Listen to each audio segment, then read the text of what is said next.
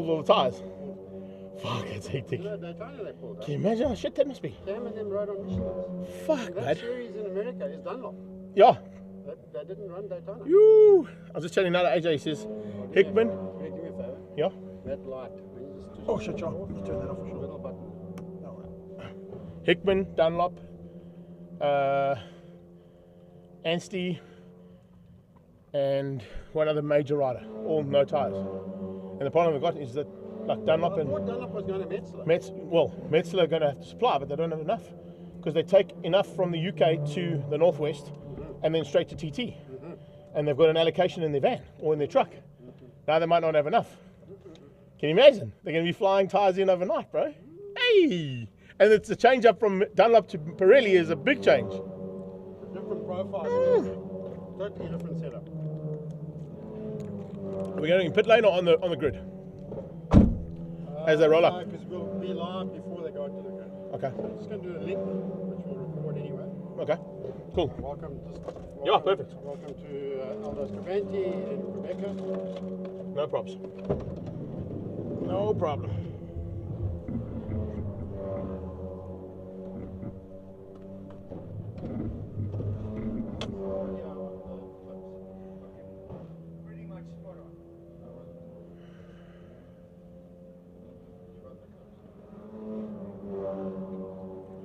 And then from there, is the link, Dave, the link going to be straight to the what we did this morning, Paulie? No, your link will just be welcome now.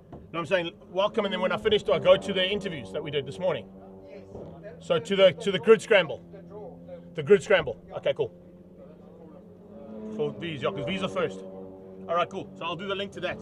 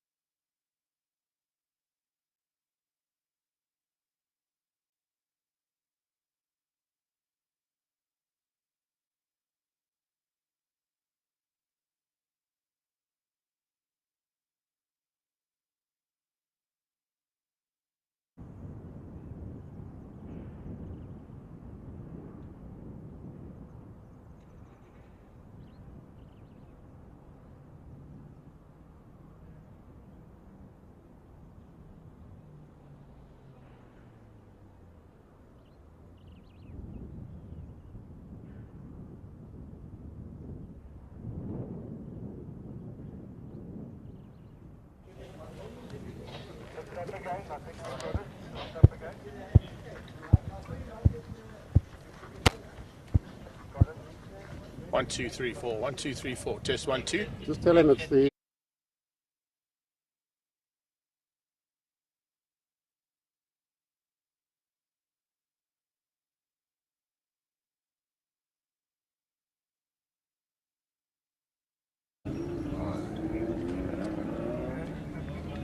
Two, 2, 1, 2. Ready?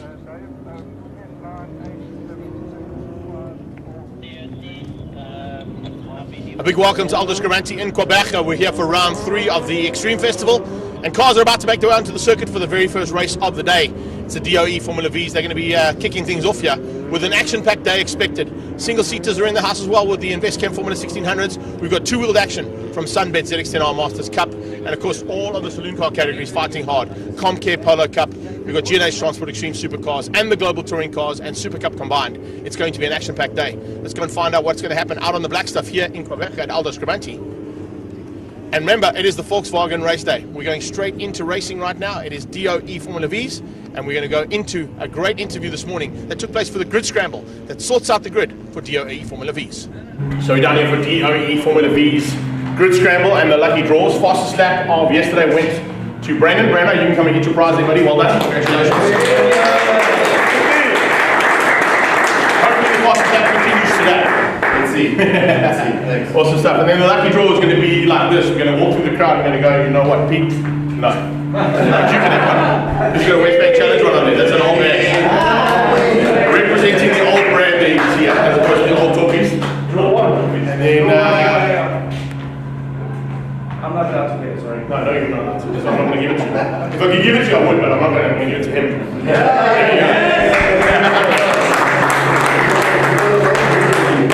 Okay, so those are the lucky draws done, guys. I need the top 6 now for the grid scramble. If you guys can just come and line up here for me. Yeah. Brandon, Peter, Lendo, sure, Lucian.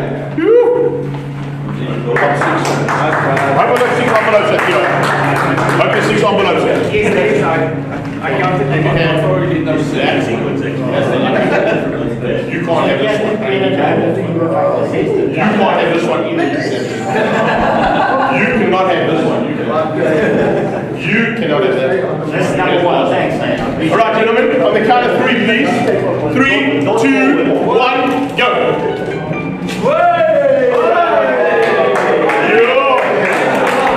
Not too shabby, guys. Not too shabby.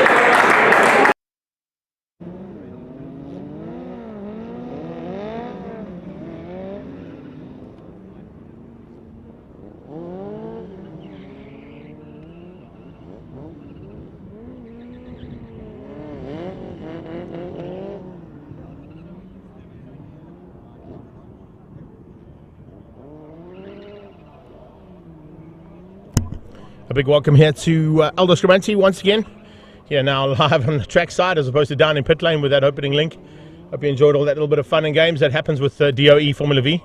They've joined us for the very first time for the first race today, and a new sponsor joins them as well, with the Universal Oil Group coming to partner up there with DOE and Start My Car and all their associate sponsors involved with our DOE Formula Vs. It's going to be an action-packed race as always. We always tout them as the four-wheel version of Superbike racing, and they usually put on that kind of show. So expect to see some big battles sorted out here on the black stuff of Gqeberha. Let's get into that grid quickly if I can just pull it up on my phone and tell you exactly how they're going to line up with the grid. DOE Formula V's, of course, qualified first thing this morning. It was cool conditions they were in, and fastest lap coming out of Lucian Ramchanda. He was the man to beat in qualifying, and he, of course, has set the pace ahead of Brandon Hills, who was quickest yesterday all day long, getting himself a special prize there this morning, as you could see. And then behind them, Lennel Janssen and Peter Hills. It's Sean van der Linde and Gert van den Berg. Then we've got Greg Wilson and Josef Kotze, Carl Watt and Theo Vermaak, Marcel Blichnout and Roy Douglas. Then you've got Helder Gqeberha, Ernie Vermaak, and right at the back there will be Dave Austin, bringing up the tail end of this field. Nice to see 15 Formula Vs down here. National Championship status up for grabs for these guys. So stand by as we go live, courtesy of Link Online, our partners here with Two Wheels TV and up to 60 seconds. And yours truly, the voice of choice, going to be in the house all day with you Well, actually not in a house, we're in a van outside the circuit. But we made a plan so we can go live for everybody to catch all the action here. We got green flags at the back. And looks like they're going to be sent on their way now for their first race of the day. It's a 10 lapper coming away. And a quick little warm-up lap for these guys to get some heat into the rubber. A couple of guys battling off the line there. Most notably was Lushan Ramchandra. Didn't quite get off the line as quickly as what he'd hoped, but certainly Brandon Hills was able to do that. There was a bit of a stutter there, but you can see they're now starting to weave side to side to try and get as much heat into those Bridgestones as possible. And if you have just joined us on our live stream feed, a big welcome to you guys as well. Looking forward to entertaining everybody all around the world.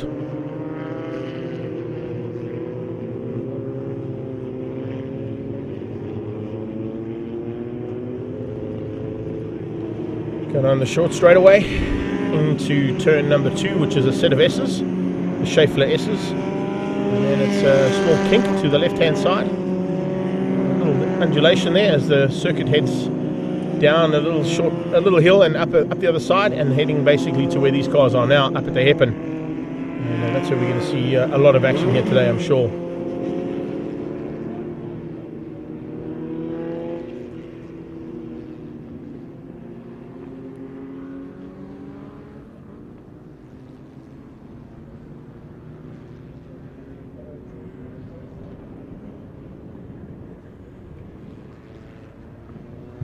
Formula V's one of the longest standing single-seater championships in the world.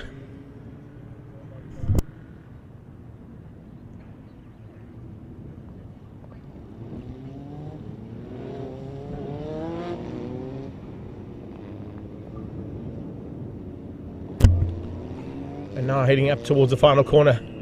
That one, of course, sponsored by the Alternate tyre brand. And there's a couple of categories that run those tyres today. But these guys, of course, are on Bridgestones and head their way to the line to take up their start positions. We've got 3 heats of action coming out of these guys today, so it's going to be a busy day in the saddle for a lot of these guys. National Championship at this stage, Greg Wilson leads out Gert van der Berg and Lushan Ramchandra in 3rd with Lendl Janssen in 4th. So literally the first couple of cars on the grid, other than the one that Brandon Hills is in, are involved in the championship battle as well. Qualifying laps coming out of Brando was a 107.9. Peter did a 108 dead. Lendl did a 108.060. 108.1. 108.5. 108.5. That's how tight it is for those top 6. So we're expecting to see a big battle here. And the top 15 are all split by less than 2 seconds as we get underway now for race 1 here at the Extreme Festival.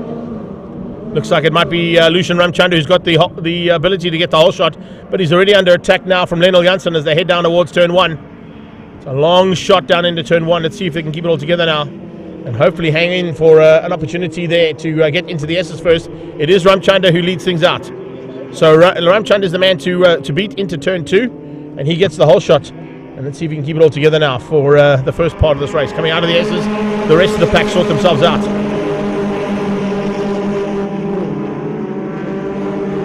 There was Aldo Gqeberha just in the background, but front end is where we're going to concentrate at this stage. And you can see Brandon Hills already having to make up some ground, not getting the start he wanted as they get into the top of the hill and now heading back down that hill. Peter's just ahead of Brandon as they come down the hill, and it looks like it's going to be a bit of a fight on there between the boys from Mangaza Racing. Lendl Janssen in the Bull security car leads out at this point in time. Volkswagen Silver Oaks, of course, one of the sponsors on his car, will be pretty happy with the performance so far. And then as we come up into the top for the first time out of Beacon Corner, Dunlop Corner as it's known here as well, ahead across the line, a complete lap 1 of 10. Ramchandra from Janssen, Hills, Van der Berg and Brandon Hills. So front row from Brandon Hills, and he's now attacking on Gert van der Berg going into turn 1. Not quite close enough though. Peter Hill's going to try and go right the outside of Ramchandra. Watch him to cut back into the S's. He has a look, but no, not close enough. Little dive up the inside there, just squeezing the nose in to see if he can find a way. But Ramchandra was well aware of where he was and came up to him relatively quickly and said, no, you're going to have to work a little bit harder than that, Pete, to get through on me. Peter's certainly working hard. So is Brandon. Brandon trying to find a way through on Van der Berg. He's got better drive coming out of hanger sweep. And he's good on the brakes. Is he going to get through? Yes, he is. Back up to 4th place there. Watch out for Greg Wilson starting to make his way to the front as well. He also battled a bit in the qualifying, only finished up in 7th place ahead of Yusuf Kotza. Now as they head into Beacon Corner again. Last bit of action up to the top here. Carl Watt starting to come through as well. Starting to apply the pressure there, just looking for a chance of being inside that top 10. He's just inside it at the moment in 9th. There you can see confirmation of the last lap, and as they go across the line, how things have changed up. Sean van der Linde has moved his way up as well. Look at this, Peter Hills, all 3 abreast into turn 1. This could end up in tears. Ramchanda very late on the brakes, keeps out Lennel Janssen. Janssen's got Hills on his inside though, looking for a chance to dive into the S's.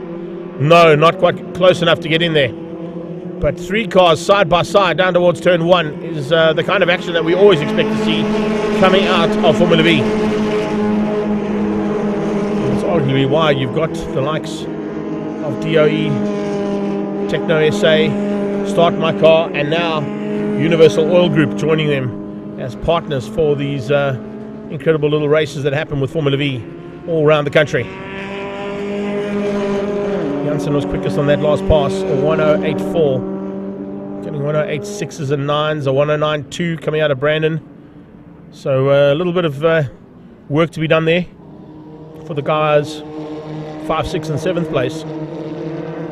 Losing grip with those first 4 cars ever so slightly, so have to be aware of that. Brandon Hills is trying to bridge the gap there to his dad just up the road. So the Hills boys coming along. Peter looking to try and thread the needle here between Ramchanda and Janssen. Janssen's late on the brakes. Janssen hits the front around the outside of turn 1. Great bit of driving there from Lennel Janssen as he came into turn 1 on the outside line. Just left his braking that little much later and just squeezed through. And now he's opened 2 car lengths. So it looks like Janssen's on a charge here. Now looking to try and get away from the rest of this pack. A small margin there, but Ramchanda answers it almost instantaneously to come back into a potential hunt for the front. It's about to become a 6-way battle there. We wait for Gert van den Berg and Greg Wilson to join them. Not too far off the back, and then a little bit of a gap down to van der Linde. Van der Linde into Kotza. Kotza's got some work to do as well, as he's got Carl Watt closing rapidly. It's going to be pretty tasty stuff here between these guys as they get into the mid part of this first heat of the day for Formula V's. Formula V Race 1, we've got 3 of the heats to come. So it's going to be interesting stuff to see how they finish up at the end of the day and see who can manage their tyres the best as well. Right now you've got almost ideal conditions for these cars. And possibly looking at some new lap records being set here if these guys can sort it all out. So we're into it here big time. And the battle is on for the lead. Look at how Ramchanda is now putting the pressure onto the back end, piling it on. See if he can find a way to get back to the front end of the field and ahead of Lennel Janssen. Carl Watt losing a little bit of ground there to Yusuf Kotza. That's for 8th and 9th place on track.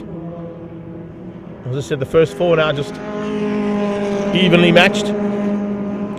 7 out of Janssen, a 1:08.2, 1:08.3 and 1:07.9 out of the first 4. So fastest was Lennel Janssen on a 1:07.8, but a 1:07.9 came out of 4th place there, Brandon Hills.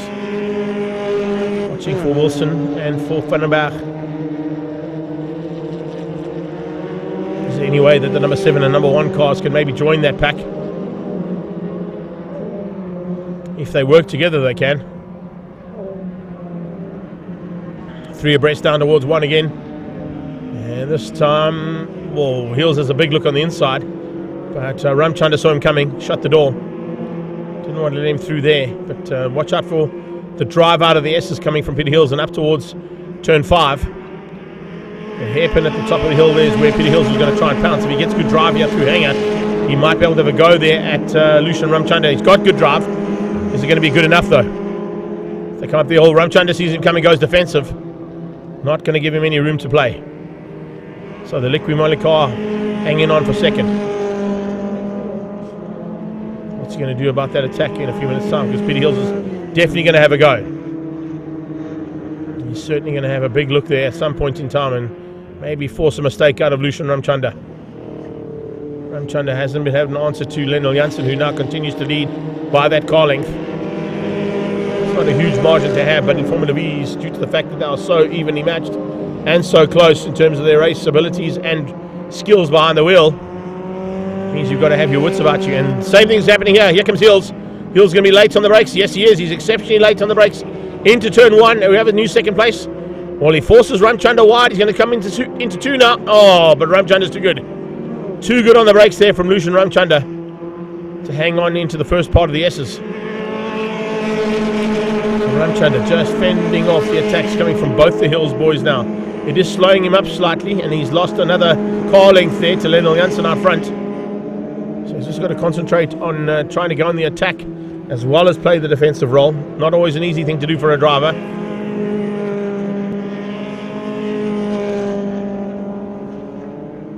Brandon Hill's about to be caught there by the looks of things by Gert van der Berg and Wilson. They seem to have got a little bit closer than what they were in the first couple of laps. Coming across the line now to complete lap number 7, 3 to go.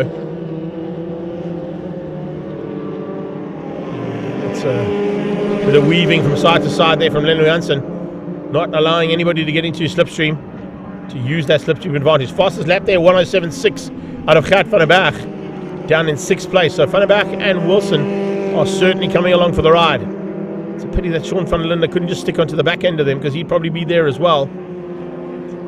At this stage though, top 2, a small margin to 3 and 4, slightly bigger margin to 5 and 6. So they're racing in 2s here at the moment. Watch out for Ramchundra now getting to drive. Great drive out of Hanger. Not quite close enough to have a go though into the hairpin. As they head down the hill into Chevy Sweep. Watch out for Gert van der Berg as well, trying to pounce there. Catch Craig Wilson off guard.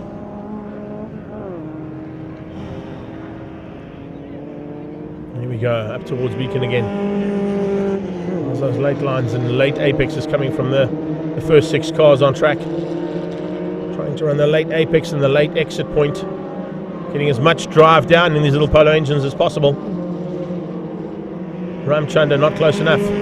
Can't get into that slipstream. Lendl Janssen is doing everything right at the moment to keep out the chances of Lendl Janssen's win for race 1 being taken away by Lushan Ramchundra.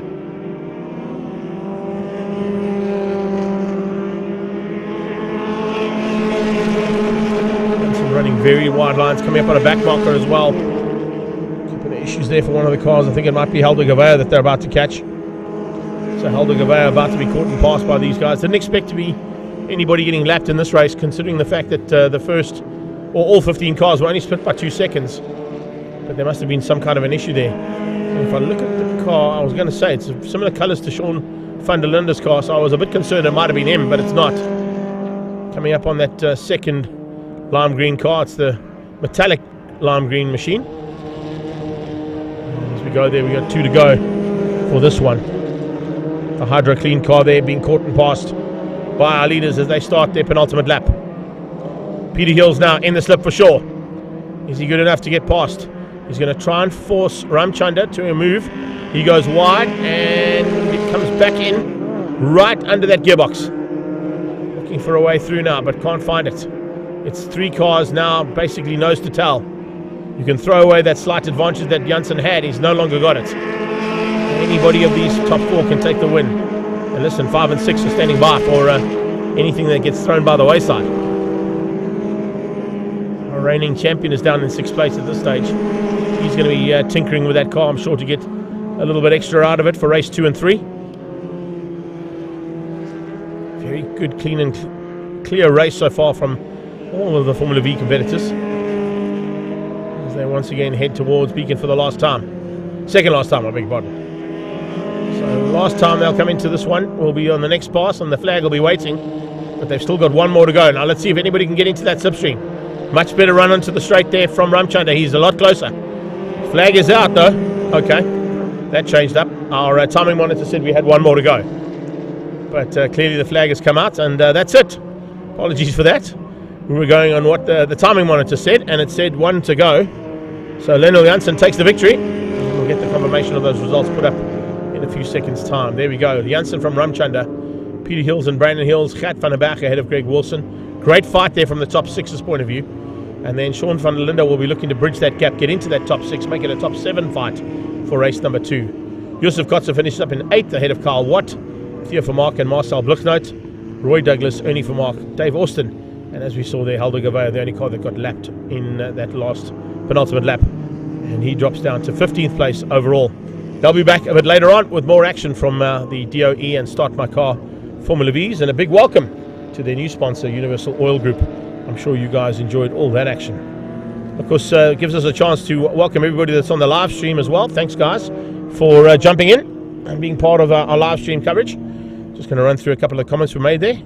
We've got Mandla Nakani getting some support there from Mr. Zulu. And nice to see that Anemi Faria is here, so is Luke Selby. And I hope you guys are going to stick with us all day long. Roderick Mitchell's in the house as well. Thank you so much for your support, Pat. Please make sure that you guys like and share this live footage that's coming courtesy of Two Wheels TV and Up to 60 Seconds. And stand by for our first bit of two-wheeled action coming your way in a few minutes' time. That'll be coming out of the Sunbed ZX10R Masters Cup. And we'll also be catching up with a couple of the riders as we caught them in their pre-race press conference yesterday.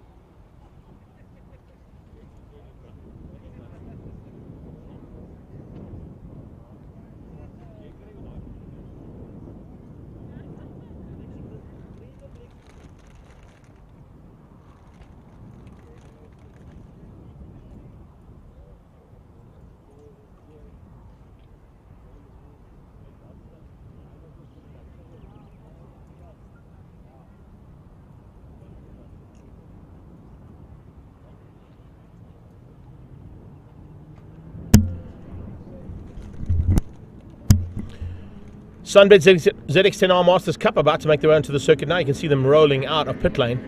And they're ready to go now with a big battle expected here between Cape Town, PE and Gauteng-based riders. And we managed to catch up with a couple of them yesterday in their pre-race press conference. Next up, the race that we've all been waiting for, the Sunbed ZX10 Masters Cup, the premier motorcycle category in South Africa. Michael Smith absolutely flies around this Aldo Scribante circuit. What do you reckon for today, Michael? Well, I would like actually this time to be on the front row, so we'll see how it goes. Track is good. Maybe this afternoon we can put some times in and see what we can do. Well, good luck on that one. And Johan LaRue, normally you arrive late for practice, but this time seems like you're all jacked up and ready to go. Yes, no, I actually got my act together a little bit, and I had a problem here with this track at the end of the main straight, but I do believe that we are allowed to use front brakes, so I'm definitely going to use my front brakes now, and apparently it's working. So I think we're going to have a cracker of a race. There's a patch of sand there. Somebody drew in the sand this morning, JLR. I don't know what that's about. I'm selling it after the weekend. Brilliant. Clint Hunton, great to see you back in the saddle. You had a huge accident last year. It takes a lot to come back in this category. And also, I don't think many people realise just how competitive things are out there in your category. They are super competitive all the way through the field. I can't believe the field that's together. It's just awesome to be involved with all of these guys in this series. It has to be the best series in the world, not in South Africa, in the world, seriously. The competition is great. Everybody's bikes look awesome, and I think it's absolutely great. And lovely weather today, thankfully. Good luck to you guys. Hang it out there. Let's enjoy today's racing. And thanks to Sunbed, NGK, all of the sponsors that are out there, Red Square. Guys, fantastic. Put on a great show. We will do. Very welcome. Over to you, Greg. Thanks, Dave. Yeah. Lining up now for race number 1 for the Sunbed ZX10R Masters Cup, powered by Red Square Reload, sparked by NGK spark plugs, and of course with Bridgestone tyres shod on these Kawasaki ZX10R Masters. These are the machines that are now becoming and now touted as the premier motorcycle category in the country, and that's due to the fact that we have such a massive field out here on track. You can see on the grid as well a couple of the riders getting final instructions and people getting to get up close and personal with their favourite riders. Not quite a MotoGP look and feel, but of course we are fortunate to have some riders who've been involved at international and at national championship level, and they've come from all around the country. It is a lockout from Cape Town on that front row though. Dave Enticott, Trevor Westman and Ronald Slam at the Red Baron, and of course Enticott and Ronald. Enticott of course has taken victories in the past. He was one of the top contenders last year and eventually just lost out in the closing stages there to Graham Van Bredar. As we go through the field there, you can see that's Clint Munton. Right behind him is the 93 bike there of Teddy Brook. Alongside Teddy Brook will be 4 Hein McMahon and Ruan Alberholzer back in the house as well. Good to have Slacky back there on his machine. Alberholzer is just behind him there, and he's to the lockers what he wants to do. And eventually we're going to clear this grid now of all our Brody babes from Red Square and stand by for their warm-up lap. There's going to be some big action expected amongst all the competitors here, but it's always great action with the ZX10R Masters Cup, and it's kind of what we've come to accept as the way that these guys go about it. We've got Lafras Fritz and Travis Nordio, who unfortunately has been not able to make it onto the grid with a broken motorcycle. He's the only bike that I know of that hasn't made it out here for race 1 and 2 today. So a big pity there for the Bucco man from East London. Only just down the road is his hometown, and he hasn't been able to get out on track for his 2 heats of racing today, but I'm sure he'll be back by the time we get down to his neck of the woods in a couple of months' time.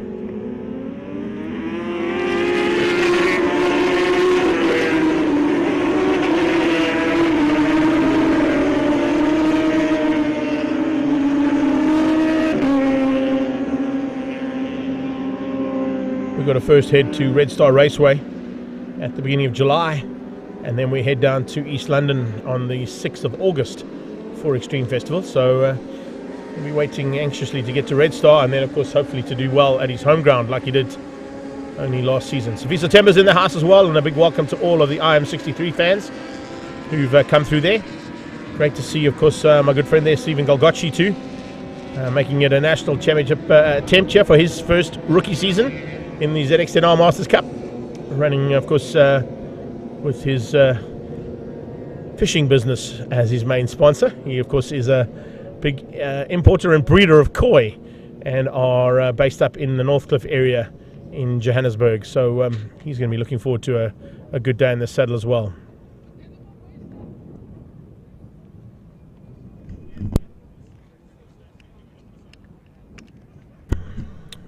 So riders now coming to take up their final positions on the grid.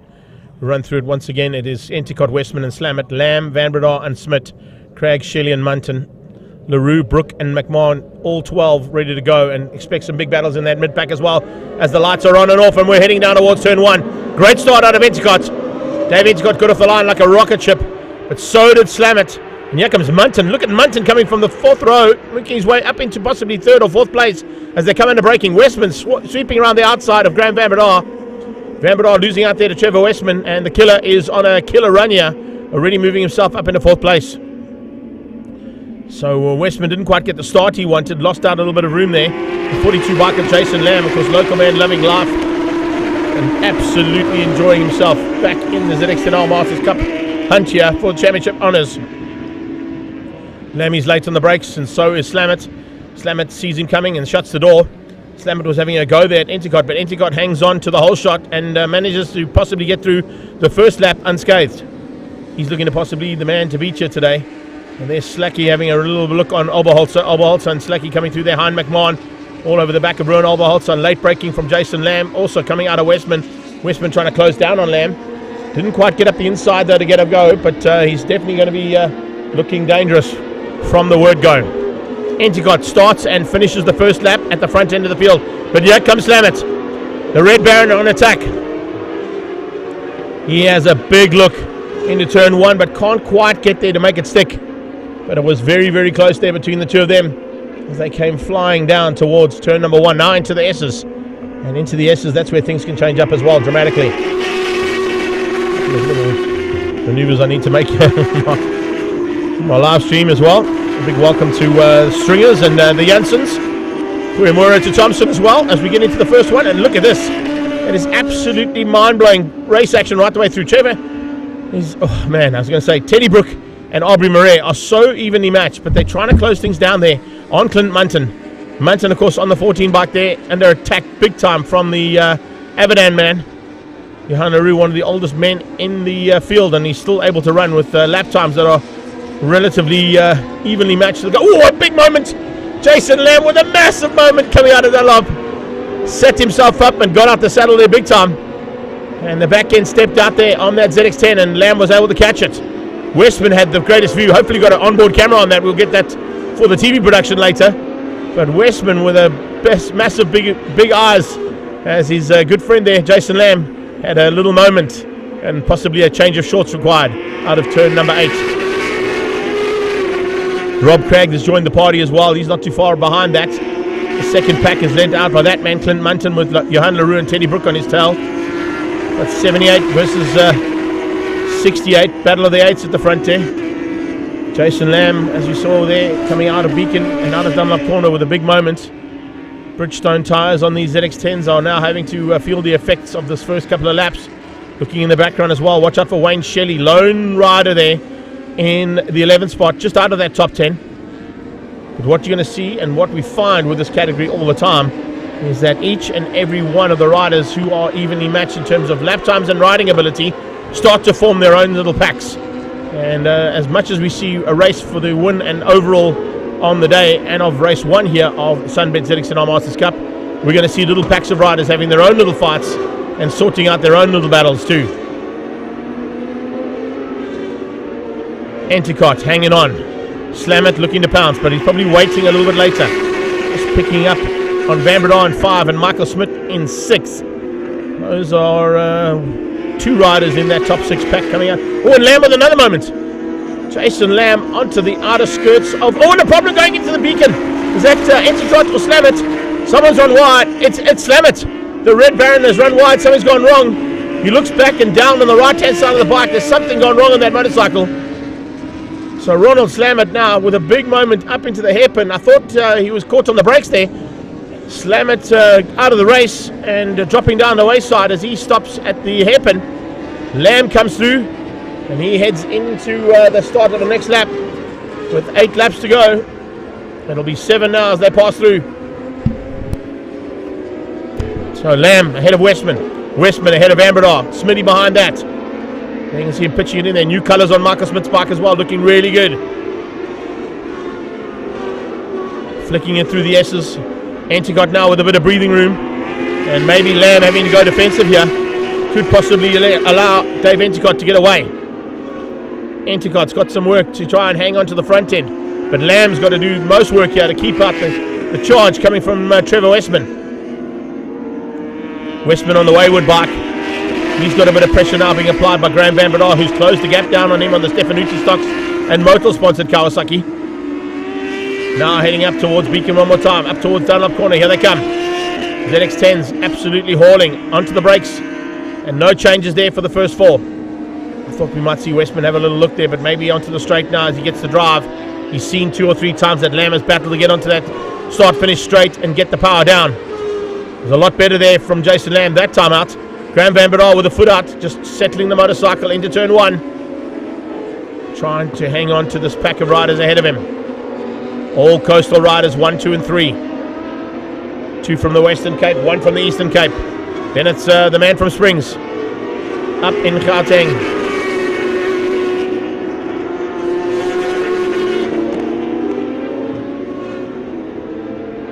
Another move here from Anticott to try and open up that gap ever so slightly more over Jason Lamb. Lamb is looking so dangerous. The Tire Mart Kawasaki is absolutely flying at the moment. I don't know if Anticott's going to have an answer here. He really is having to fight it off here. And Dave Anticott, of course, on the motor wires Kawasaki. He's trying to stay as wise as possible to stay out of harm's way. On the attack comes the wayward bike of Westman. I'll give you a little information on that wayward machine of Trevor Westman's.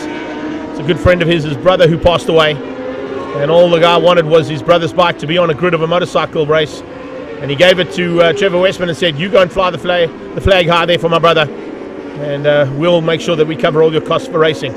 What a way to go there for Trevor Westman, and they're certainly doing a superb job to keep the other guy's memory in good stead. First 4 now, opening up a big margin over Rob Craig in 5. Craig doesn't have an answer. Westman on the inside of Hanger.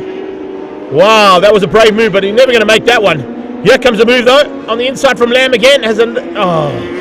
So close there from Jason Lamb. Has a big look, but has the door firmly shut in his face there by Anticott. Anticott is not going to give this one up. Dave Anticott looks like he's the man to beat here today in race 1. He was the man to beat in qualifying. He was on pole. Can he keep it all together now for the next couple of laps?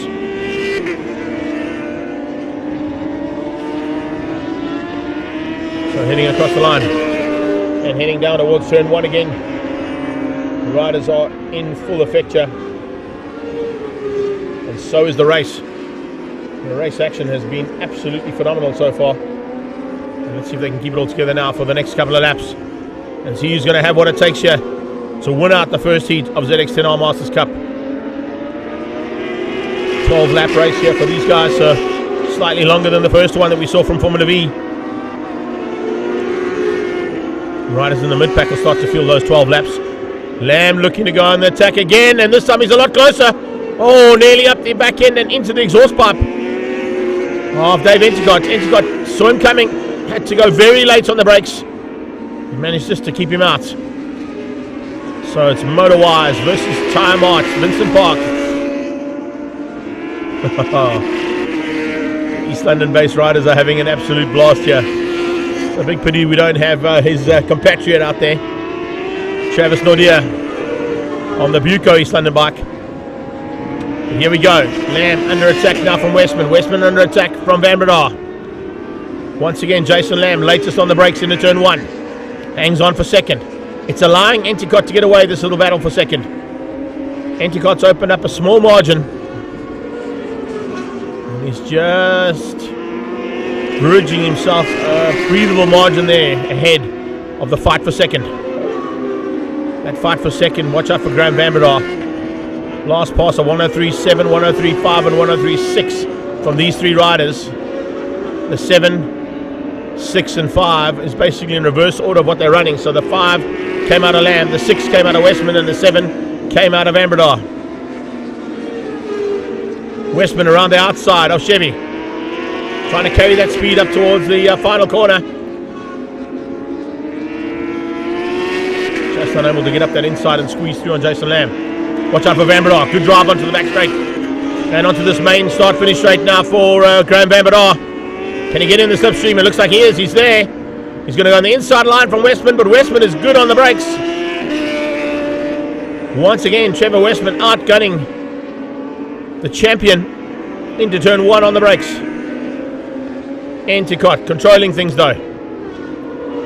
Easing away. That's because these 3 are fighting so hard. It's making his life a little bit easier there in that first position.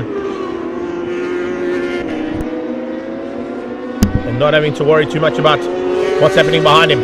He's leaving them to fight it out. So we got Time Art, Vincent Park versus the Wayward Machine. Team Wayward powered by Project 60.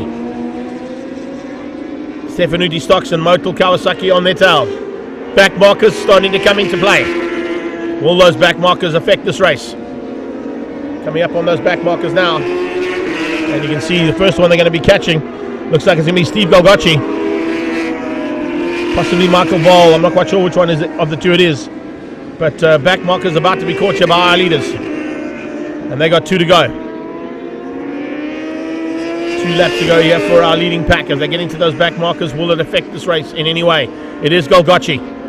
Steve Galgocci about to be caught now by Endicott as they come out of the S's and into Hanger Sweep. Endicott dives on the inside. Steve sees him coming. Trevor tries to do the same thing there but can't find a way past. Westman had a big look there on Lamb. Here comes a dive from Graham Bambadar up to the hairpin as well. Bambadar looking for 3rd place. Can he squeeze through? No, he can't.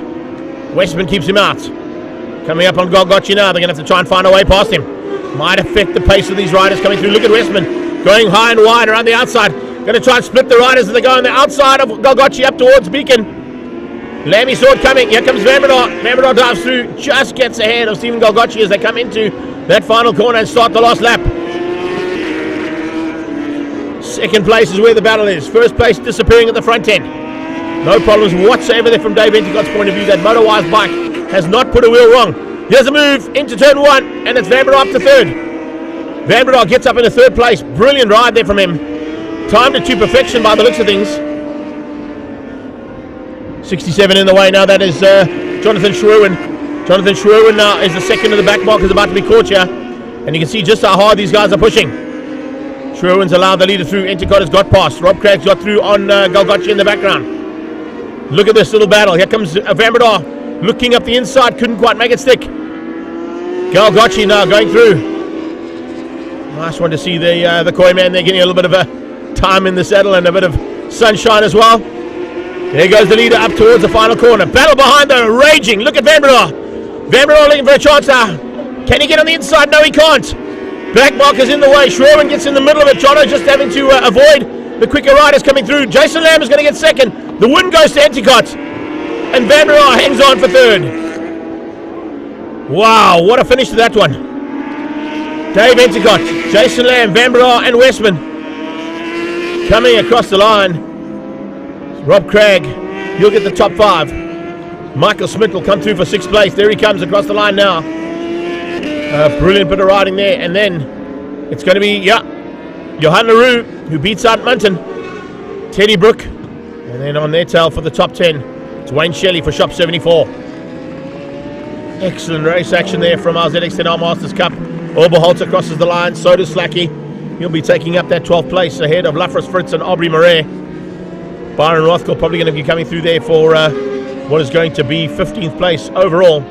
But it's Endicott from Lamb and Vambadar. Westman ahead of Craig and Michael Smith. Let's have a look at the classes though. Dave Endicott takes Class A ahead of Trevor Westman and Rob Craig.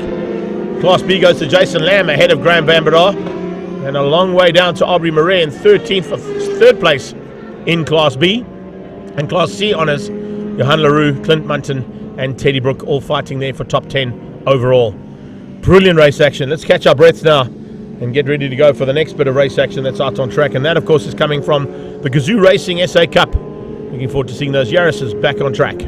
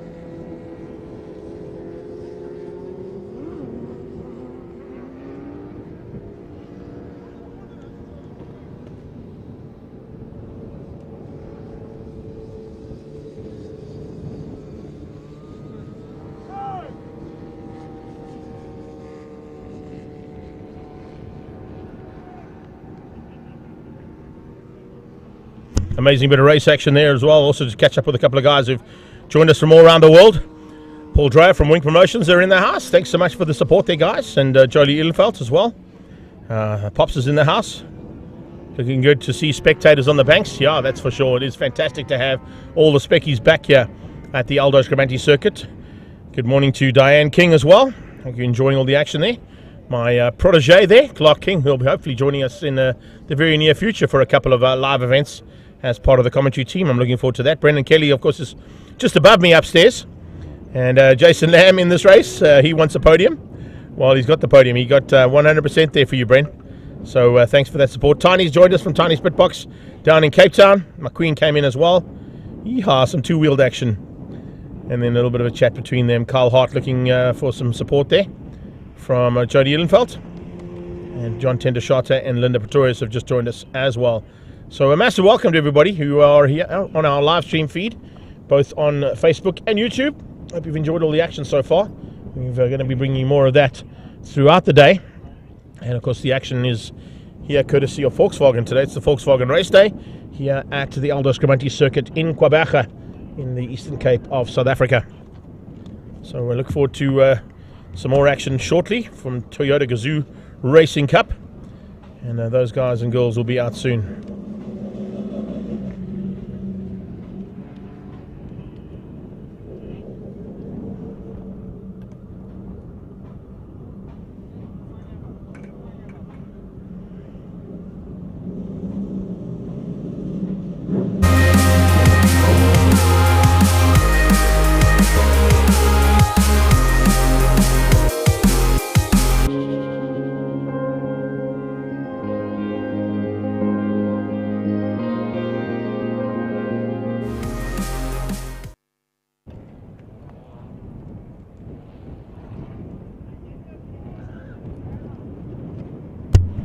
Well, it's Gazoo Racing Cup make their way onto the circuit. Let's catch up with a couple of the drivers in their pre-race press conference and find out what their plans are here for today. Toyota Gazoo Cup Racing, absolutely amazing format of racing.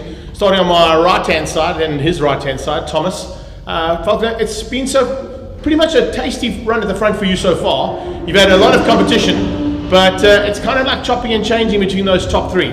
What's the plans for this weekend? Yeah, the plans to this weekend is stay out of Mark Jones's way because he likes to rearrange the shock metal of my car. So that's number one. And then number two, just try keep it tidy. I don't really know the circuit at all. I've never raced here before. Been here for a couple of car launches. So yeah, just keep it neat, keep it tidy, and just enjoy myself. I like the way you put that, the car launches. This is basically the launch of a new Cup. Jeanette, it's a stock standard motor car, and the cool thing about it is it's running very competitive lap times. Yes, I mean in certain senses it's quicker than the Polo Cup, so it says a lot, but the car is phenomenal. That all-wheel drive system, now it's mwah. So it's looking good this weekend. What are the chances of getting a little bit higher up in the standings this weekend? I'm really hoping for that. This track brings back so many memories back in the days, more than 20 years ago. But I'm getting my groove and I'm enjoying it. It's like Thomas says, enjoyment, and to be an inspiration. Hello, I thought I'm finished and I'm back. If you told me a year ago I'm going to be back in the racing car. So as long as it inspires the ladies out there to come and join us. There you go. Lorato, it's been a tough one for you as well. In and out the sort of mid-pack of the field. But the field looks really good this weekend, and the competitive nature as well as the camaraderie is always a good thing with Toyota Gazoo Racing. No, absolutely. I think it's going to be very tight racing, quite similar to what we saw at Swap Courts. It's a very technical track, I must say, but I think we're all geared up to just have a great showing and a great racing weekend. So yeah, we'll just improve and make sure that we put on a show for all the spectators.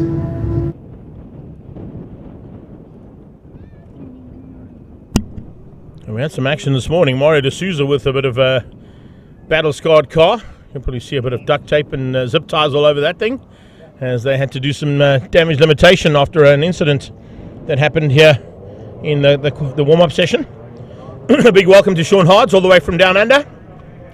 The Australians are now about to go to sleep, so he's going to join us for a couple of hours just to see what's happening here at Gqeberha and the Aldo Scribante circuit at Volkswagen's race day.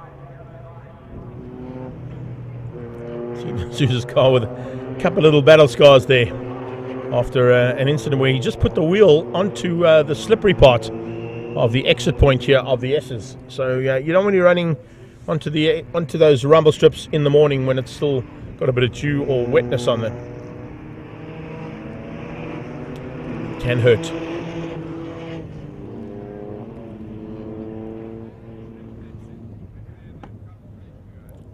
We've got a couple of guys that are sharing our posts out there. We do appreciate that.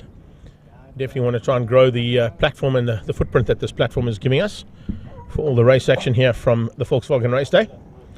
You can see all of these drivers coming from either a Toyota invitation drive or one of the media houses from the country. Mark Jones there from the Citizen. We saw Lorato from Top Gear. Cars.co.za, of course, is Ashley Oldfield, the man on pole position. Thomas Faulkner will be from the Times Live. WCW, of course, is Jeanette Koch-Kritzinger. And looking forward to the battle now between our journalists and invitation drivers here for Gazoo Racing Cup SA. These are stock standard little Toyota Yaris's. As you heard from Jeanette in the interview, they literally have done nothing to them. And they're still running the ABS and all the systems that run in these cars. So you'll see when they get under braking and hard braking, the indicator lights coming on as the ABS system and kicks in, and it's like a warning system that these cars have got built in for road conditions. So stand by for the action now from Gazoo Racing Cup as we're going into the first heat here from them. East London is on the 6th of August. We'll be seeing you soon, Jodes, as we head down towards turn 1 now. It looks like it's going to be the Cars.co.za car that is out front there. Ashley Oldfield has got the whole shot. Jonesy squeezing through there, just finding a way past, and might have just had a bit of a change up in terms of what he wanted to do for this first heat, because he's didn't quite qualify the way he wanted, that's for sure. But let's have a look and see what his race pace is like now into race number 1. 3 car, it's Lorato Matabese, and Cars.co.za is Ashley Oldfield. Times Live, it is Thomas Faulkner. The Citizen is Jones, and then you can see the battle-scarred car there of Mario D'Souza after his incident this morning.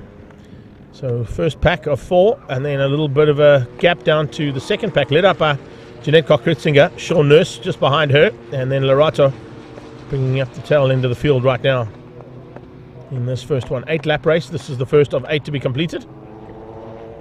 See them running very deep into Dunlop corner, onto the Dunlops that they are allocated for this race series.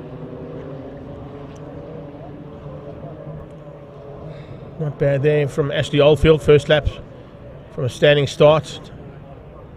And now looking for a chance there is Thomas Faulkner. Faulkner, as you heard in his interview, hasn't ever been down here to physically race in a car. He's done a couple of car launches down here for the Times Live. He's never raced a car in anger, and this is the first time that these cars have raced in anger here at this circuit as well. D'Souza's kind of the meat in the sandwich between the first 3 and the last 3. So we've got 3 cars, well, 2 of them that have pulled away slightly there. Mark Jones trying to get to them, those 2. And as I said, D'Souza's on his own some, and then about 2 car lengths back, it's Koch-Kritzinger and Lorato Matabese. And Sean Nurse now, who's dropped to the back. Let's just drop to the back of this pack of cars.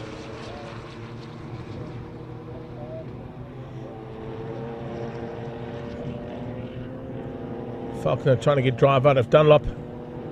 Try and close that gap down on Ashley Oldfield. Not an easy thing to do, that's for sure. 1:11.7 out of Ashley Oldfield. 12.1 coming out of Falconer. 13.2 out of Mark Jones. So you can see the front pack slightly quicker than each other for those first three. And then that gap down to D'Souza's opened up to nearly 3 seconds. Falconer running just ever so slightly wide out of the S's. Trying to carry as much corner speed as he can to close that gap down. Third car there from the Citizen is Mark Jones. Nice up close and personal with him as he gets into what was originally known at one point in its racing career as the Toyota Hairpin. Jeanette hangs on, keeping out Lerato and Sean Nurse. No changes between those three at this point. Lovely stuff from these guys as they come across the line. Top two now opening up a big margin. Doesn't look like anybody's got an answer there to Oldfield or Falconer's pace. And in fact, it looks like Falconer might be losing out to the pace there being set by Oldfield. Nearly 2/10 up every single lap coming out of Ashley Oldfield and opening up now to 1.2 second lead over Thomas Falconer.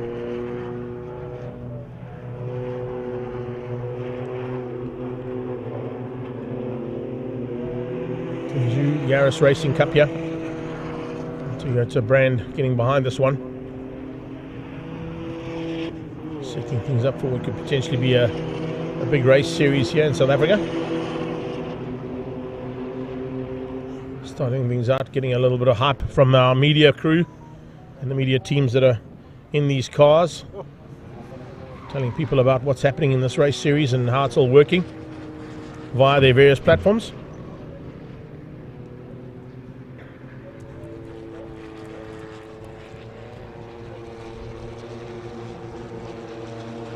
It's a nice little category to get involved in. And I'm sure that they're going to be looking to expand this into 2023 from the current crop of 8 cars that are out there.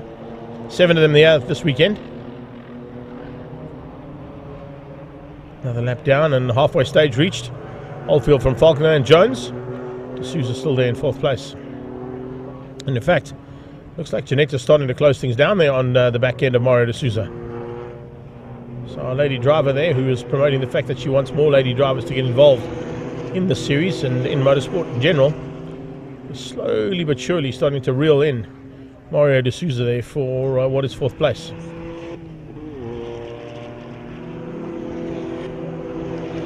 Jones is all on his own son and lost out on a huge amount of ground now to Falconer and Oldfield. Gaps opening up here pretty big between the first 3.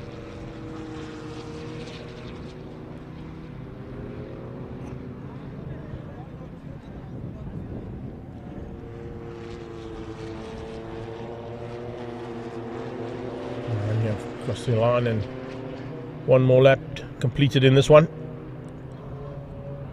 Oldfield just doing everything to perfection. And look at the gap that's opened up now. There you can see 1st and 2nd and then down to 3rd place there, Mark Jones from the Citizen. Problems there for D'Souza. D'Souza slowing up. Maybe the damage on the car was more extensive than they thought. Looks like it might have gone into limp mode as well, so maybe something in the system is telling that car that it's not working like it should and need to slow it down, bring it back into the box, and let's see whether or not Toyota Gazoo Racing can get that car back up and trucking for race 2 later on.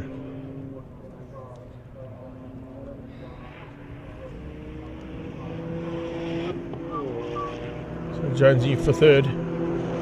That's a big margin down to 3rd place there. Falconer in 2nd. Also hasn't had an answer there to Oldfield's pace. Looks like Ash is going to be able to hang on. And they're about to start their penultimate lap.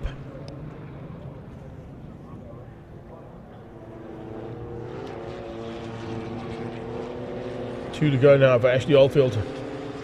Faulkner in second. It's not really an answer here. And the gap is too big for Mark Jones to do anything about these two.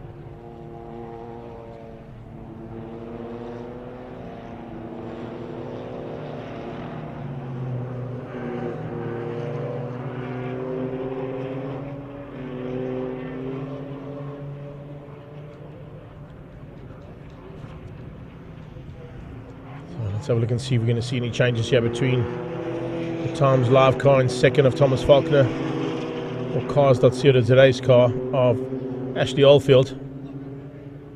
Oldfield had a little step out there coming in towards Hanger. You can see just how very stable these cars are built.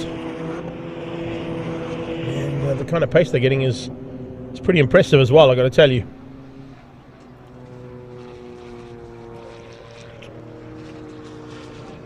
Getting up into Beacon for the penultimate time and about to start his final lap. See a couple of guys have joined us onto our live stream as well, on my page particularly. Big welcome there to Albert Jacobs and Annalise Martin. I'm sure you're looking forward to the action that's about to come out on track as well, and to the finalisation of this one. It's on track at the moment.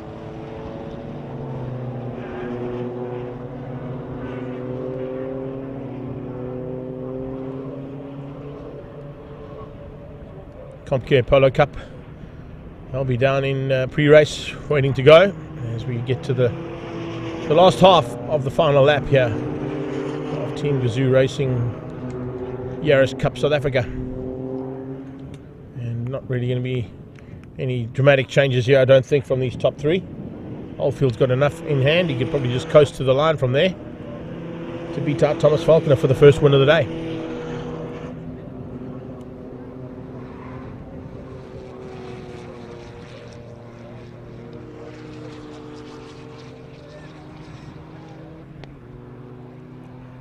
So into Dunlop for the last time.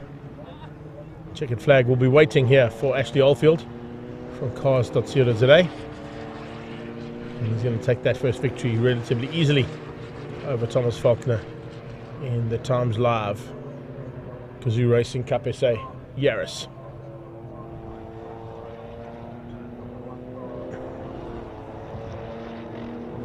Jonesy gets third. Fourth place, a big fight on. And it's going to be Jeanette Koch-Kritzinger who just crosses the line to beat out Sean Nurse. Nurse coming through there in the closing stages. So I don't know what happened with Larat or Matavese. He was having a look and he was actually ahead at one stage of Sean Nurse, but Nurse coming through in the closing stages trying to get past on both him and Jeanette Koch-Kritzinger. Problems though for D'Souza, as we saw. So it's Oldfield, Faulkner and Jones, your top three. And we'll be back on track shortly with CompCare Polo Cup.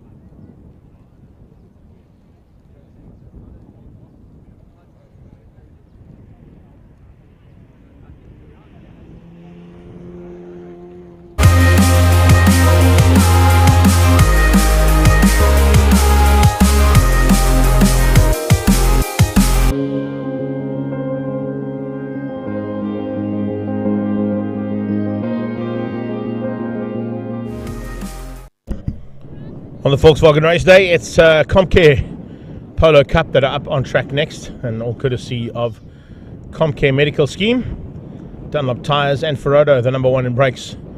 Our field of drivers for the Polo Cup standing by for that boom to open up and get onto track. We managed to catch up with a couple of the drivers at the pre-race press conference. Let's go and find out from some of the young guns what their plans are for this weekend. Comcare Volkswagen Polo Cup looks like it's going to be another interesting race weekend. Looking out for predictions there from, first of all, Bryn High, joining with the Davidson team, and looking forward to a good start to your Polo Cup campaign. Yeah, I'd just like to thank Nick Davidson for the opportunity. Haven't done much time in the car, but yeah, I know the circuit pretty well and feel quite good out there. I think it went according to plan there from your point of view as well, Clinton, but I think you might be holding your cards closer to the chest, mate. After Swartkops and the dominance there, has that car still got the pace? Yeah, like another thing. Also from our side, got to say thanks to Nick, my dad, Cheaper Cars, everybody who's on board. Without them, we wouldn't have been where we are now in the front. Swartkops, got a good win, fastest lap, got some good points. Now here at Scribante, not showing my cards yet, so for practice 3 we'll give it horns and all out. Tate, you've had a fantastic weekend over the last couple of weekends with the karting side of things, and now going to try and put that into fruition and hopefully into the whole idea of karting and stepping into the car and making it work for you. What's your plans to try and get back to the front end as you were at Cape Town? Yeah, well, I think the main thing that's going to be needed throughout the championship is just consistent finishes in the top 3. It's not necessarily winning, but obviously that would be nice. But just myself and the team, we're just going to push as hard as we can and then give it our all as well, just to try and secure as many points as possible for the end of the year. Well, that's the plans that they're all trying to get into fruition today, and if that's the case, very good possibilities of some exceptional racing out on track. Didn't quite go according to plan there for, of course, young Tate Bishop. He'll be looking forward to coming through the field and beating out his fellow Cape Townians, as well as a couple of the other usual contenders out there. One of them notably Clinton Besaidnout, who had the almost perfect run in both qualifying and Super Pole, and just couldn't get the lucky draw right for his second attempt today in Polo Cups. He'll be starting a bit further down the grid, with Lee Thompson being gifted that one for race number 2, making a welcome return into front-wheel drive Polo Cup racing after a bit of a sabbatical in some rear-wheel and more powerful vehicles, and also, of course, looking after the entire Team Red Racing squad from Universal Motorsport. So it's a big field of Polos making their way to the line, and looking forward to another exceptional run at 2022's championship, courtesy of Comcare.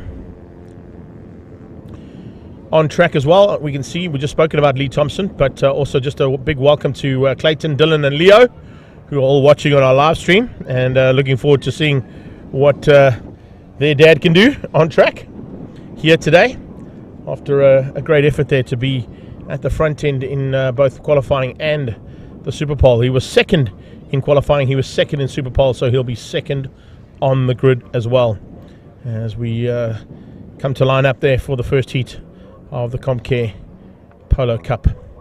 As I said, Besaidnout, the man from Port Shepstone, is the man to beat here for Stu Davidson, the local team. He, of course, has joined Nick Davidson's team here at the beginning of the season after being part of Team Red Racing last year. He's come out of Swartkops, where he's had a phenomenal run, and he's looking for more of the silverware here in this championship for this second one. He's joined by his new teammate, Bryn High, who has joined Polo Cup. Second row, Charles Visser, second of the Team Red Racing machines, actually, who is looking to be the man to beat there in that team. And just having a look to see how they line up there, I don't see Lee Thompson, unless that's him no, that's Charles, because he's got the yellow livery, the Karate Kid style livery on that car. I don't see Lee Thompson lining up, unless he's stuck behind his teammate waiting for him to slot in, and then he'll make his way to the front as soon as we get a clear run to the front row of the grid. There he comes now. There he is. That's the car we were looking for, Lee Thompson. There you go, Dill, Leo, Clayton, they're all there. That's the man you want to be watching out for. make his way to the front row. I also didn't see Clinton Besaidnout, but of course he's also having to wait to get his chance to come and slot up into the grid position on that pole position. So as I said, it's Besaidnout from Thompson. Charles Visser and Yuri Swart make up a second row of Cape Town-based drivers. Charles Visser outgunning his Cape Town compatriot there in the Bullion IT car. And it'll be looking for Yuri Swart to try and hang on to as high a position as possible. He would love to leave the Gqeberha town in the lead of this championship the same way he arrived. He arrived here at the lead of the championship, and there you can see we're also going to do a quick presentation there to Clinton Besaidnout. Clint gets out the car quickly to receive his check there from Dunlop Tyres, and that's a nice 2,500 Rand for getting the pole position and winning Super Pole yesterday afternoon. So there you go, he'll be happy with that. That money will be placed in his account there courtesy of ATS and Dunlop, and that's the man they've all got to beat. He's got cheapercars.co.za who have joined him as a partner on that Stu Davidson racing team, and now looking to just get the ceremonial side of things done and then back into the race face. Shouldn't be too difficult for him. He knows how to get back into the focus, having been at the top end of world karting and also a former world karting champion there as well. So he will be followed by Charles Visser and Yuri Swart, who said the second row. You can see them just in the background as he climbs in the car. Tate Bishop and Dean Fenter are 5 and 6. Once again, Dean Fenter back up into the top 6 yesterday in qualifying. Just wasn't able to find the special run to bring him to the front end of that qualifying in the Super Pole shootout. But the Gerald Wright team will be pretty happy with that, and Wright Motorsport have done a great job there for Fenter. He did have a battle scar right from practice 2 though, as he went off the circuit at Chevy. That's why you can see he's got a silver bumper, and as always they say, if you want to make your car go faster, give it a black bonnet. That's why probably Wright Motorsport have stuck with that option. No, it was the only bonnet and spare parts they could find. So fortunately we're in the home of Volkswagen, so it was just a shoot down the road to get some spares for Dino.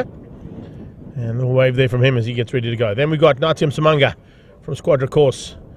Alongside him will be the second of the Stu Davidson racing machines there, Bryn High. Good qualifying for the rookie, coming up into 8th place on his first attempt there for what we affectionately call the McDonald's cars.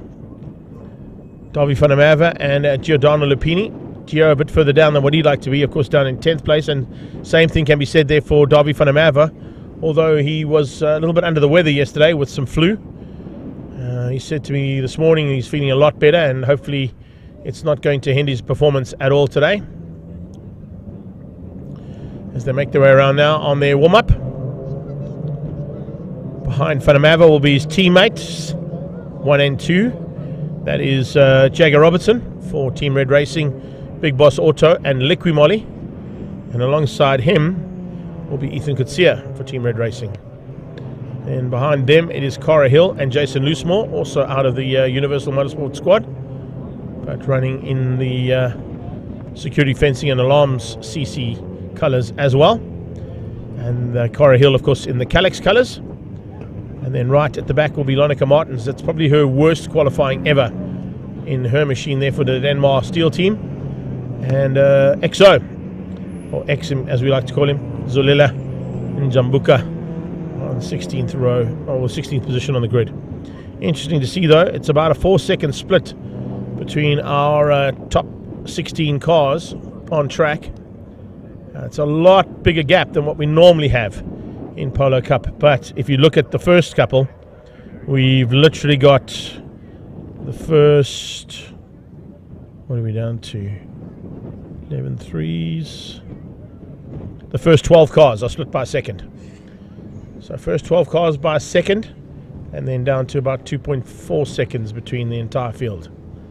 So still exceptionally close here for CompCare Polo Cup race number 1. Eli Vergara is in the house, so is Evan Schreiber. How are you doing? No rain, fortunately, Evs. Yeah, we're very lucky with that. Thank you for that one. And Vergara is saying go Bryn High. He's going to go as hard as he can, that's for sure there, Eli.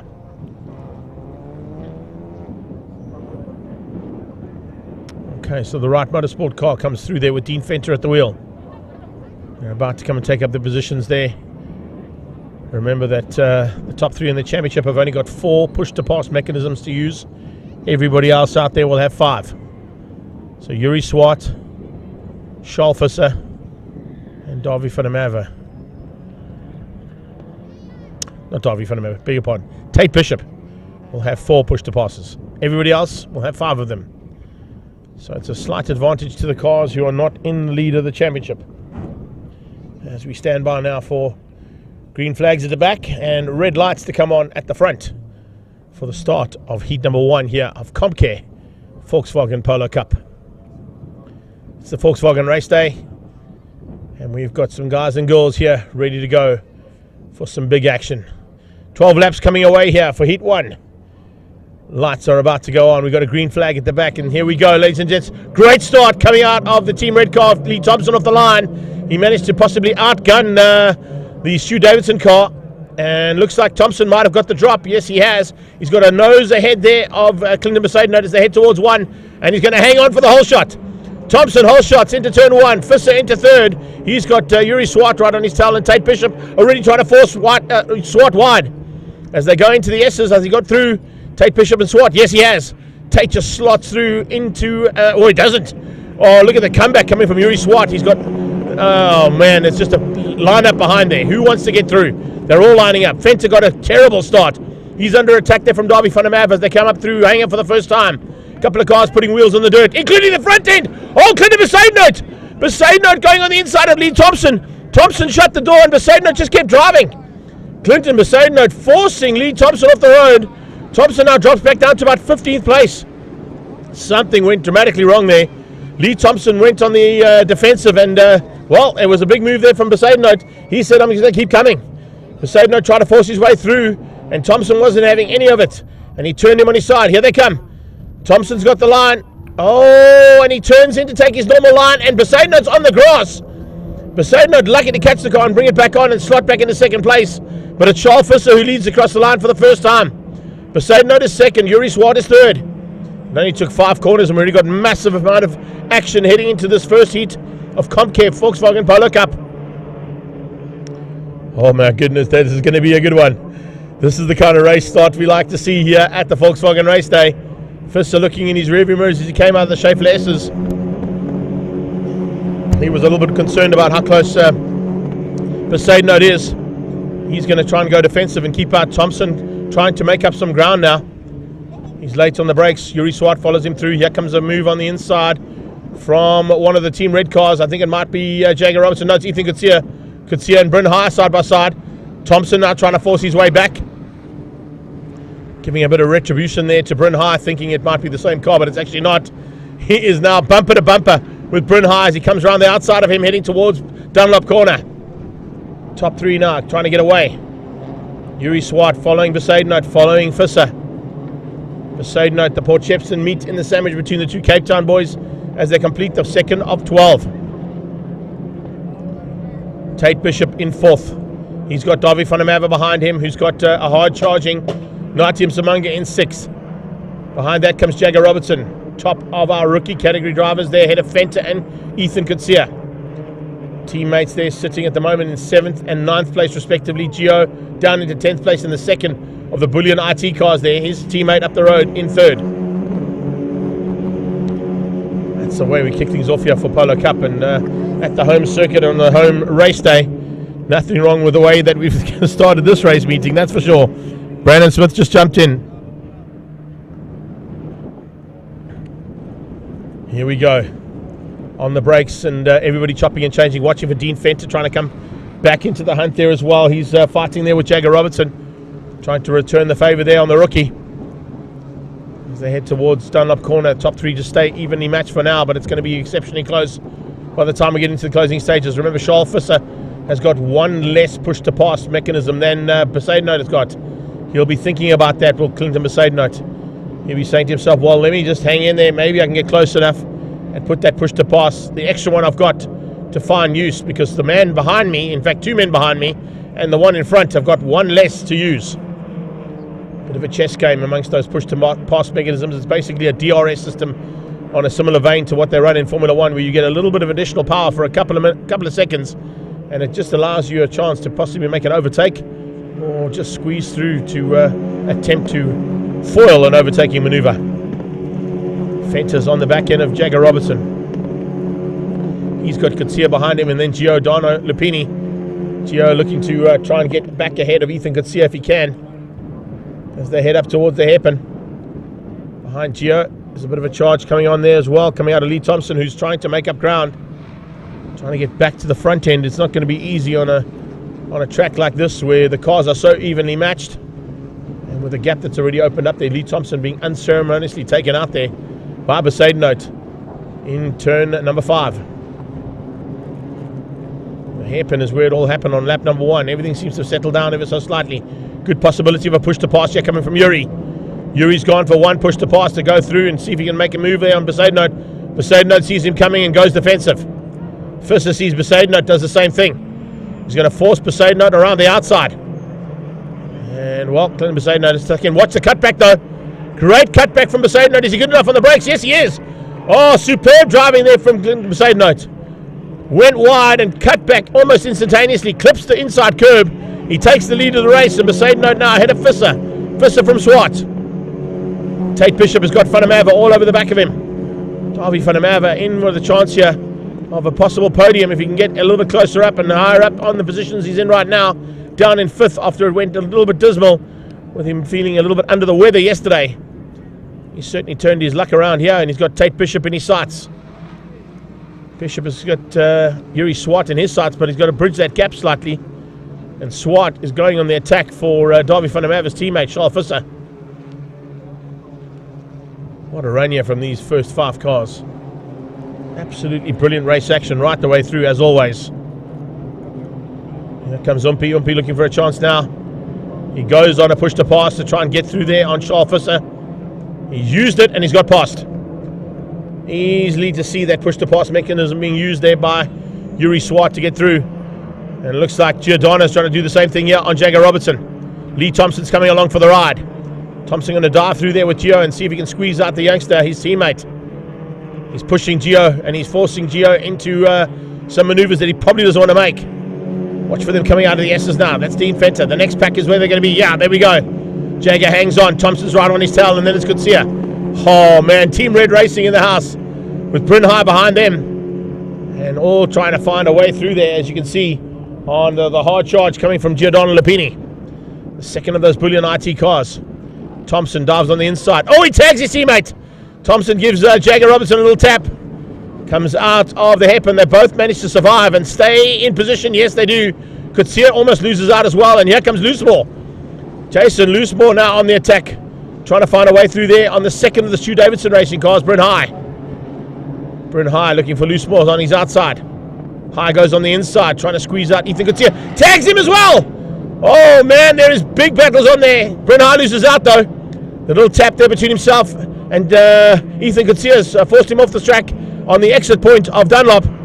And he's lost out some big positions there. It split the Team Red Racing cars up there ever so slightly, as Jagger Robertson now looks to go on the attack for the man in front of him. Besaidenote hangs on to the lead for now, ahead of Swart. Swart ahead of Visser. Tate Bishop being hounded big time now by Davy Vanamava. The Team Red Racing and Data car all over the back of that angry racing machine. And Tate Bishop now trying to soak up that pressure.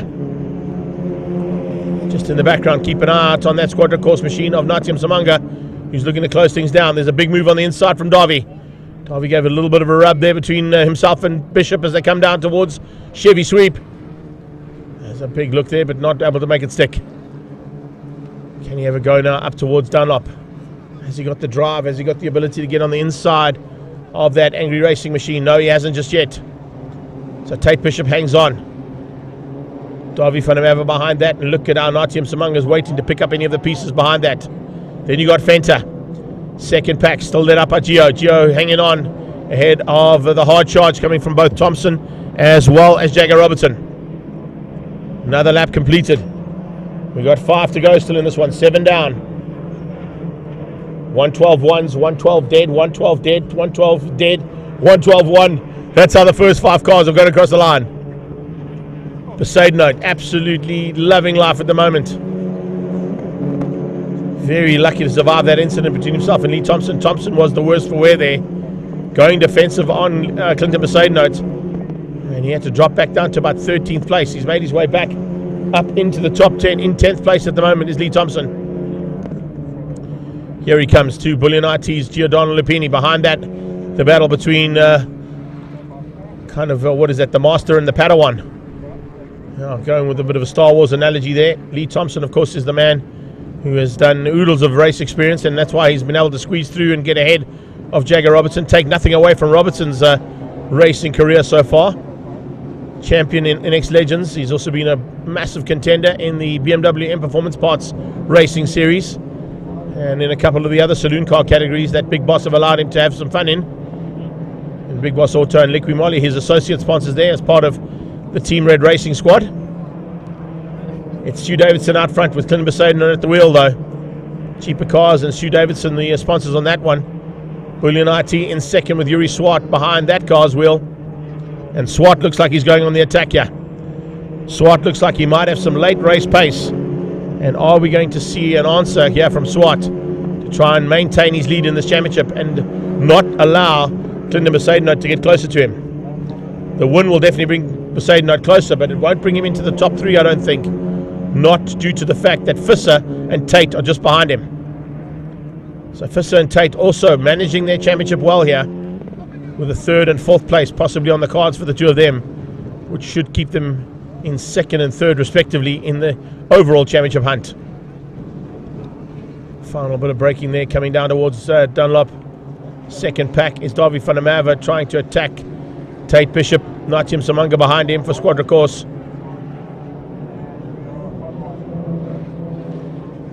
As they come now to complete the lap.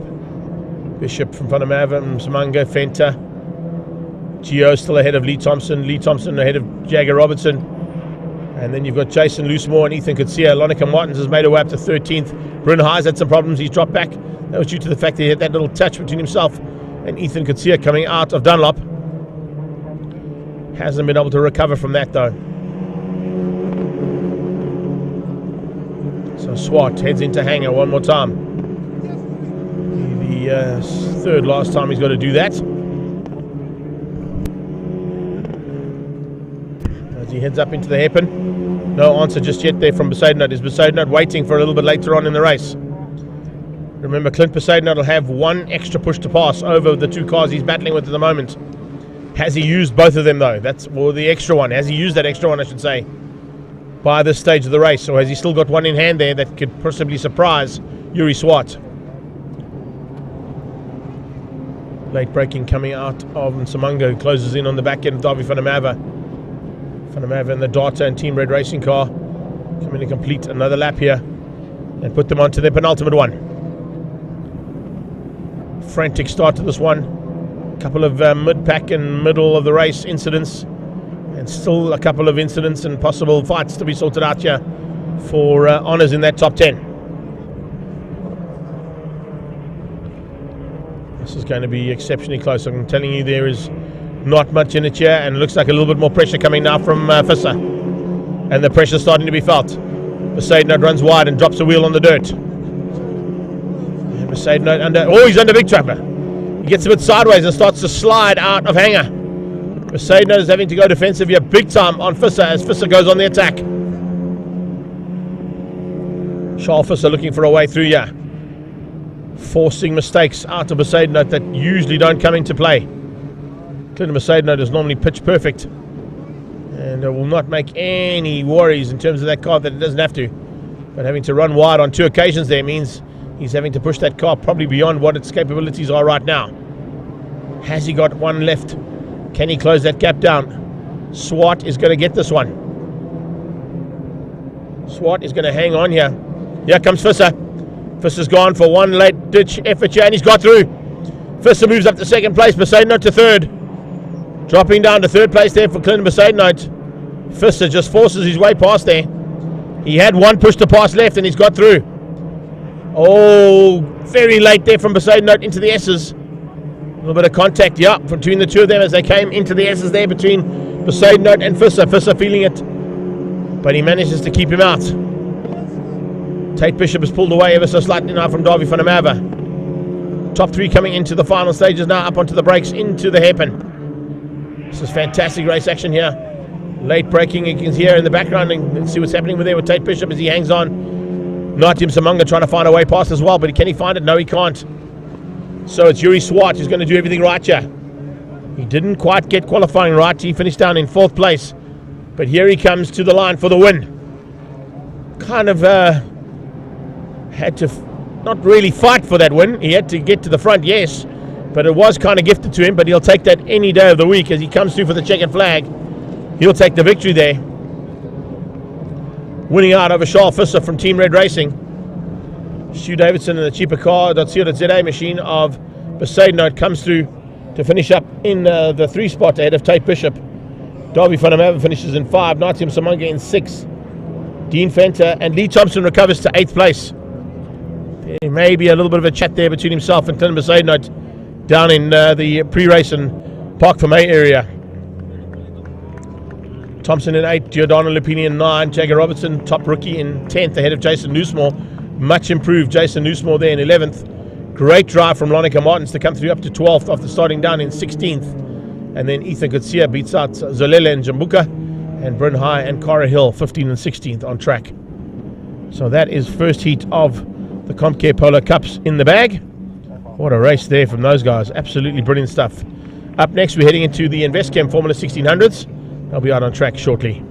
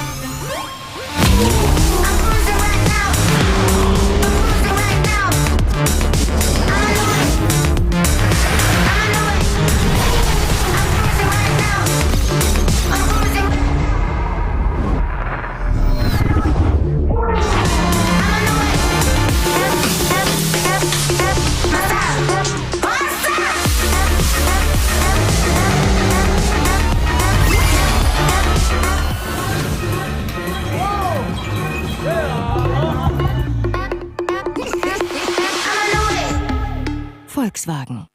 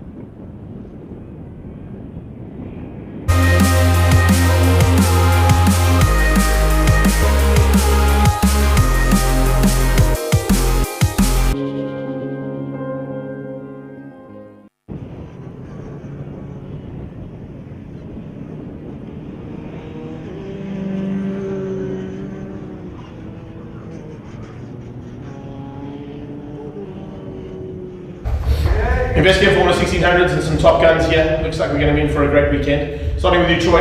What's the plans to try and get to the front? You've been just off the front by a couple of margins and a couple of positions over the last 2 rounds. We're into round 3. It's time to move up. Yeah, I think a couple of problems in Cape Town and Zwartkops, but you know, with that being Zwartkops, especially being our only second race in the series, with that, I think we've done nicely up until now in the rookie season. Cape Town, I think we did nicely with our pace. We were there on pace, but it didn't really come together. Zwartkops we did nicely, but I think, like you said, I think PE is the place now with it being a more fair playground, with everybody not being their home track. So I think it's definitely a place where we will be closer to the grid, hopefully. But yeah, I think it's a key track because nobody's been here and it's fair to everybody. So I think hopefully we can get into the top 3 consistently. That's probably the goal. Alex, from your side, really good last time. You were looking like you were going to be on the podium, possibly even up for the win, and then it all went wrong. So I'm sure you've turned those gremlins and hopefully going to try and turn the luck around. Yep, that's it. This time last year was not the best race for me. Ending up retiring the car in the first race and missing the second, so it's very damaging to that year's championship. But so far this weekend, I'm really happy with the way things are going. Been quickest in the first 2 sessions, and there's a whole group of guys that are right on my tail. But I think we can still find a little, maybe 1 or 2 tenths just in setup.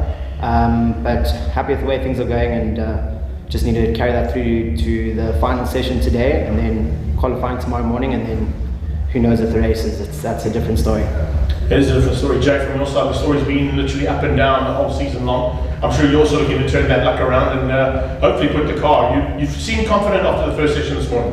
Yeah, look, I mean, it's been, I think, a really positive step now for this first 2 sessions. In Zwartkops, they really didn't go our way, as well as, I mean, Cape Town, the second race didn't go our way, but I mean, still, I think PE is the track that I really want to make my comeback. I mean, I feel super comfortable here. It feels just like another, can I say, like a proper racetrack to drive at, especially with all the kinks. It reminds me a lot of karting. So yeah, I mean, let's see. The people have done a lot of work. I must say, special thanks to Garth and his team.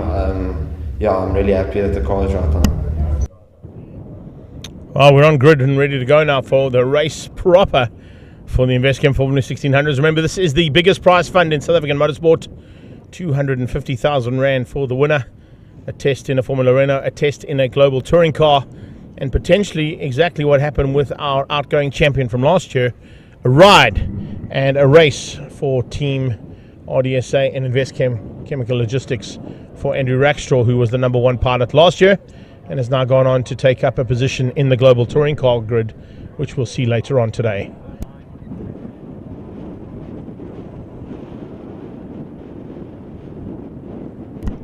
So we're just waiting for everybody down in pit lane to clear the pit wall and move themselves behind that yellow line in pit wall, and then we can go racing. We have got a green flag at the back. They're just holding the cars on the front. And as the red man with the red flag moves out the way, we are now under starters' orders. Alex Voss and Josh LaRue with the front row, and Voss looks like he's got a great start off the line as he heads down towards turn 1. He's got the 2 Gqeberha boys looking to pounce as early as possible, but it is exactly what we thought. Voss from Josh LaRue, and then around the outside. Looks like a great start coming out of Anton Gqeberha as he tries to go and outgun his brother into turn number 2 into the Schaeffler S's for the first time. It's Gerard who leads things out there. No, it's not. Antoine just squeezes him out. So the red livery on that Abacus racing machine, that is in the hands of Antoine Gqeberha. The green is, of course, Gerard. And, out of shape there, the 7 car. That is Antoine getting a little bit off the circuit, putting wheels into the dirt. You don't want to be doing that this early on in the race, that is for sure. That could be exceptionally costly. Nicholas Van Wheelie and Troy Donenshek going at it just behind that. And waiting to pick up the pieces there will be Johan Holtzhausen. Johan Holtzhausen with a start of note there. Siabonga Monkonkwana behind him as they come up to the top of the hill for the very first time. And it's not really a hill, it's just a bit of an incline that they make their way out of Chevy Sweep and into Beacon Corner for the first time. Across the line and complete the first lap. Absolutely amazing stuff here. It's a 10-lap race for these guys. Remember, in the background we've also got the Kent category cars. They'll be pushing hard with Ian Schofield and Rick Morris going at it again with Alan Mayer and Graham Hepburn. But the fight is on here in the mid-pack. Voss hangs on for now. We just heard from Alex Voss the last time he was here. It all went wrong. And not to give him any commentator's curse, he's hopefully going to try and turn that luck around and ensure that he finishes up on the top step of the podium here. Looks like that's exactly what he's planning to do. Good start there from Troy Dolanchek as he starts things out there for his campaign to get into the top 3. We heard he was quite happy about the way things had gone so far in the weekend. 16 car coming through there, Evan Holtzhausen with Monkonkwana on his tail. Look at Jason Kutsia, didn't quite get the start he wanted. He started down in 12th place due to the fact that he had a big off here yesterday. One of the control arms snapped and he had a big crash into the back of the wall here as they came out of Beacon Corner.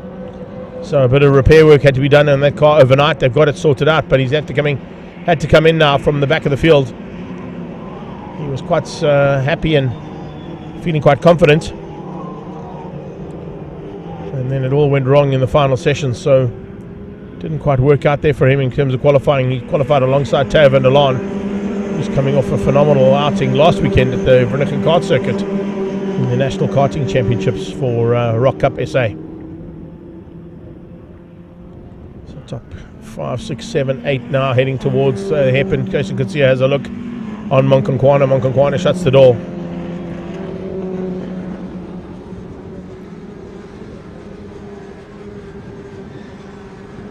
I think it's got Schofield down there.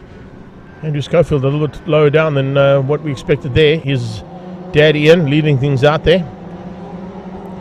The 57 car is Alan Mayer. Behind Alan Mayer comes Graham Hepburn, and Rick Morris, who qualified on the front row for the Kent class, is down to 4th. So the Kent categories open up quite dramatically here, with the Lieutenant Colonel Alan Mayer sitting there in 2nd place. Graham Hepburn trying to close that gap down for the 2nd spot in the Kent class.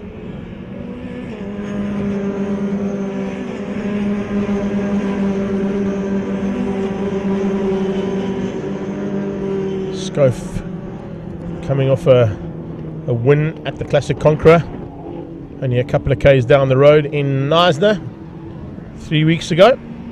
He's now looking to take a win here in the friendly city of Gqeberha. For Investchem Formula 1600, the Kent class. Basically the old Formula Fords that run in this category.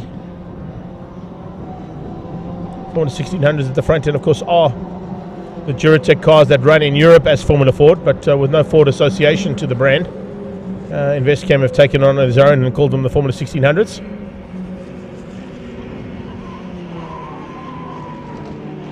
Good run there from Hepburn into the 3 spot. And now coming up into Beacon for the completion of another lap. Top 3 here basically evenly matched, but looks like Hepburn slowly but surely starting to close down onto the back end of Lieutenant Colonel Alan Mayer. Back to the front end though. Let's see if there's any changes here. No. Things remain the same there from the top 2. Josh LaRue has not found a way through. Anton's outbraked himself into the hairpin, and he loses 2 positions by doing that. Gerard Caldenace dives on his brother and finds a way past, and following through there and looking to pounce was Troy Dolanchek, and Dolanchek said thanks, I'll have that all day of the week. And takes the opportunity with open arms. So Gerard Caldenace moves up to 3rd, Dolanchek to 4, Anton drops down to 5.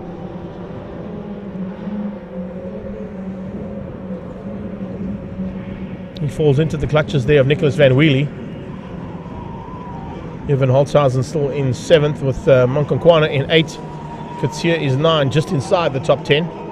Andrew Schofield having a nightmare weekend so far. Hasn't really gone according to plan, considering the fact that he was running for podium honours at Zwartkops.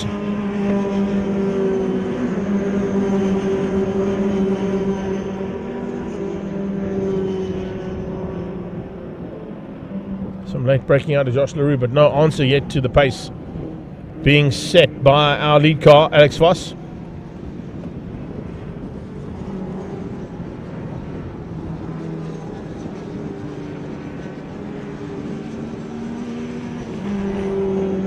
Here we go. Caldenace, has he got something now in the second half of this race to possibly close that gap down on the top 2? 4 laps to go. And 4 laps is still a long way here on this 2.1k circuit, particularly when you're in a like we're seeing here for the front. Will Josh LaRue find some kind of an answer? And can he find a way past on Alex Foss, or is Foss going to take his first win of the season? Dolanchek in 4, also starting to think about podium aspirations. If you can find about 2/10 there to close that gap down on Gerard. Oh, in the background, how was that for a little bit out of shape there from the 16 car? Evan Holzhausen pushing ever so much harder than he needed to, and reason being he's got Monkonkwana and Kutsia all over the back of him looking for a way past. No, it's going to be a bit of a fight on here between those guys for top 10 honours.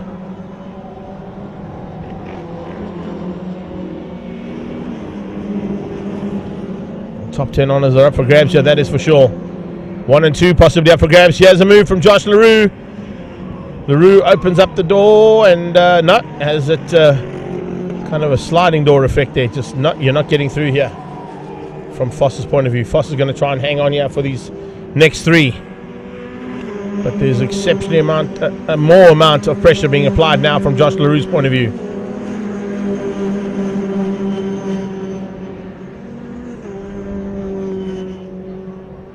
LaRue looking dangerous.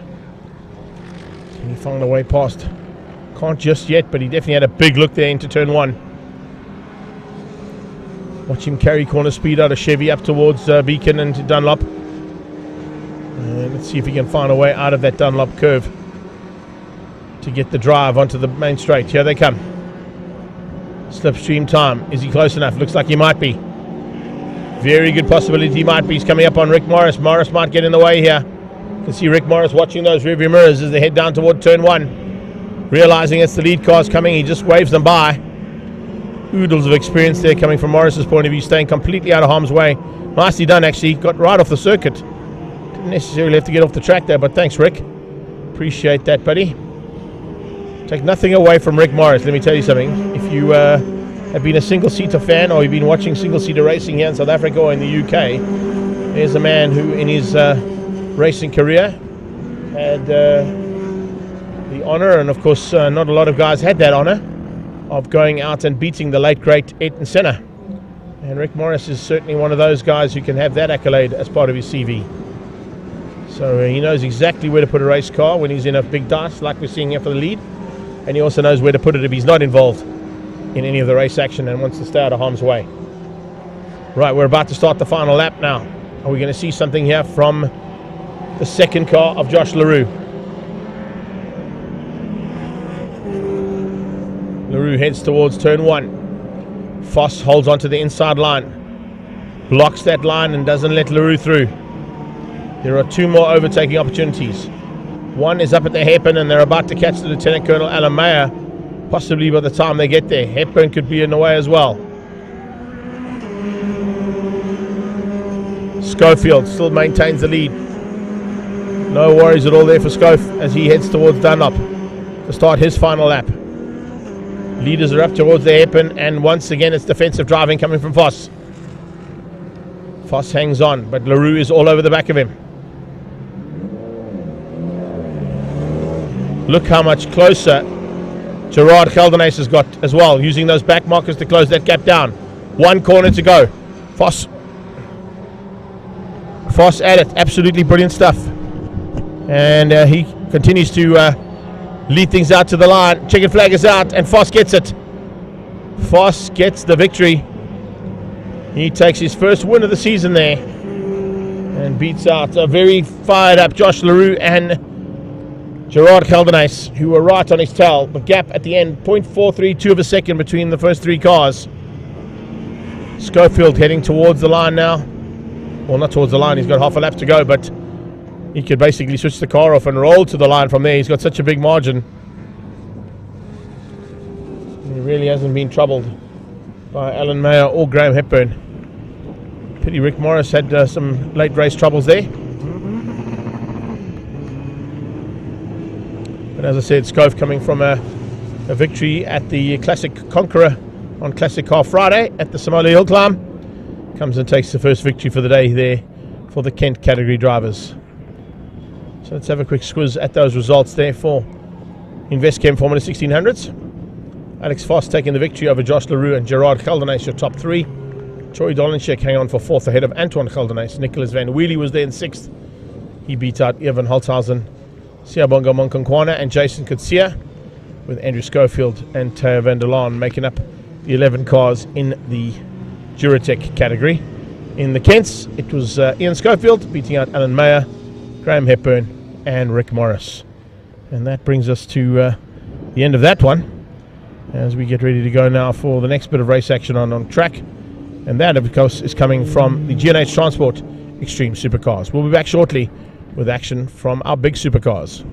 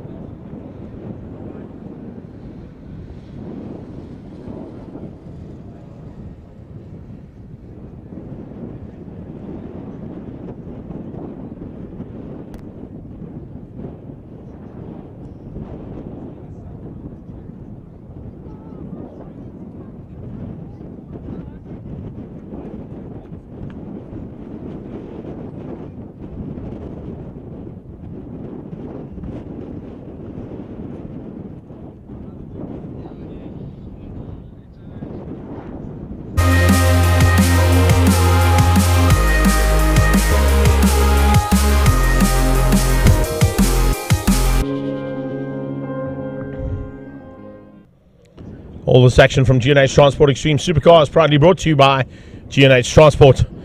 As our big bangers are about to make their way out to the circuit, we managed to catch up with some of the drivers there in the pre-race press conference. Let's shoot on and find out what their plans are for this first race of the day. G&H Transport Extreme Supercars, and looks like some top guns sitting down here with some work to do this weekend, Mr. Jackson. You were here a week ago though, so maybe a little bit of an advantage that you've got after the endurance series practice. Yeah, definitely. We have a little bit of advantage. We did the 2 1 hours. I came here with an idea to get to the 1 minute, and this weekend me and my team decided we're going to break the 60 seconds, and we did. Awesome. Yeah. So that looks good for the race weekend, and then of course for the qualifying session, hopefully going to be at the front end and fighting hard. Definitely. Jono, that's some fighting words on the other side there. Kind of the car that you're in and the car that he's in come out of the same stable and the same mother factory, but of course it's a whole new ballgame for you. I mean, you're still getting used to the new car, even though it's been sort of a success right from the word go.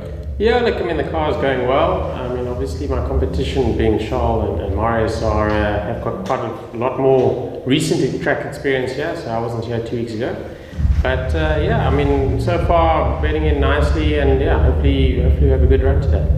Rick, you got some big powerful cars either side of you there, and some talented drivers, but of course you're coming down firing in the BM. What's the plans in the big BMW this weekend? No plans, just up the boost and hold on, I suppose. That's all we can do. I want some boost too.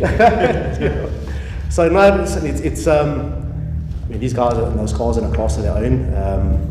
With our F30s, it's a bit more of a struggle to try and get below 59s. Well, the goal is, I know Paul's goal is 59. I'll be happy with a 60. I'm running old tyres this weekend. It's just about having a good race and a good experience of being down in Aldo. I mean, it's such a beautiful racetrack. Looking forward to seeing the spectators again? Yes, yeah, lovely. It'll be nice. I can hear a bit of a vibe going, a bit of music playing already. It's very nice. That's us. Is it you? Thanks. Play it louder.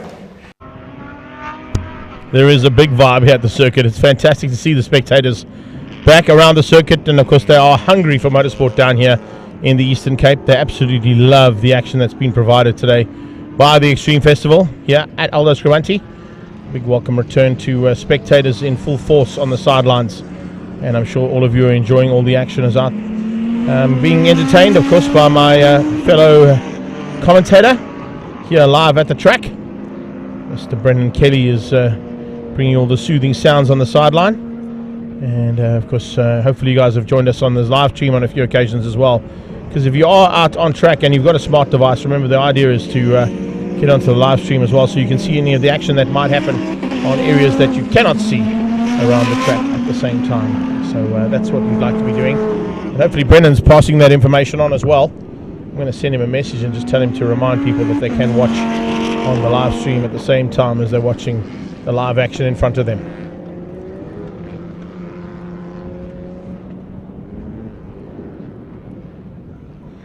I know he was watching a bit earlier on the stream himself, so I'm sure he would have passed that information on to everybody.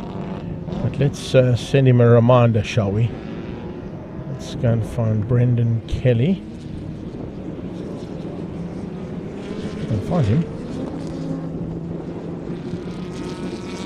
Cars coming through there. That's Nicky Dix, followed by Kwanda Mokoena, Greg Parton, that drives it Environmental Hurricane.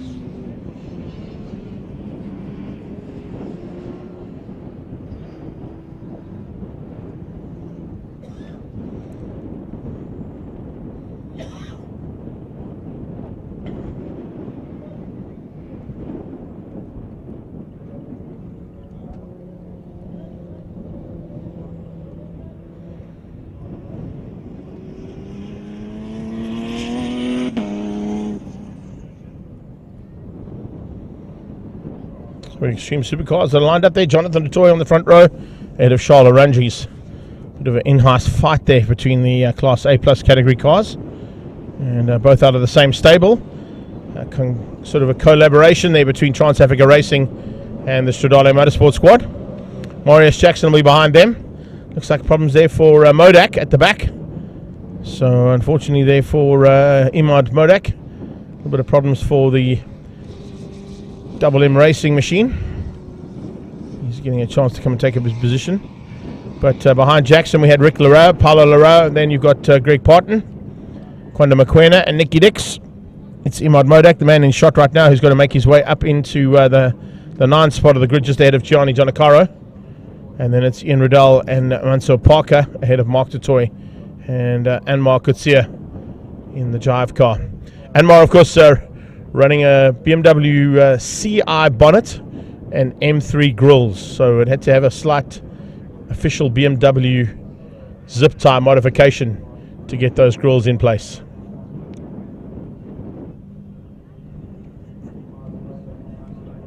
Alright, so Modak has taken up his position, just waiting for that green flag at the back, and they're all clear for us to go racing.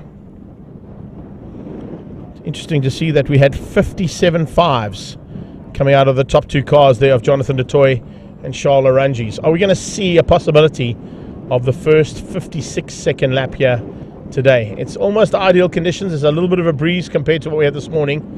So lap records could be broken here in Extreme Supercars.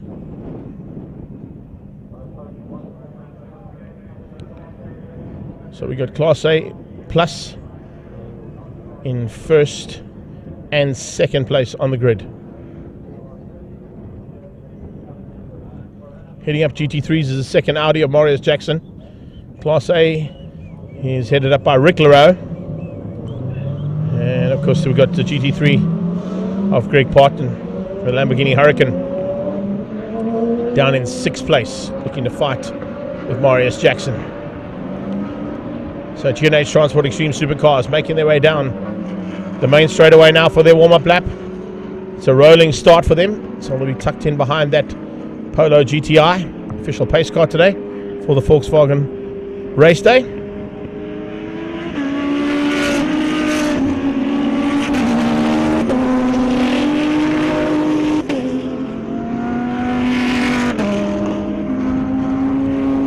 Apologies for not being able to comment on the comments that are flying on the page at the moment, but just realized that my iPad was in the middle of in the sun and has now got too hot, it's turned off.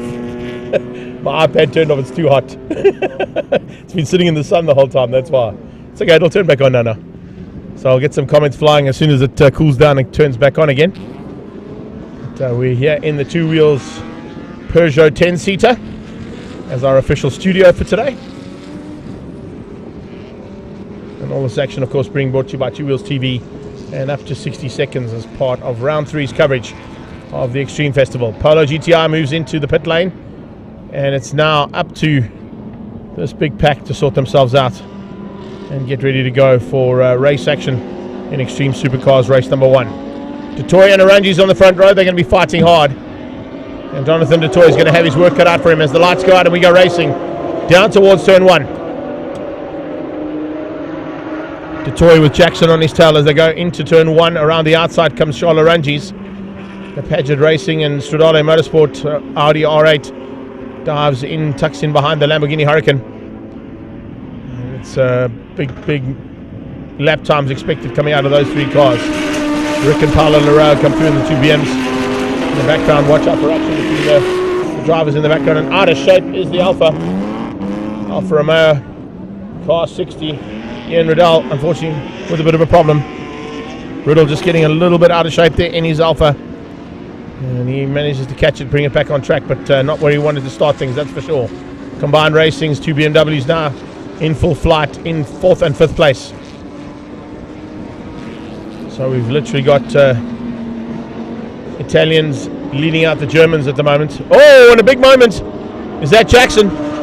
Jackson out of shape and heading into the inside wall. Jackson's Audi got a little bit out of shape there. You actually can't even see it from this angle. It's gone behind the pit wall. So Jackson, unfortunately, has looped out. Here comes the move from Modak on Nicky Dix. Modak late on the brakes into turn 1. Slides through with the BMW. Getting past that 996. Barton hanging on for now.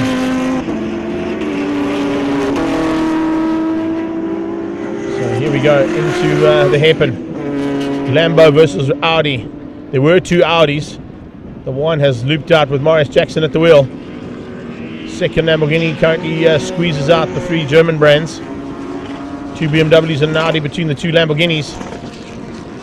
Must be safety car or something because Jonathan Dutoy is slowing down dramatically.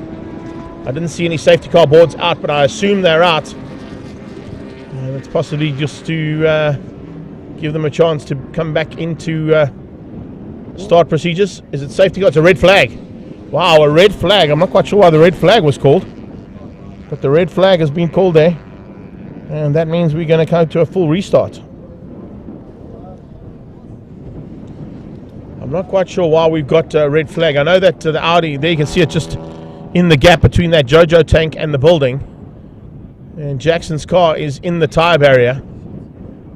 I don't know if it would be deemed in harm's way, but it has been called by the COC for a red flag to be put out. And they'll probably get somebody coming into pit lane as well, just on the right-hand side there, Daryl. I don't know if we can pick up on that. Somebody rolled into pit lane there. I think it might have been one of the BMWs. I don't know if you can just get the camera we're on right now to pan right slightly there, Daryl.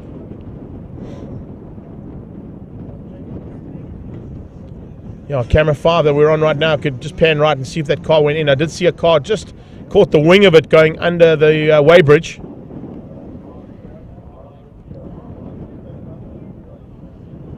I don't know if there was a car that went in there, but I definitely saw a wing of a big car going in there, and I'm not quite sure if it's going to affect the front end. It's not any of the major contenders for the first 5 cars, that's for sure. There you go, one of the BMs, and I think that might be Mansour Parker. Mansour Parker is parked in pit lane out of harm's way and out of this first heat of G&H Transport Extreme Supercars. Thanks, Daryl. Our director just giving us a chance there to pick up on who that car was.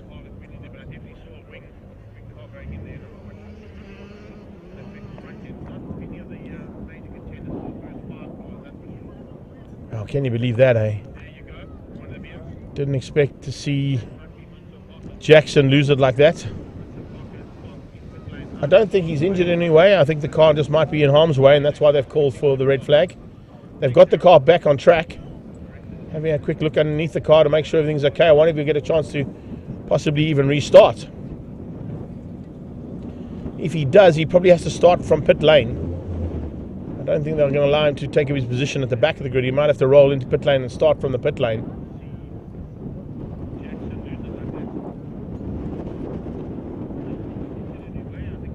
Good work there from MJR to get that car out, and I think it's even Graham Hepburn has gone along there to help out, jumping out of his Formula Ford Kent and over the wall to go and assist with the extraction of that car.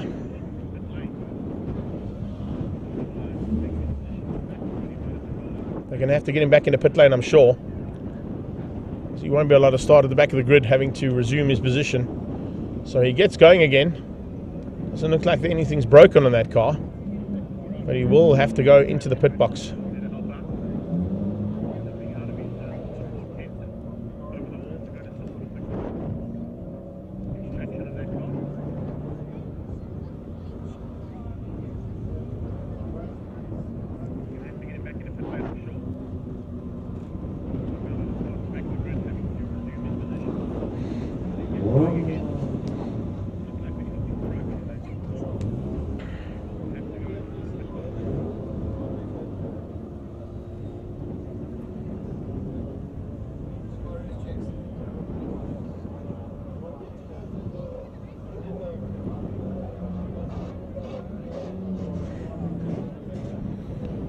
So we've just seen Alex Voss take his first victory in the Investchem Formula 1600s for 2022.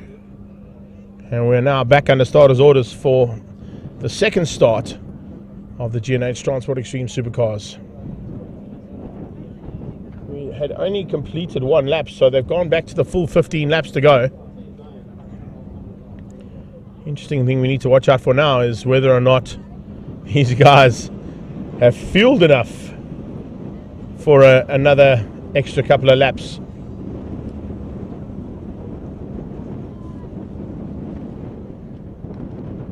If they have, they should be okay. Otherwise, if they haven't, we're going to be watching for a few guys with some low fuel gauges by the end of this one.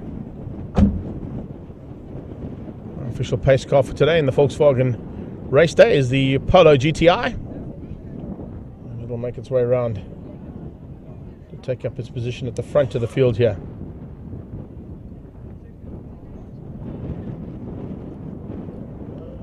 As I said, apologies to guys who might have jumped onto the stream there and were looking for some comments.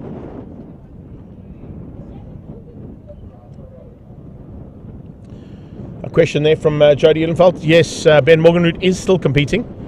He hasn't made it down here this weekend though. He participates in G&H Transport Supercars. He's got a Lexus bodied, I think it runs a Ford engine in it, V8, that he pilots.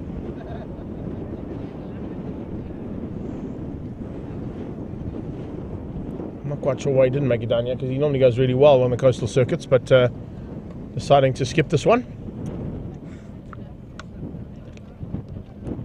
Probably see him back in action at Red Star Raceway on the first weekend of July, Jodes, if you watch the live stream.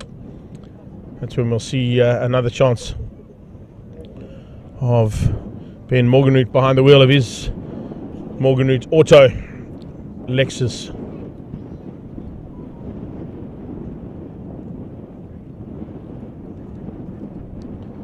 As I said, great to see spectators in the house. And if Brendan is listening in on our live stream upstairs, just a reminder to all those spectators that they have got their smart devices on them. They can log on to our live stream and watch some of the action that's happening at other parts of the circuit that they might not be able to see from where they're parked on the sidelines. And it is, as always, a partisan crowd that has joined in here today for Volkswagen Race Day and round 3 of the Extreme Festival.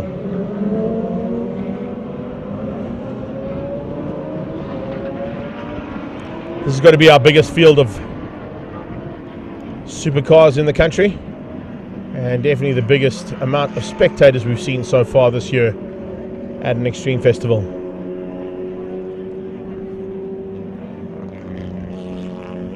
So here we go. A little warm-up lap here. And it's the rolling start lap for the Extreme Supercars. Try and do it again.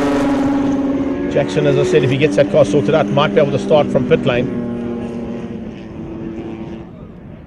If he does, he's going to be charging through the field and trying to get up as quickly as possible to the front end after that little mistake he made that ran him off the circuit and into the tyre barrier.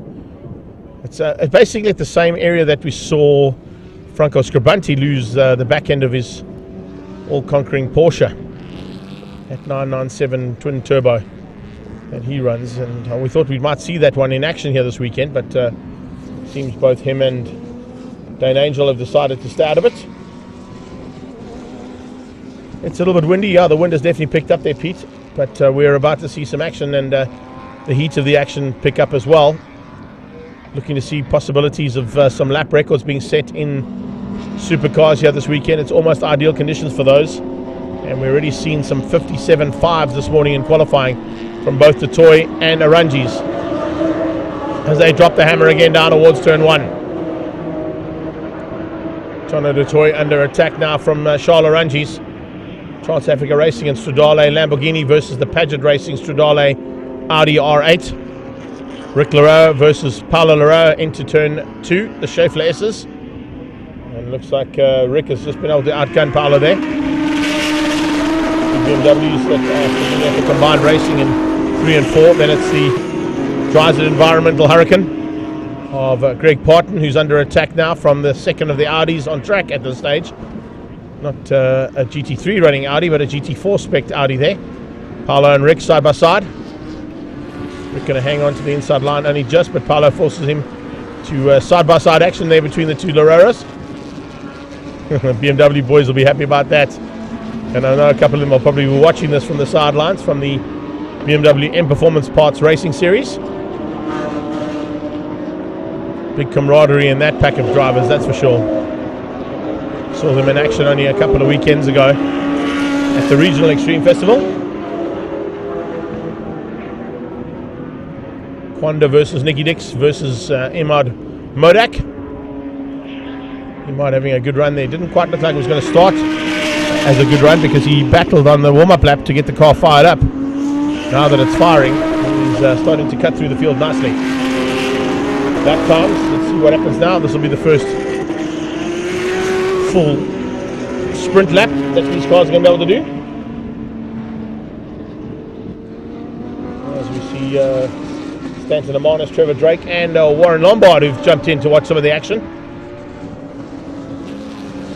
Warren Lombard, of course, from Mobile 1 V8 Supercars, and also a man who does lots of modifications to cars in the south of Joburg. 59s from both of our lead cars, 59.2, 59.1. Arunji's quickest of the two. Leroux's 102s out of both of them, 102.6s. So Paulo and Rick have to find at least 2 seconds to get underneath that 59-second barrier. That was their goal. These two are looking to just eat up the track and possibly set a new outright lap record for saloon cars. And with the pressure that's being applied here to Jono, that might just be the case.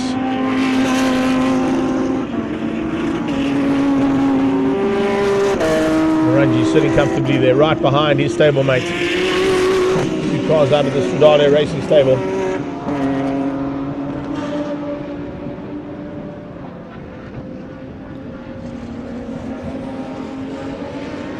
Onto the brakes comes Riddle. And Riddle trying to close things down on that BMW. Bit of a fight there between the Alpha brands and BMW brand. Here comes a move from Arunjis. There's a look on the inside. Not quite making it stick. 59.1 out of Arunjis. He was quicker out of the 2 cars there. 59.2 from Jonathan DeToy.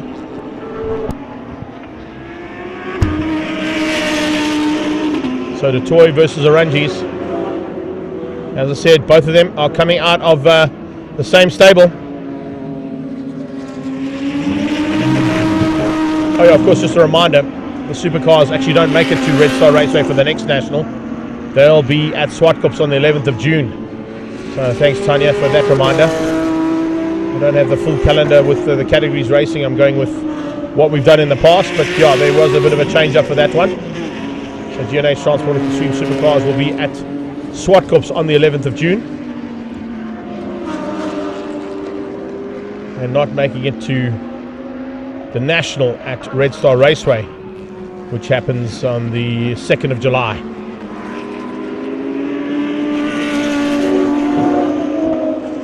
A little bit more pressure being applied here from Oranges onto the back end of the toy.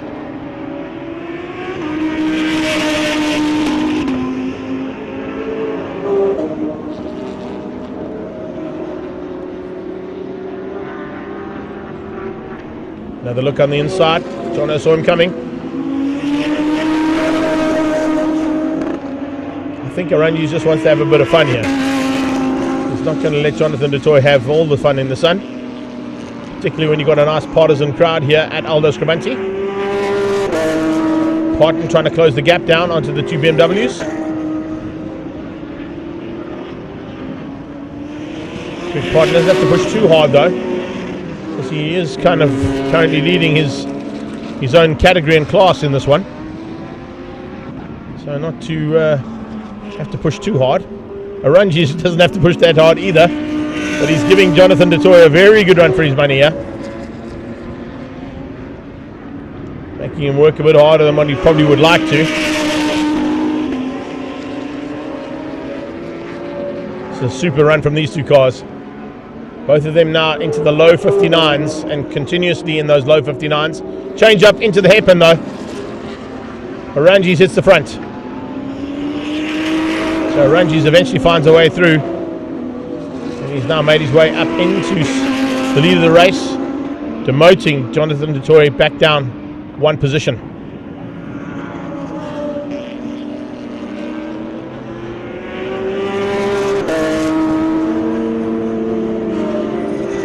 So National Class A Plus 1 and 2 Oranges across the line now. 59.6, a minute flat from Jonathan du Toit. Polo in third place for Class A Plus. Greg Parton leads out in the GT3 class down in fourth place. Quanda McQueen's got Class C sealed up for now. And Rick Leroux hangs on for Class A honours. Nicky Dix still in the lead of Class B. Gianni Giannacara second in Class GT3. And at this point, Mansour Parker is the lead car in Class D in this category. Jackson back on track. And he's up to 12th place. So Marius Jackson has eventually got whatever was wrong with that car sorted out. I did see a couple of pieces of bright pink duct tape on the inside of the car. So potentially had to have a couple of battle scars sorted out. A bit of white smoke coming out of Marc du Toit. Marc du Toit in the Z4. Looks like he might be battling with something there. Because du Toit has got a little bit of an issue with some smoke coming out of the back end of his BMW Z4.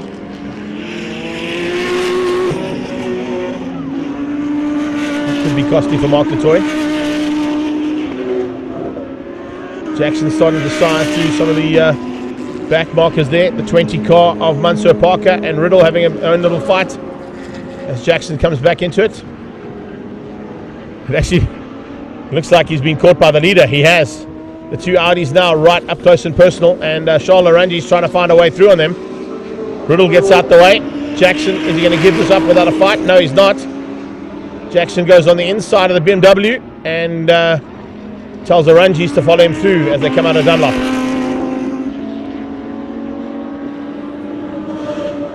Seven laps to go. Just over halfway still of this race to be completed. And Oranges has got through on Jackson.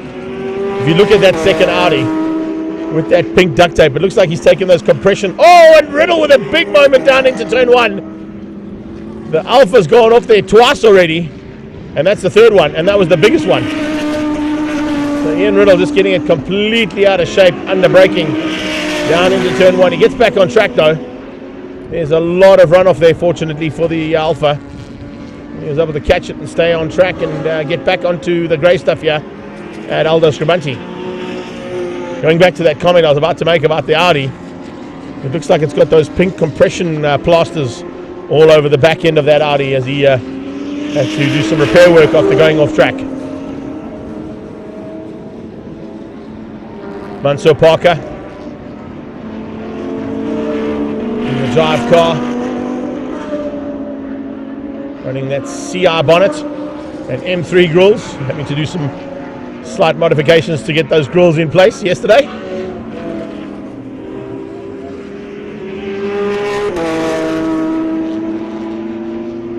Lead car goes into the S's. This is the second of the Audis, but currently Marius Jackson down in 8th place overall. Jackson is closing on the back end of Gianni Giannakara in the Porsche. So I wonder if there's going to be a possibility that he could catch and pass his rival in the GT3s. There it is.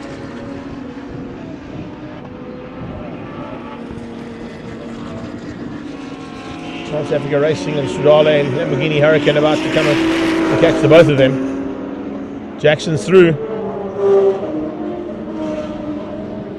Jackson will now make his way up. He'll be taking the lead of GT3s. So good recovery there from Marius Jackson. Nicky Dix is going to be passed now by Aranji's our leader. 58.9 there coming out of Aranji's on the last pass. So that would possibly be the fastest lap of the race so far. I would have expected him to be a little bit quicker.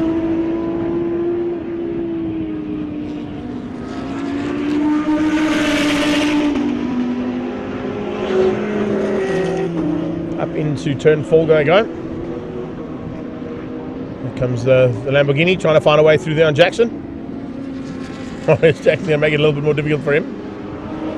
Not going to allow him too much room. I think he'll realise that Lamborghini is coming, or the blue flags will warn him that he could possibly be under attack, and he needs to give some room. There you go, moves out the way up into Beacon, and out of Dunlop he allows the Lamborghini through. That's your third place car, Paulo Loureiro. Combined Racing have got down to 102.3s. That's a valiant effort there from the BMW boys.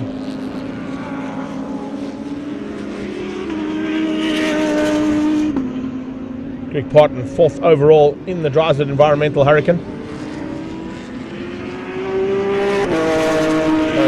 The 103 deads on those Michelin tyres that he prefers.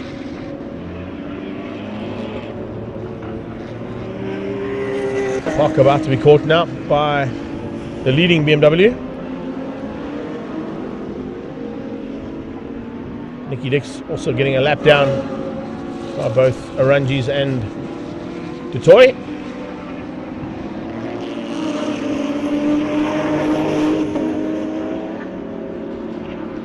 Parker moving out the way there and allowing some room there for Loureiro to get through.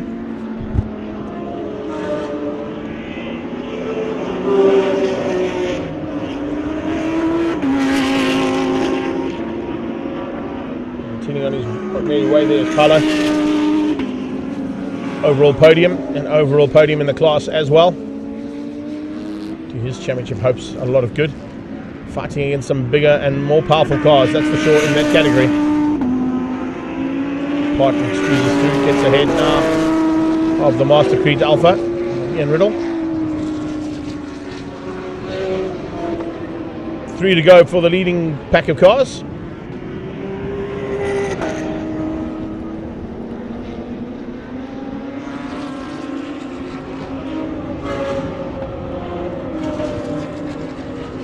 Paulo's left his brother behind.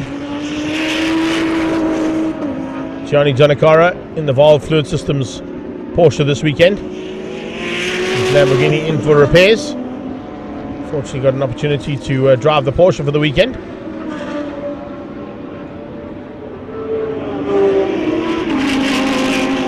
Leader about to catch and pass 4th place.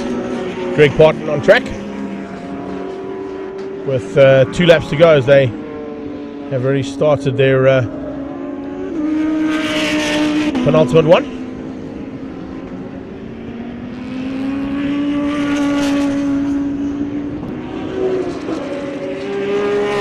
Paget Racing and Sudale Motorsports Charles Aranjis looking to clean things up here for heat number 1.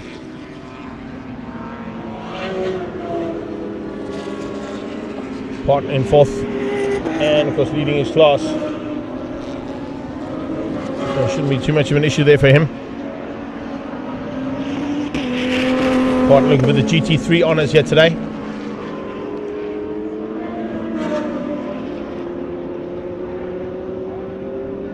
Charles Orange is looking for overall and Class A plus national championship status.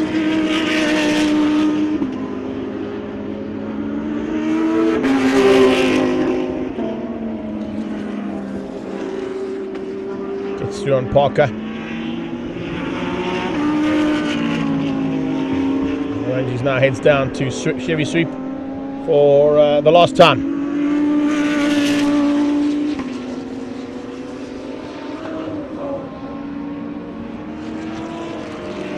Rangers has done this all right.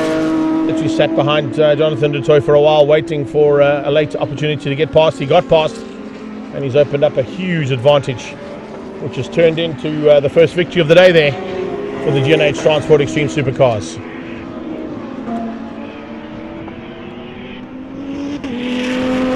Second place, it's going to be Jonathan du Toit.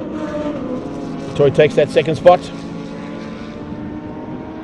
A nice run there from Kwanda Mokoena. He'll be taking his class honours as well as they come to the line. The grey BMW, of course, the combined racing BMW E30 is going to be third place overall and third in Class A plus for Paulo Loureiro. Wasn't really troubled by anybody other than his brother, but Rick unfortunately seemed to pick up some issues somewhere on circuit and has not been able to finish this one up. Gianni crosses the line. That'll put Gianni Giannakara into third place in the GT3 category. Let's go and have a look and see how those results ended up here for the first race of G&H Transport Extreme Supercars. Arangis from du Toit and Paulo Loureiro, that is your first three, and all of them Class A plus cars. GT3s went to Greg Parton for fourth place overall. Jackson got sixth and second in GT3s. And Gianni Giannakara got 8th and 3rd in the GT3 class. Class C went to Kwanda Mokoena in the top 5 there for Mokoena. Good drive there from the youngster. And a nice recovery there from Nicky Dix into the top 7 to win out Class Bs. Mansour Parker takes Class D honours. He's in 9th place ahead of Ian Riddle. And eventually it will be all the way down in 13th place for Imad Modak to take the 3rd spot there in the Class D category. That is G&H Transport Extreme Supercars all wrapped up for race number 1. Up next, it's Global Touring Cars and the GDC Super Cup.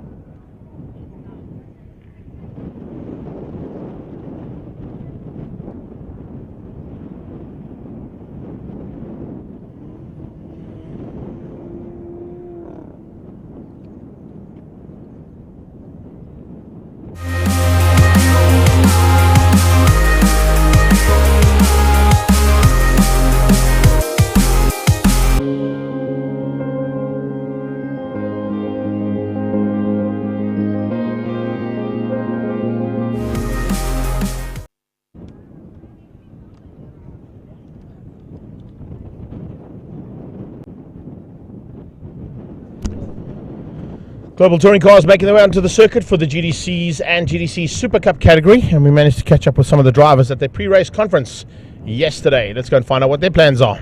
Global touring cars in the home of Volkswagen, and of course Volkswagen in the middle there with Daniel's son. Daniel, a bit of a tough weekend expected, I think. The pace has certainly picked up on your cars, but have you got enough to take on the Toyotas at the front end? Not sure. We'll have to see. We've had some things we need to sort out in the first two sessions ourselves.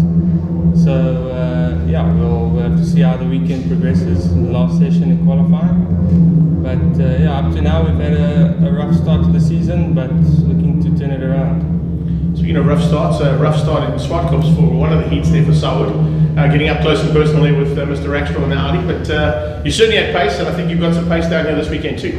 Yeah, we tested last week.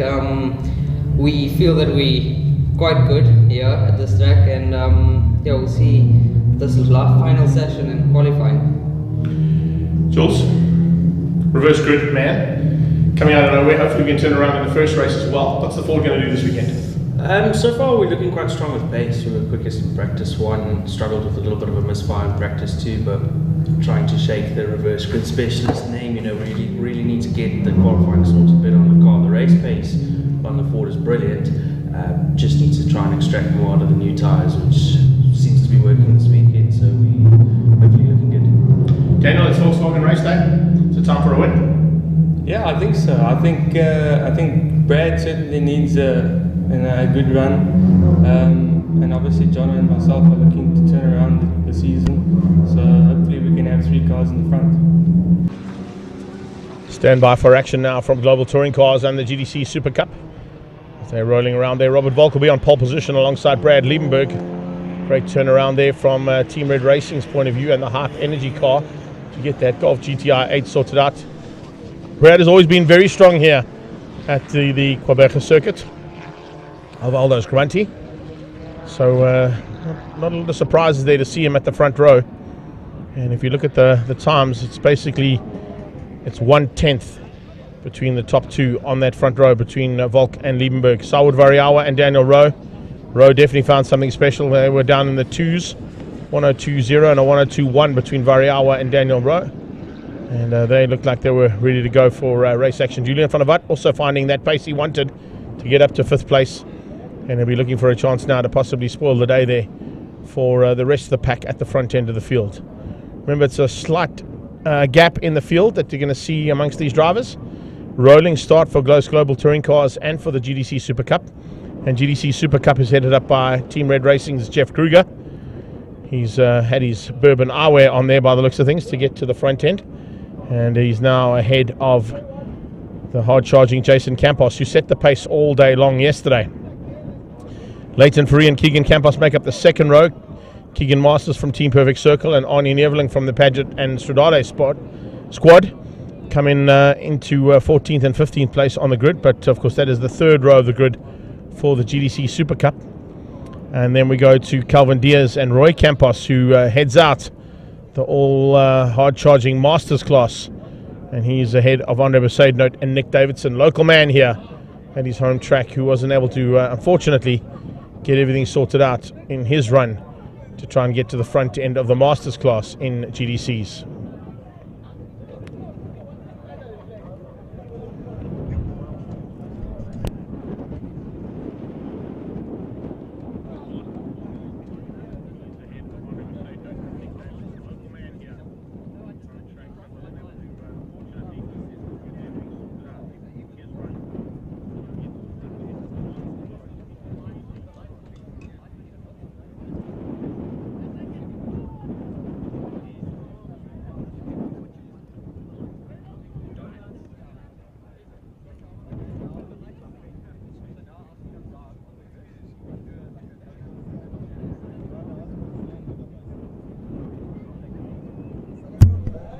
So we're just waiting to do those official handovers there for our pole position guys, courtesy of ATS and Dunlop. And you can see Robert Volk getting his 2,500 Rand from the tyre suppliers. And he'll now climb back into his race car and get back into his race face. And then we've got to go a bit further back to Jeff Kruger. We'll be getting it there, you can see. Robert Volk gets the 2,500 Rand for his pole position efforts there from qualifying this morning. Not a bad way to start the race day.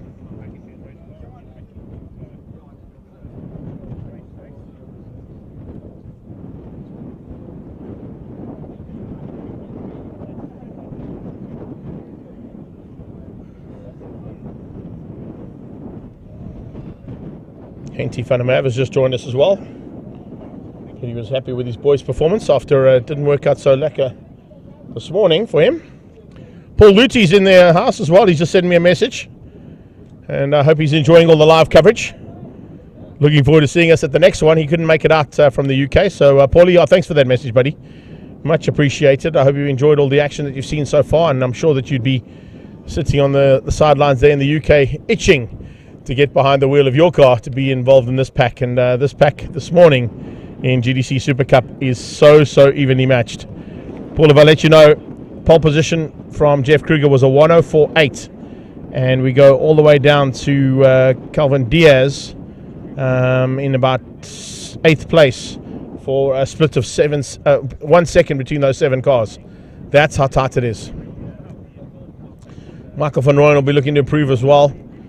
Hasn't quite gone according to plan there from the Rustenburg Rockets point of view. He's sitting down in 8th place on the grid, just ahead of Jonathan Machotsi, who also, chatting to him last night at dinner, was saying something just didn't click on the last 2 sessions yesterday afternoon, and it certainly didn't click this morning in qualifying. We walked down the grid to pick up on the presentation there from Dunlop Tyres and ATS to Jeff Kruger for his pole position for Team Red Racing in the Super Cup Polo GTI.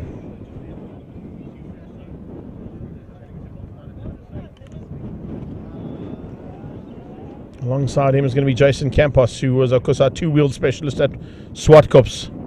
Leighton Free and Keegan Campos will be behind that. Campos boys on the left-hand side could be a danger for the 2 Team Red Racing guys and Universal Motorsport competitors, Jeff Kruger and Leighton Free.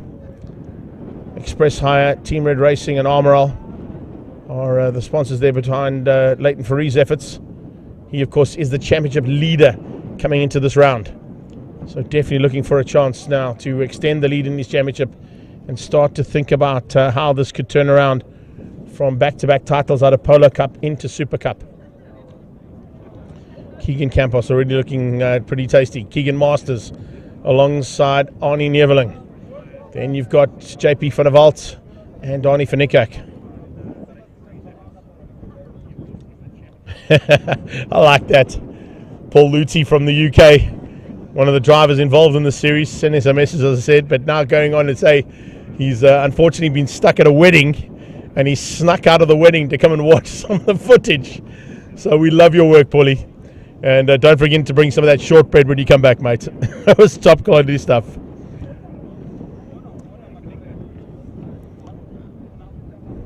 Thanks for the comments, bud. Can't wait to have you back in SA. Paulie will be joining us at Red Star Raceway, we hope, on the first weekend of July as the Global Touring Cars resume round 4 of their championship there. But we've got to still wrap up what is going to be round 3 today. Brendan Kelly's in the house as well. How are you doing, BK? Nice to have you upstairs there, bud, and hearing the soothing sounds. Enjoying it all the way from Edenvale is Dave Turner. And of course, we've got guys joining us from all around the world as well, which is what we want to do with our live stream. If you are here in the circuit as well, remember you can link on via your smart device. You can get us on Facebook or YouTube, and you can see what's happening all around the circuit at different vantage points that you might not be able to see from where you're sitting. So it's definitely an advantage to have the live stream going out, as well as big spectators around the circuit here at Aldo Scribante.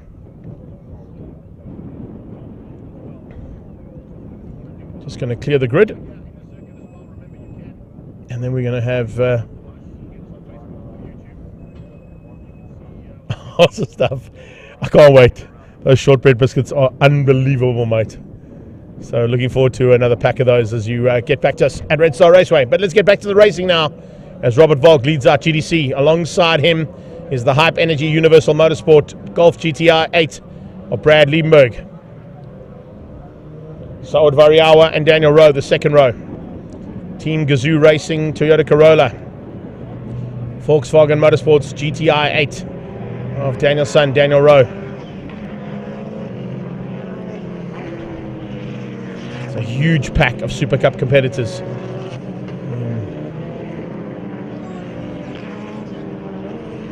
14 of them in total. Starting to get some heat into that Dunlop rubber as they go down the main straightaway. And I believe there's about another 4 or 5 on the cards and waiting to come and join us. They've built 26 of them in total. Some participating here in the Super Cup class. Some of them that have done the conversion and made them into full-on endurance championship contenders. Showing the versatility here on the Volkswagen race day of what Volkswagen Motorsport South Africa can make here in their stables in Gqeberha. Mokgotsi certainly looking to turn his luck around. Watch for him to come through the field. He'll be fighting hard with Michael van Rooyen and with Andrew Rackstraw. There is Rackstraw in the race driver SA Audi A3. He's the man we spoke about earlier on in the Investchem Formula 1600 Championship. He's the current champion in that one, stepping out of a single-seater and now into a full drive courtesy of our DSA and Investchem to help him as part of his prize fund that he won, having taken the title for last year's Investchem Formula 1600s. Global Touring Cars, though, line up. 9 GDCs about to go at it. Look at the intentions already being shown there by Michael van Rooyen to come around the outside. Robert Volk drops the hammer. He's got a hard charge coming out of Brad Liebenberg side by side with him. Saud Variawa already going on the inside of Brad as they head towards turn 1. Late braking coming out of Mando Nakani just keeps his teammate Michael van Rooyen behind him. And it's the race driver SA Audi that keeps the two Toyota Gazoo racing machines behind him as they go into the Schaeffler S's. Volk from Liebenberg. Liebenberg from Variawa. Jeff Kruger drops the hammer now. He's side by side with Campos. Campos looking to try and use an advantage there right from the word go, but it's Kruger who's got the inside line. Campos and Campos squeezing out Leighton Fourie as they go into turn 1. Fourie drops down to 4th. Behind him it's Keegan Masters, first of the Team Perfect Circle cars. Already some pressure in the background there from Andre Besaidenow trying to get through on some of the compatriots he had to go and contend with there. One of them being JP van der Walt, the other one being Nathan Hammond. Start here from Global Touring Cars as they head out of Dunlop for the first time. GDC Super Cup heading up towards the hairpin. Arnie Neveling's made up a couple of positions in his attempt to get to the front. He's on the tailpiece there of JP van der Walt. Donnie van Niekerk has dropped back slightly, and so has Keegan Campos. Keegan Campos definitely not the position he wanted to be in there. You can see just ahead there of Calvin Diaz. Diaz just ahead of the hard charge of the first of the Trinity Protection Services car there, Nathan Hammond. Damien Hammond in the background has joined us for the first time as well. Great to see that. That's the 10 car we're just speaking about. He's right at the back of the pack. First time in a Global Touring Car Super Cup category Polo GTI. And flying the flag high there for Trinity Protection Services. So Mando Nakani has been outgunned by his teammate. And the Rustenburg Rocket has demoted his teammate from Gazoo Racing down 1 position. Van der Walt in the Ford Focus. Trying to close things down now. They're on the first of those Gazoo Racing Corollas. That's Saud Variawa in 3rd. Daniel Rose behind the Ford. Then you got the Audi. The Audi's got Michael van Rooyen looking for a way to pounce now. Trying to find any opportunity he can get through. Down and across the line. Completing another lap in anger here of the 10 odd laps that have still got to go. And no worries at all here for Van der Walt. He's got a bit of breathing room over Daniel Rowe, but Daniel Rowe's pushing hard. Look at the lap times, 103.0, 103.2. So Rose slightly quicker than Van der Walt, and that will allow him to close that gap down on the back of the Ford. The Audi looking to come along for the ride. Race driver SA and Sparco sponsored machine there of Andrew Rackstraw. Rackstraw currently sitting in the 6th spot as they go into the hairpin. He's got both, or the other 2 Gazoo Racing Corollas on his tail. The lead one is that man, Saud Variawa, one of our youngest drivers in this category. Probably sharing the honours there for youngest driver for GDCs, that is between himself and Rackstraw. But I think he wins out by a couple of months. So Variawa into a top 3 overall at the moment. Doesn't seem to have an answer to the pace that Volk and Brad Liebenberg are able to get out of their Investchem Chemical Logistics Toyota Corolla and Hype Energy and Universal Motorsport GTI 8. Kruger from Campos, Campos from Campos. As they come through there, it is a superb effort there from Leighton Free to have closed that gap down as well. Keegan Masters tucked in behind that. Masters for Team Perfect Circle. Peretti and the Playboy Machine doing a super job to close that gap down on the back end of the Campos boys and on Leighton Free. Then you've got a bit of a gap down to Ari. Ari's got JP van der Walt behind him, and then it's Arnie van Niekerk. Roy Campos still leads out in terms of the Masters category. You can see them coming through here. There is Roy Campos. He's got Calvin Diaz and then Hammond. Nick Davidson's got ahead now of Andre Besaidnout. Oh, what a big moment for Diaz. Diaz had a massive moment there. I'm not quite sure what went wrong, but under braking, the Carrera Auto machine went sideways and he ended up almost in the wall. Calvin Diaz very lucky to survive that one as he hit the brakes into turn 1. Jeff getting away now from the Campos boys. Keegan behind Jay.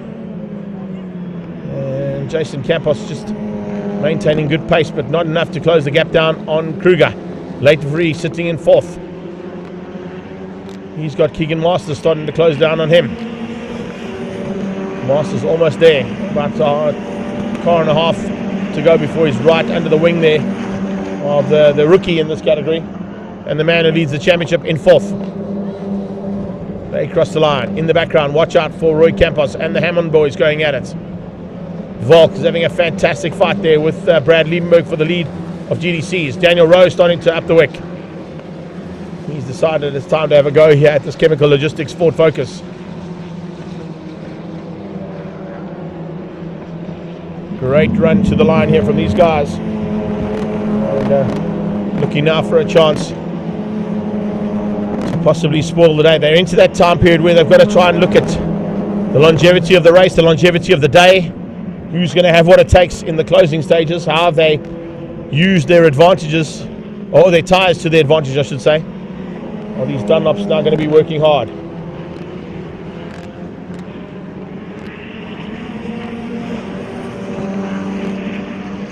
Now they head through the sweep up towards hangar. Variawa still in 3 spot, comfortable in that 3rd spot. Bit of breathing room down to Van der Walt, who's got some more intensive pressure coming from Daniel Rowe. Rackstraw soaking up the pressure being applied by Michael van Rooyen. Machotzi trying to find a way through there on Ndakane. Manda Ndakane now, a bit of pressure now from the second of those Golf GTI 8s from Volkswagen Motorsport. And John Machotzi behind the wheel. Rackstraw been able to bridge that gap down to Daniel Rowe. But he's managed to maintain the second group of cars on track's lead. You've got the top 2. All problems. Oh, Brad Liebenberg's dropped to 3rd. I just saw that. I was just looking at the red cars, and with a similar livery, I thought it was Variawa who was in front, and it is. Variawa's got to 2nd place. Brad Liebenberg's dropped to 3rd. Something has gone wrong there from Brad's point of view. Maybe a mistake up into Beacon, but that's definitely not what he wanted, that is for sure. So Liebenberg down to 3rd place. Variawa up to 2nd. Toyota 1-2.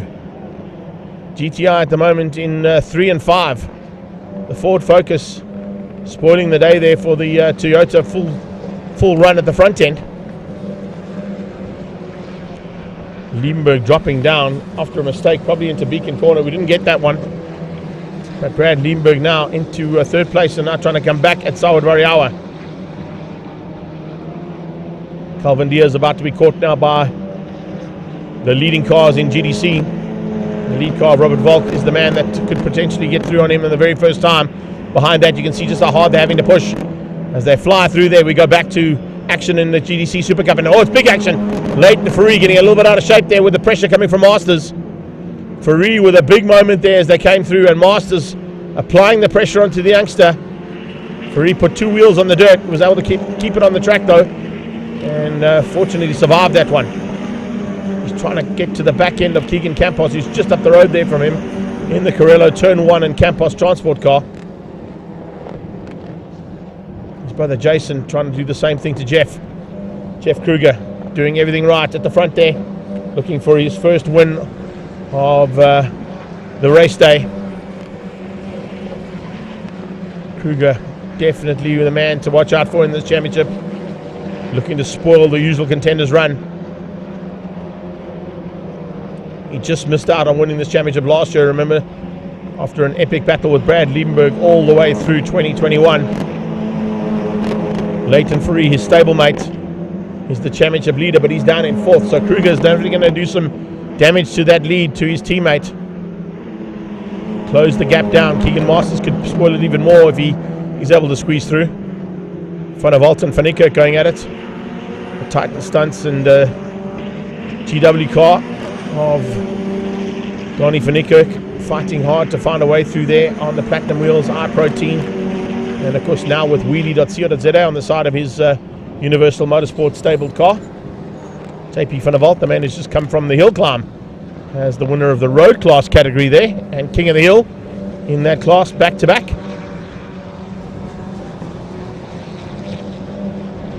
Having to relearn his driving style now in the GDC Super Cup Polo compared to the Porsche 911 Turbo he was involved in at the hill climb. 3 laps to go. Can Brad Liebenberg find a way through there on Saud Variawa?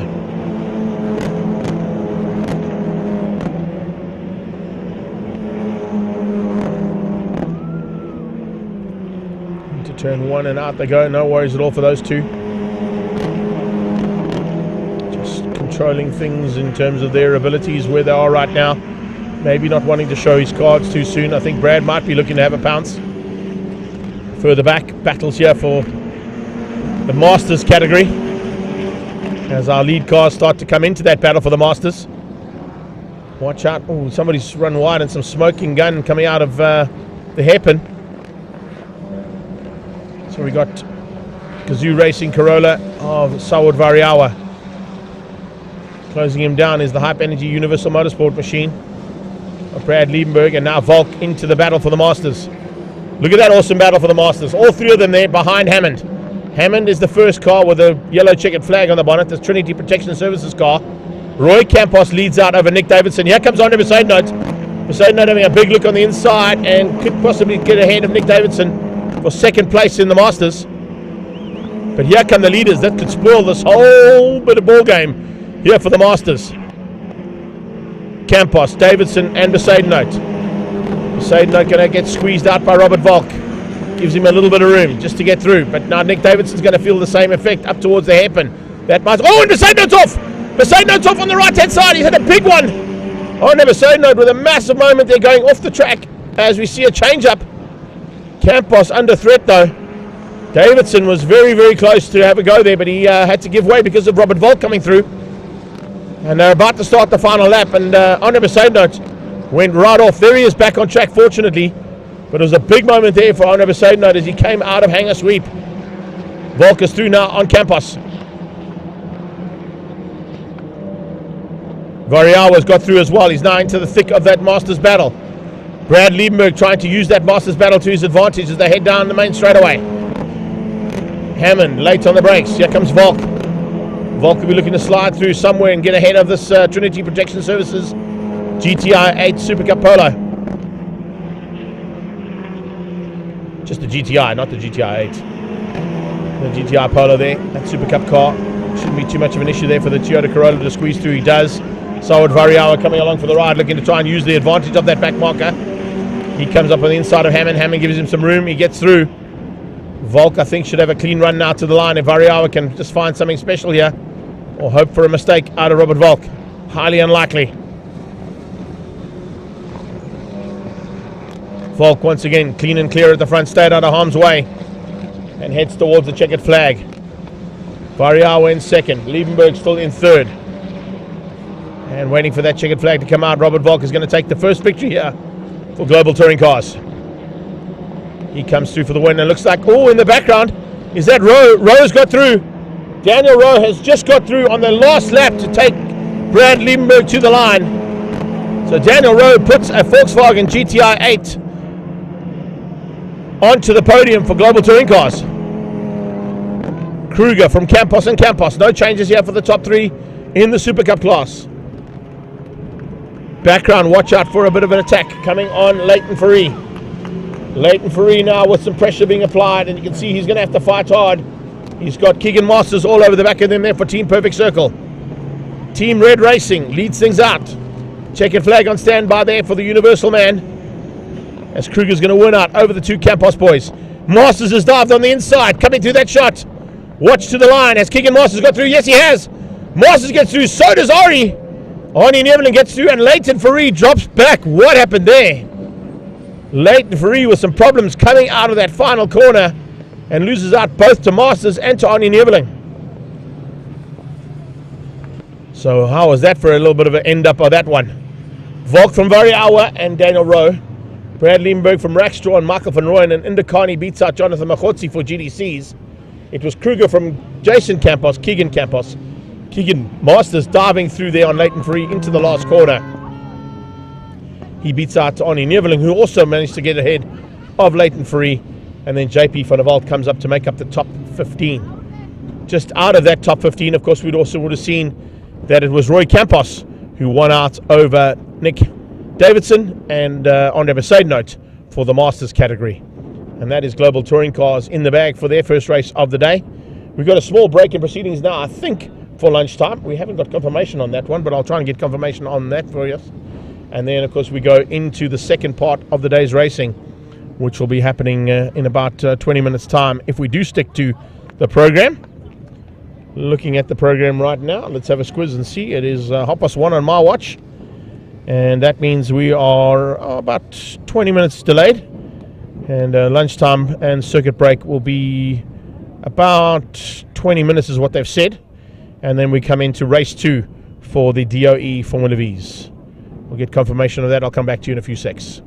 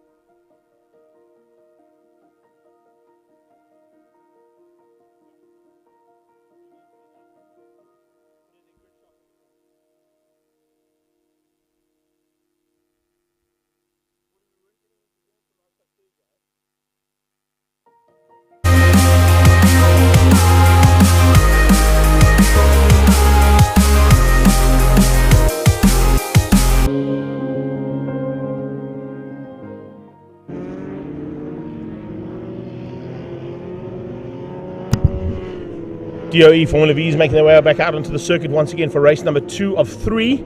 And as we saw after race number 1, an amazing effort being put in by these drivers to put on a show of note. Let's catch up with a couple of them now down in their pre-race press conference. Well, next up on the program, the DOE Formula V's Greg Wilson. You can put your phone away if you like. But let's start off with Greg. Greg, PE, exciting track for you guys, always good racing here. Yeah, for me it's been a long time since I've been at the track. I think last time I was a rookie, probably 10 years ago. So yeah, I've got to learn the track. But we've already done our warm-up, and yeah, it looks super fun. Lucian, moving on to you. Do you like PE? Yeah, seems to like the track. It's quite fast. Seems to suit the characteristics of our car. Yeah, looking forward to a good weekend. Lendl, what's the trick around your race tactics? Because I know it can come down to that last corner, slipstream down the straight, etc., etc. Yeah, look, I think it depends on the wind and stuff like that. But yeah, look, my season hasn't got off to a great start, so I kind of need a good result to get things back on track. So hopefully this will be the weekend. Good luck to you guys. Over to you, Greg. Thanks, Dave. Yeah, making their way around the track now for the second time. We've got 3 heats to do, so another one still to come at the end of the day. But Formula V's are on standby and are ready to go here for their second race. And if it's anything like the first one, we're in for another big one. These guys have held nothing back here the whole day. It's been absolutely brilliant stuff.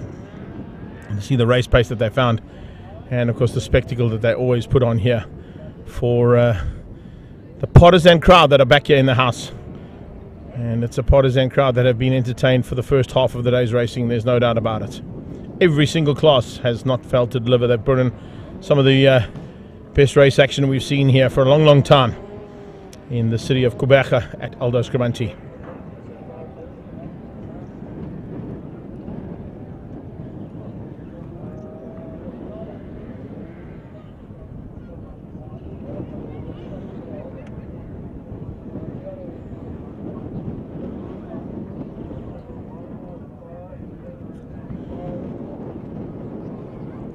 Coming to the line now and going to take the positions.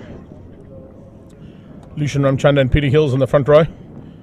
It's Brandon Hills and Gert van der Berg that make up the second row.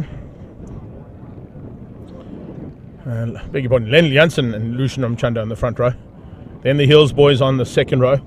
Gert van der Berg and Greg Wilson will be behind them. Sean van der Linde will be looking to try and stay with that first pack of 6. He just missed out on the gap there to allow him to get to the front end at the first time of asking. And that was our first race of the day at about 10:30 this morning.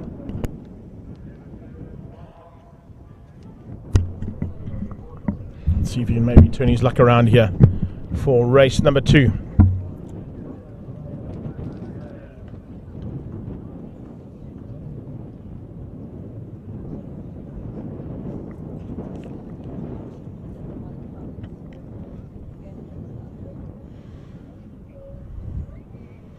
Green flag at the back, which means we're good to go. Waiting for that red flag to just move to the right-hand side. And we can then get racing underway for the second time here. DOE and Start My Car are joined now by a new sponsor, Universal Oil. Fantastic to have them on board. And I'm sure that they're pretty happy with the results so far of joining Formula V, the longest standing single-seater championship here in the Southern Hemisphere. And one of the longest standing in the world as well as we head down towards turn 1. Ramchanda with an amazing start. And problems there for Lendl Janssen. Lendl Janssen, the pole man, has dropped right to the back of the field. Looks like he's got a gearbox full of nothing and can't get drive whatsoever. Brandon Hills goes into second place with Peter tucking in behind him. And then it's Gert van der Berg side by side there by the looks of things as they came out of turn number 1, and he was side by side with the second of those Start My Car machines, Greg Wilson. Greg Wilson just squeezing through there and getting into the mix right from the word go. So the steam train heads up towards turn number 5 for the first time now, and under braking, Ramchanda leads out.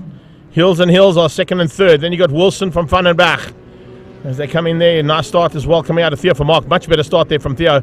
He's made his way up into possibly just inside the top 10. He's got the 911 car there of Josef Kotzer just ahead of him. And he's of course fighting with the back end of Sean van der Linde and Carl Watt in that mix as well. Watt in the all grey car.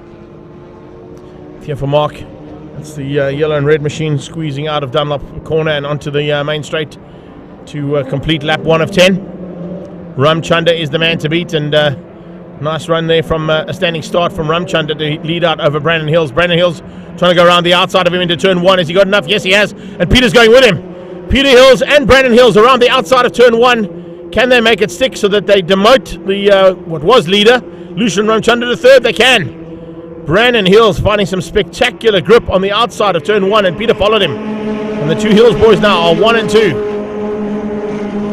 So son and father ahead there of Lucian Ramchundra, ex-champion in this category, of course, and now up into third place after being demoted down dramatically there into turn 1 by both of the Hills boys around the outside. You don't expect to find grip on the outside of turn 1, but both of them did.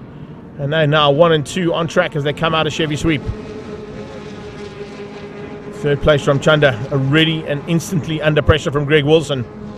Wilson looking to try and pounce and catch the man off guard there, if he can. And Van den Berg leads a little bit of a gap now to Sean van der Linde, who's also got a gap down to the second pack of cars there, led out at this point by Josef Kotzer.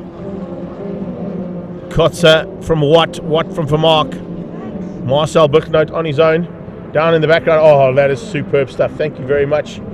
Volkswagen supplying us some lunch as well as the sponsorship of the race day. Thanks, Des. Formula V is on track at this point in time, and look how hard they are pushing to stay ahead of this pack of Formula V's. Is not always an easy thing to do, and Brandon Hills now trying to show us why he was quickest this morning in qualifying and why he had the fastest lap time of the race weekend. Can he go even quicker? His lap in qualifying got him down to a 107.9. He's currently lapping in a 108.5, so he's about 6/10 off there to try and get to what he got in qualifying. And let's see if he can keep it all together now as they come flying through out of the hairpin and down towards Chevy Sweep. Nicely done. Absolutely awesome stuff as they come through there. The two Hills boys now starting to work together to get away. In fact, Peter Hills applying a bit more pressure onto Brandon as they come into Dunlop. These cars, of course, are shod with Bridgestone tyres, and they're going to be starting to feel the grip coming to its own now on lap 3. The tyres are now up to temperature. The grip is up to optimum performance, and there's why we're seeing a move here from Peter Hills. Hills dives on the inside of Brandon and takes the lead. Great drive, a little bit of slipstream down the straight, and a change up there for the lead. Change up for the order of how the Hills run here. Peter over Brandon. Brandon over Ramchundra. Ramchundra at this stage has got Wilson behind him and Gert van der Berg looking to pounce.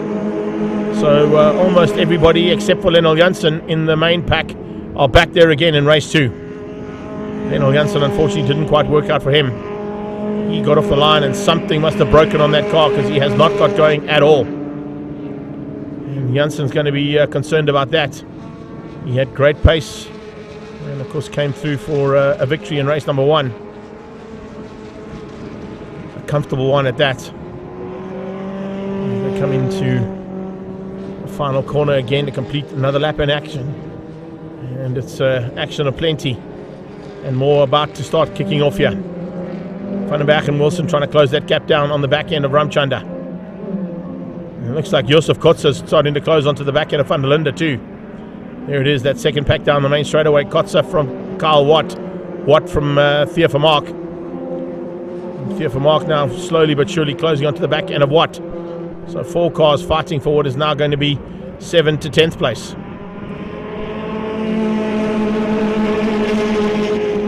Van der Linde is in the 6th spot at the moment, but he's about to be caught by Josef Kotzer. Ramchundra looking to try and bridge that gap again to close down on the back end of Brandon. Wilson is, well, he's chopped up that change between Wilson and Van den Berg. Van den Berg now is the 4 car. Wilson down to 5.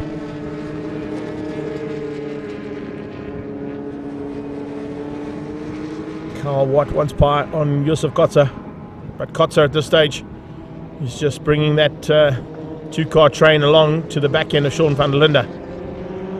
Here for Mark with good lines into the final corner. Here they come across the line. Another lap completed now, halfway stage. 5 done, 5 to go. Brandon Hills now trying to return the favour on Peter. Peter, multiple champion in this category, and of course one of the longest standing members of this Formula V association. Came out of motocross as his original format of motorsport he got involved in, and has now been a a seasoned campaigner and almost a veteran in this category. Ramchundra behind that, a former champion, knows what to do to try and get to the front end of a field. Wilson has won a couple of championships. So has Van der Berg. He's gone back-to-back for the last 2 seasons. So we've got a battle of champions at the front end there. And a battle of future champions as well. If you take into account Brandon Hills. Oh, somebody off in the background. Was that for Mark? Yes, it was. Fear for Mark going off. Pulling a bit of rubble and some dirty bits onto the circuit there. Coming out and looking for a chance now to change things up there. As they come onto the main straightaway is Lucian Ramchundra. Ramchundra seems fired up now. Let's see what his lap time's like. 107.9. Yeah, fastest of the top 3. I thought he was looking a little bit quicker. A little bit more determined, but look at the determination coming out of Van der Berg. Van der Berg got the slipstream, but he just can't get on the inside of the Gqeberha car. So that Gqeberha car of Lucian Ramchundra just hangs on for third. But he was under big threat there going into turn 1 from Gert van der Berg in the Start My Car and DOE car. Flying through hangar. Just chatted to Andre Besaidnote in between on the lunch break, talking about the incident he had in Global Touring Cars where he went off on the exit point of hangar there. It's unbelievable stuff to see how he managed to get back on track, but he just survived that. Greg Wilson's losing touch ever so slightly. There's a bit of debris on the circuit there that was brought on by Theo for Mark when he came back on track, and a couple of guys have hit that. I'm not quite sure what it was. Looks like a bit of bodywork from one of the cars. Hills hanging on now for the start of 3 to go. 3 laps to go now for Peter Hills, Brandon Hills and Ramchundra. Van der Berg right behind him, Greg Wilson. Josef Kotzer has definitely closed on the back end there. You can see just in the background of Sean van der Linde. So 6 places still up for grabs as well. Never mind just for the lead of this race. Coming through the Schaeffler S's, Hills 1 and 2. Peter from Brandon. Brandon at this stage looking to try and bounce back at his dad. As they fly through the right-hander up towards turn 5. Hairpin time, late braking time. No one has a chance to have a go here. Little squeeze to the right there from Ramchundra as they came up under the final part of the braking. Ramchundra definitely trying to show his intentions. Maybe force a mistake out of Brandon.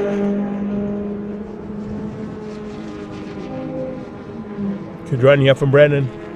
He's looking to try and get onto the straight and get into the slipstream if he can. Here we go. Is he close enough? He's got to be right underneath that gearbox of Peter in front of him. He's in there. He pulls out to try and use that slipstream effect. Can he get past? No, he can't. Peter Hills running along the wall, trying to avoid the wind blowing across these cars. And it's line astern. And resume the positions. No changes there between these 5.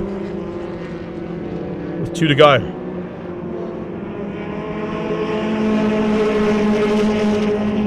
One more to go by the time they get to the top. 1.5, as I said. Possibly still coming up to pass and lap Aldo Gqeberha again. We'll wait and see if that's the case. But with a lap and a half to go, I think Aldo Gqeberha might be caught in pasture yet again in race 2 by the lead pack.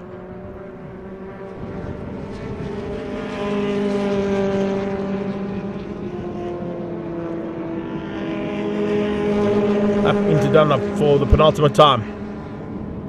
About to start their final lap. Lucian Ramchundra is going to try everything he knows now. He's thinking, come on, can something just not go right for me this time out? Peter under attack from Brandon. Brandon around the outside though. The long way around turn 1. He was able to get past on Ramchundra, but I don't think he's going to be able to do that on Peter.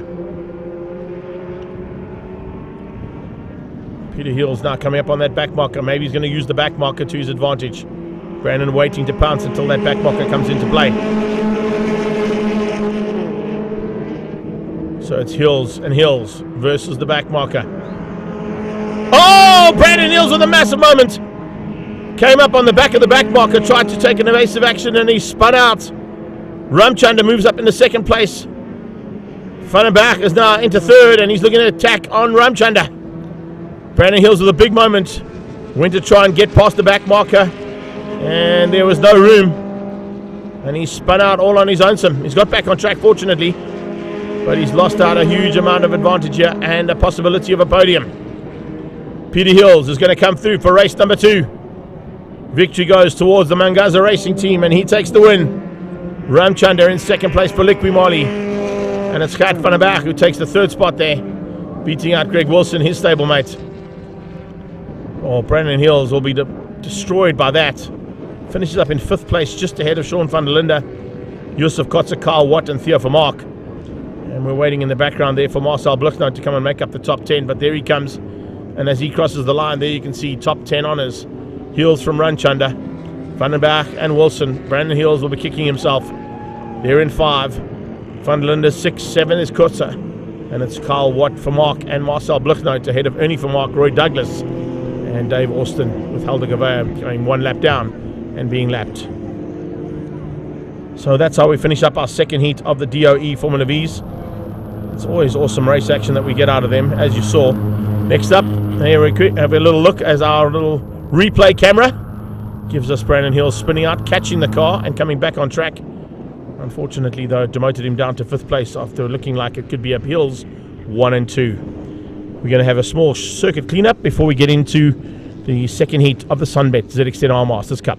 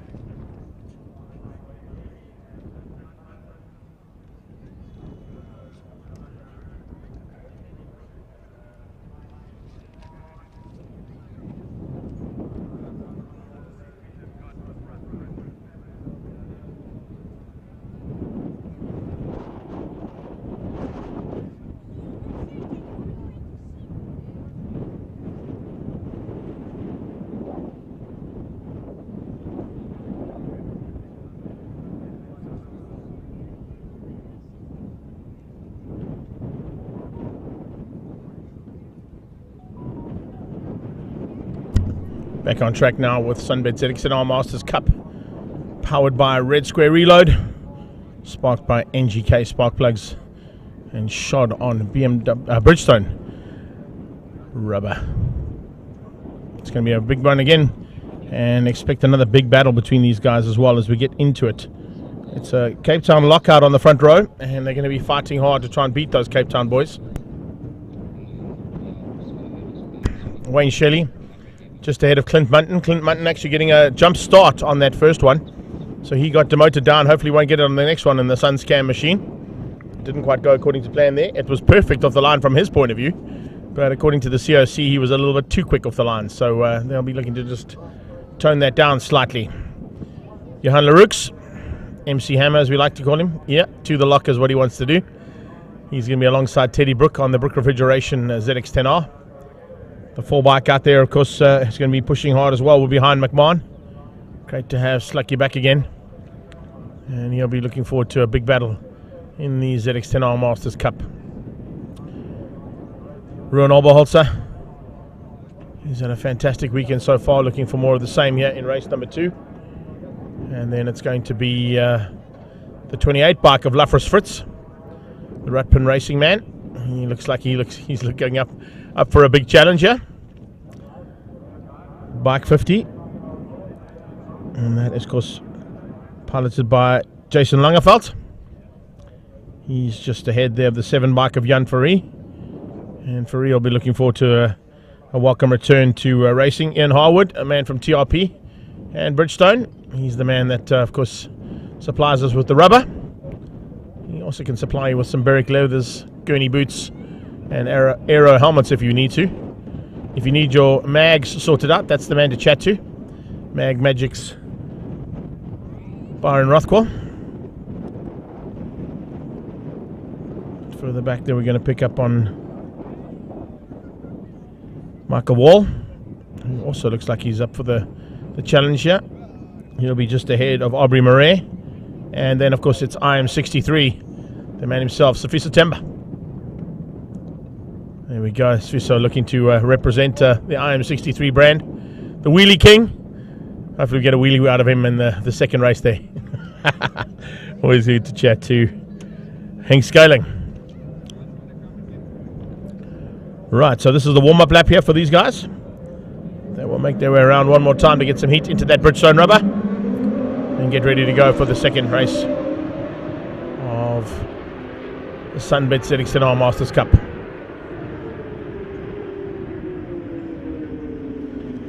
Currently, with the size of the field and with the caliber of racing that's happening in this category, it could arguably be seen as SA's Premier Motorcycle Circuit Racing Championship. It's awesome to see 29 bikes on the grid.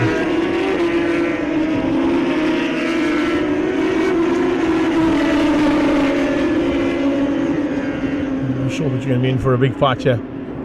Jason Lamb just off the podium there in the closing stages. He was definitely putting pressure onto the leader, Dave Entercott, and Entercott went from flag to flag to take the victory, having been on pole position. And on pole position again here for race number 2. I'm sure he's going to be looking to do some more of the same. Steve Golgocci at the back there as well. Koi man. The Koi Kawasaki.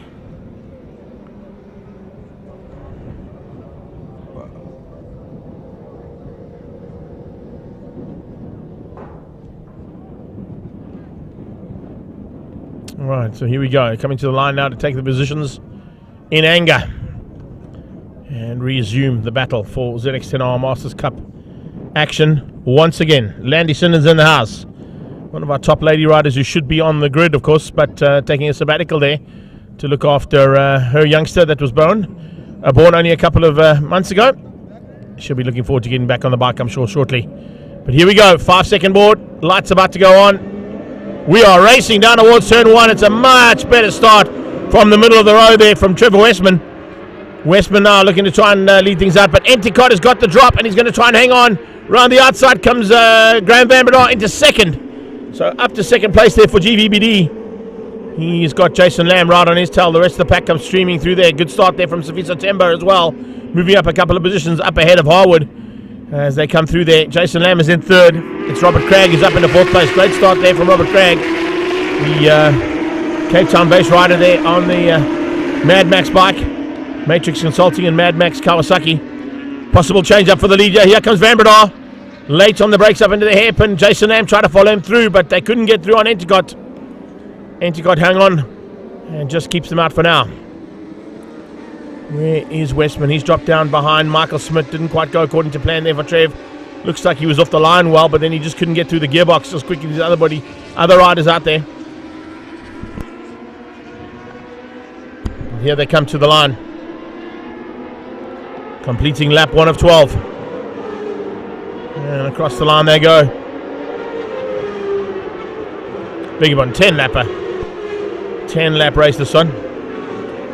As they go down towards turn 1 again. First 3 stayed the same. Second 3 starting to get a little bit more heated. A bit more up close and personal there for that second pack of riders that are out there. Enticott from Van Breda from Lamb. Then you got Craig, Smith, Westman. And I think it's Wayne Shelley. It is.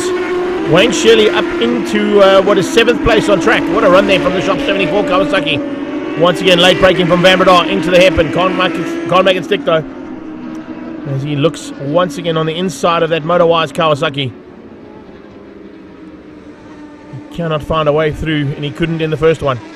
He's a lot closer to Enticott this time though.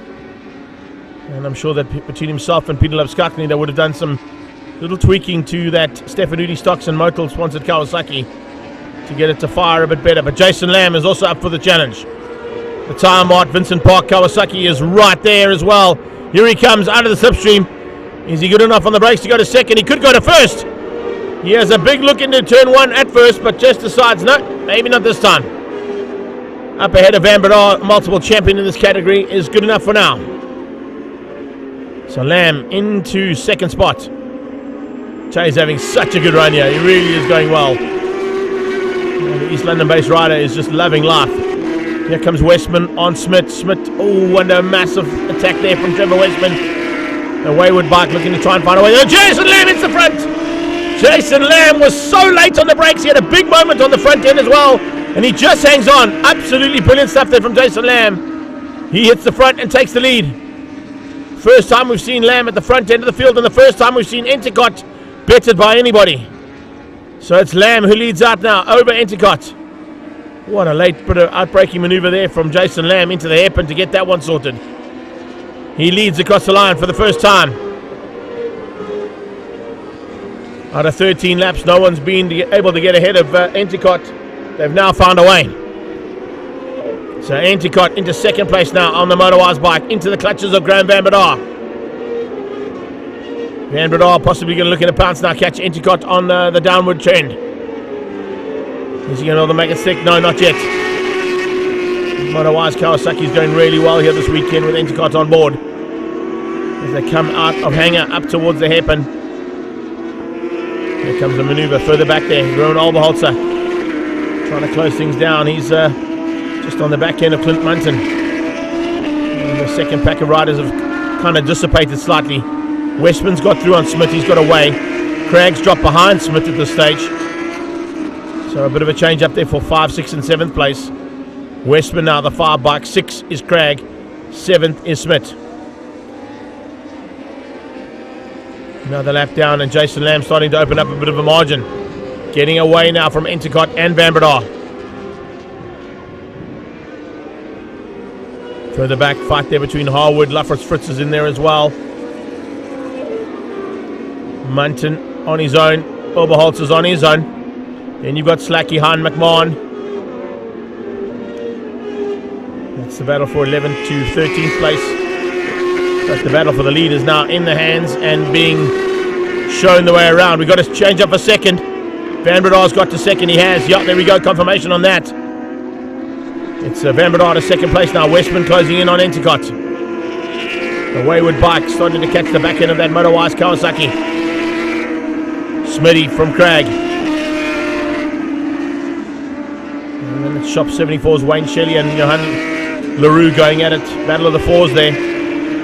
74, 44 and 14 and 34 and 4. So yeah, a serious battle for the 4s for our top 11. It's the 4-2 of Jason Lamb on that time art Vincent Park Kawasaki, getting away now from Graham Bambadar. Motorwise Kawasaki in second place. He's now down to third. Couldn't quite see where that happened up, but I can tell you it was a big move there from Graham Bambadar to get through on Dave Enticott. Enticott now down to third place. That's the worst place he's been in all weekend long. And he's been closed down by his fellow Cape Townian. That wayward Kawasaki is on its way. And Westman looking dangerous. Westman had a big look there. Didn't quite make it stick though, but he's certainly the fastest man on track on that last lap. 1:03.403 from Westman. As he now looks to go around the outside. He's tried that on a few occasions out of Chevy Sweep. There's not a lot of grip out there for a motorcycle tyre, particularly when you've got a couple of inches to play on. It's actually a couple of centimetres that they've got to play on when we talk about that Bridgestone rubber. So we got 4 to go. And possible change up again. Are we going to see Bambadar hit the front? Bambadar was looking dangerous, having a look on the inside of turn 1. Nearly had a go. Here comes the move. Any second now from Graham Bambadar on Jason Lamb.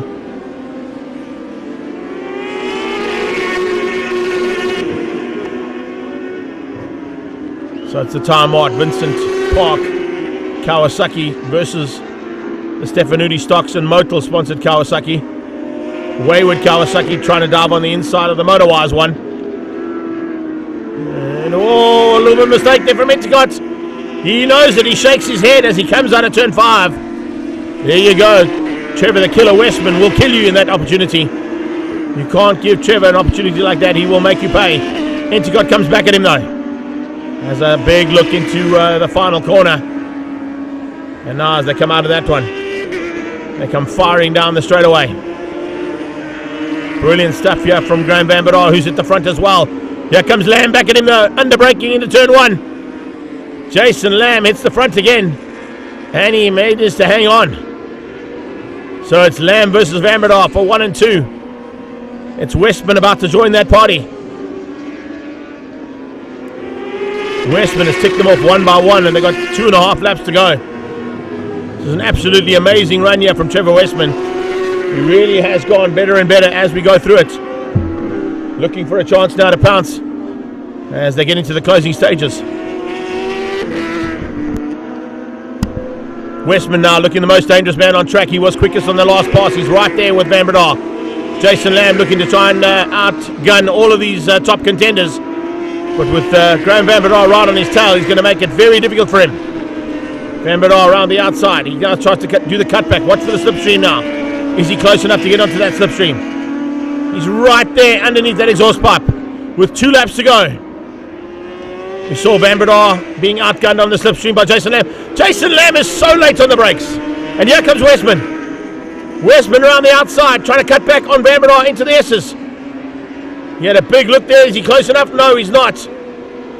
Just missing out on that opportunity to get on the inside of Bambadar. But how much later do you want to be on the brakes than Jason Lamb into turn 1? That's the second time he's outbraked everybody into turn 1. He really is good there. Can he do the same thing now up to the hairpin?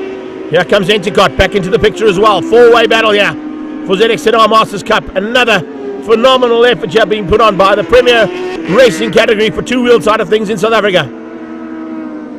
Here they come through Chevy Sweep. Let's see what Bambadar's got in mind. He's got 1 corner and a lap to go. And he's going to have to try something down into turn 1, but we've already seen how strong Jason Lamb is into turn 1. Look how good Enticott was coming into the final corner. Oh, a little moment there for Bambadar. Back end stepped out slightly. Didn't phase him. He just kept on the locker. Everything she's got now down this main straightaway. Here comes Bambadar. Late turn on the brakes. Can he be better? Yes, he can. Bambadar hits the front. This time, for the first time, outbraking Jason Lamb. Lamb sits up, trying to square the bike off. Trying to come straight back at Graham Bambadar if he can. Behind that, Westman and Enticott are waiting to pick up any pieces. Up into the fastest sweep in the country. Hanger sweep, absolutely brilliant stuff. It's a slight off-camber uphill. And now onto the brakes. Here comes Lamb again. Lamb is good on the brakes. He's amazing on the brakes. Up into the hairpin. Jason Lamb outguns Graham Van Bedar, who's exceptionally good on the brakes usually. Westman's in the hunt now as well, looking for second place. The wayward bike onto the back end of that Stefanuti Stocks bike. And here we go to the final corner. Who's going to have what it takes on the brakes? It's Lamb, and here comes Enticott. Enticott diving through into third.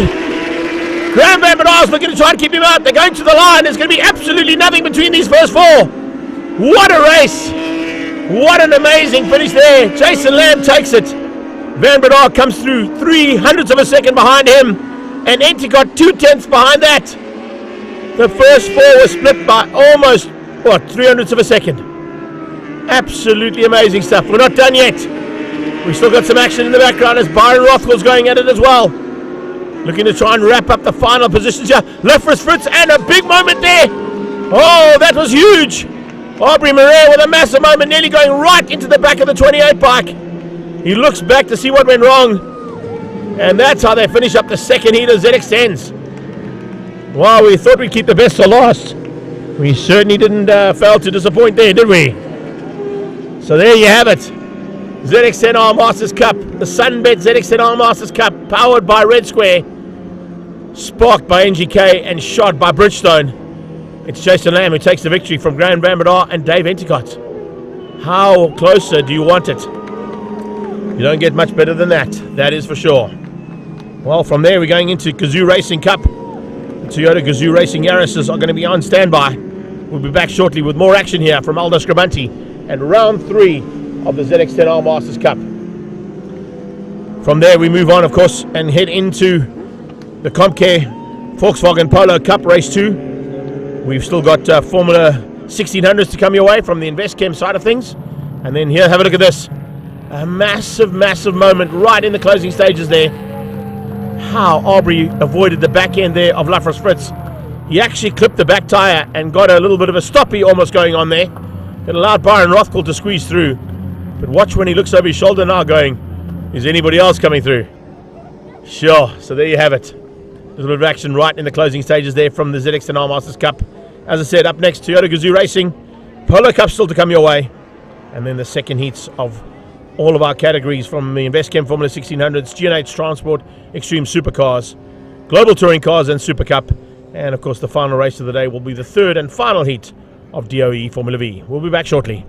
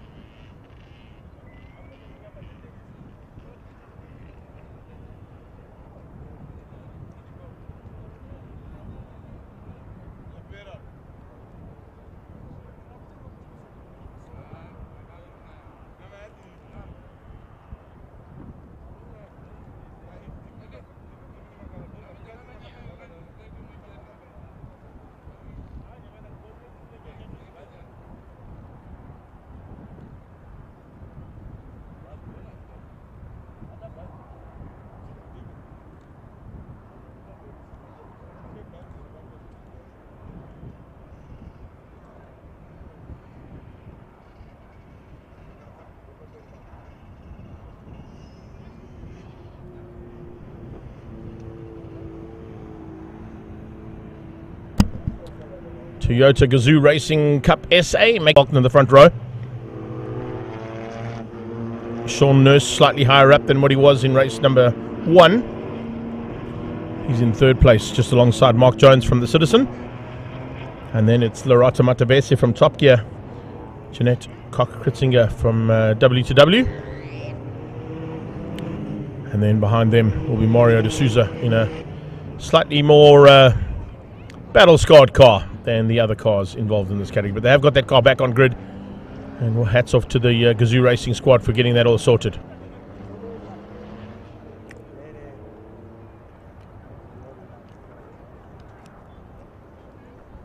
It's a dead end. It's a dead end. Da da da da da.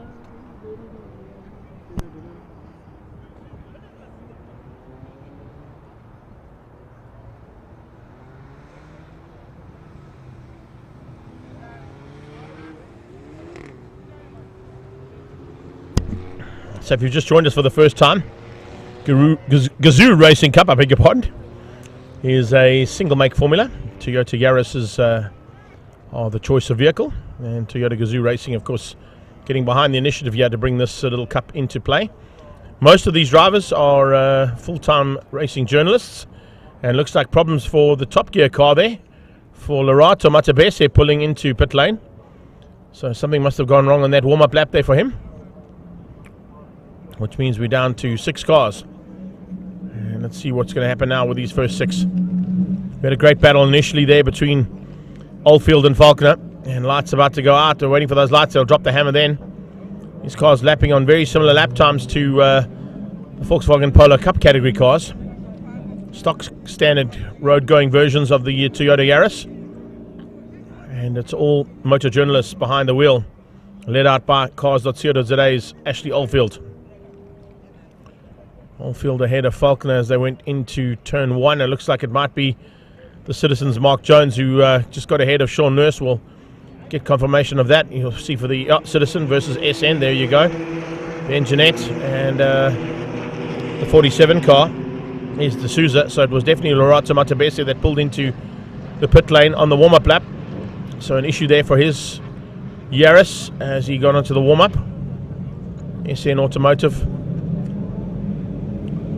with Koch-Kritzinger behind, trying to close that gap down. She managed to keep out Sean the entire race number 1, but he's started slightly higher than her in race 2. So it could be a potential change-up for honours there between the two of them. I don't think we're going to see any changes here for honours at the front end. Maybe Nurse can give Mark Jones a bit of a run for his money. De Souza might battle slightly. He hasn't quite got the pace now that the car's a bit more battle-scarred than everybody else. There is Lerato Matabese's car in pit lane. We just saw it at the end of pit lane there.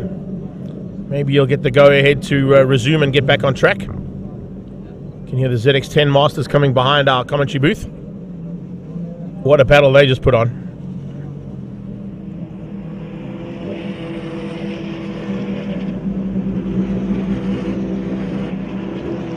Absolutely brilliant stuff here from Toyota and Gazoo Racing to get behind this category. It's the start of things to come in the future, giving all these journalists and influencers an opportunity to see what this brand can do and grow it possibly into either a class alongside Polo Cup as an option, or potentially as a feeder to what is the National Championship. All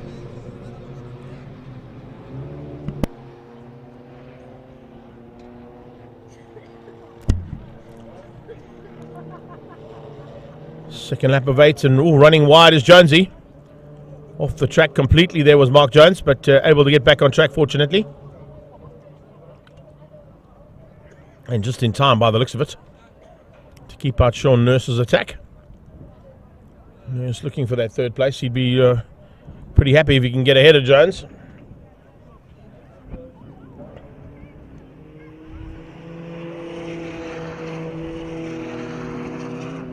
It's a nice little battle now that Jones has gone off. Nurse has got up close and personal and thinks he might be able to give him a run for his money. Oldfield keeping out Thomas Falconer for now.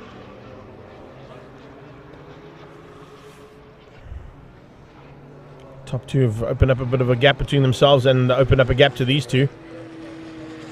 Kritzinger has dropped to the back there, and looks like D'Souza's got through. So Mario D'Souza moves up to 5th place.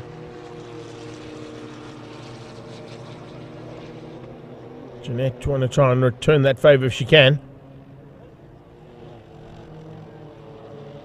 If you are picking us up on the live stream, you can of course rewind to that interview if you want to and have a listen to the chat we had with Jeanette Kritzinger, Thomas Falconer and Lerato Matabese at the start of race number 1 for Gazoo Racing Cup SA, and of course driven by Netstar, their corporate associate sponsor.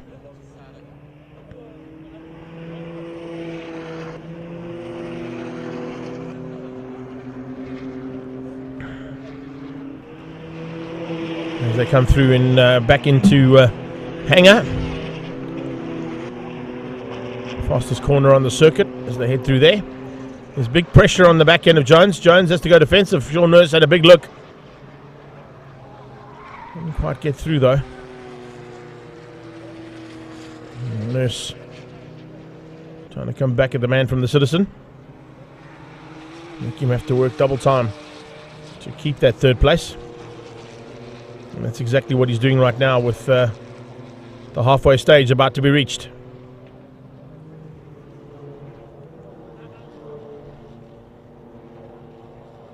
Four down and 4 to go.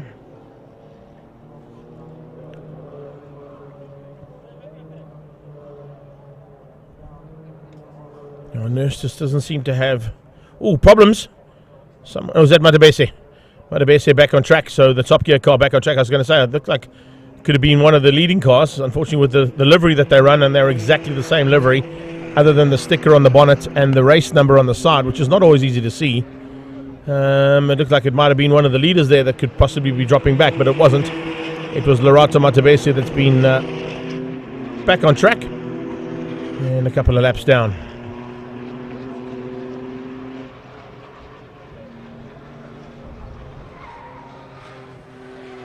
Here's a move from Mario D'Souza on Matabese. Gets through. And now Matabese is going to follow him around for a while.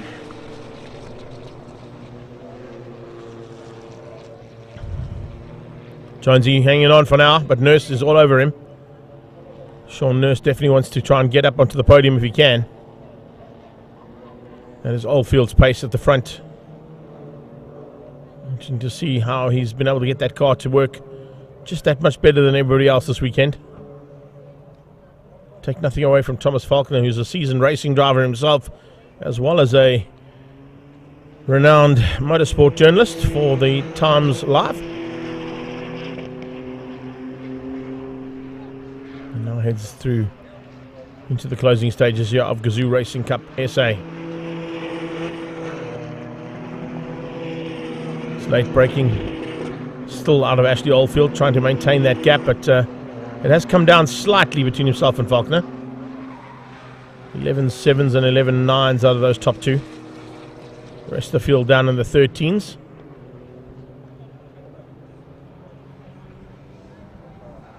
Not really an answer there from anybody else on Oldfield's pace.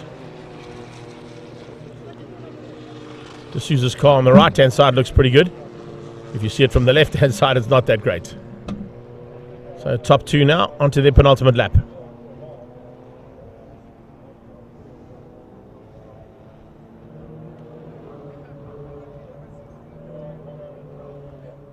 The rest of the pack come through there. 3, 4, 5, and 6.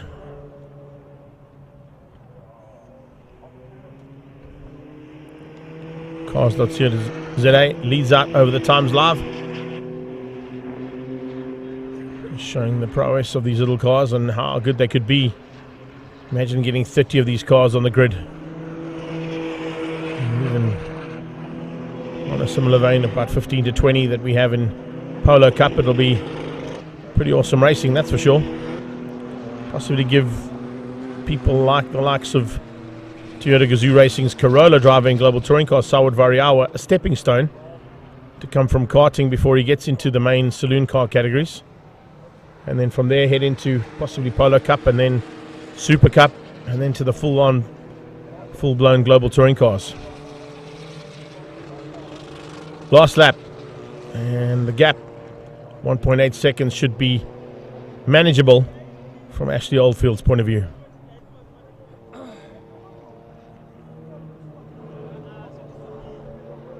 So it's Oldfield who is looking for a possibility of a double victory here in the Friendly City.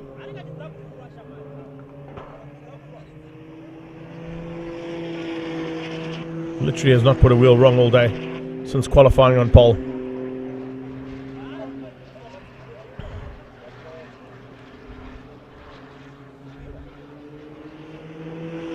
Cars.co.za versus the Times Live. And it's going to be advantage Oldfield and Cars.co.za. Oldfield will probably move into, if there was going to be a full-on championship here, the leader of that championship. Into the flag now for the last time.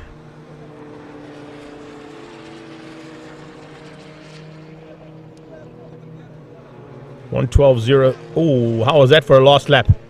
11.534 out of Ashley Oldfield and 11.589 from Thomas Falconer. 12.991 from Mark Jones. And that's how they finish things up for race 2 of the Gazoo Racing Cup, powered by or driven by Netstar. Toyota Gazoo Racing's Ashley Oldfield for Cars.co.za wins out over the Times Live's Thomas Falconer. Mark Jones from the Citizen is in third place. He's ahead of SN Automotive's Sean Nurse. And Mario D'Souza, our Toyota driver this weekend, is in fifth place. W2W is Jeanette Koch-Kritzinger. She finished up in sixth place. And Lorato Matabese from Top Gear did get back on track. And he will finish down in seventh overall for Gazoo Racing Cup SA. Moving into CompCare Polo Cup. They're up next. They'll be out on track shortly. There are your unofficial results. And we'll be back shortly with commentary from the Polo Cup.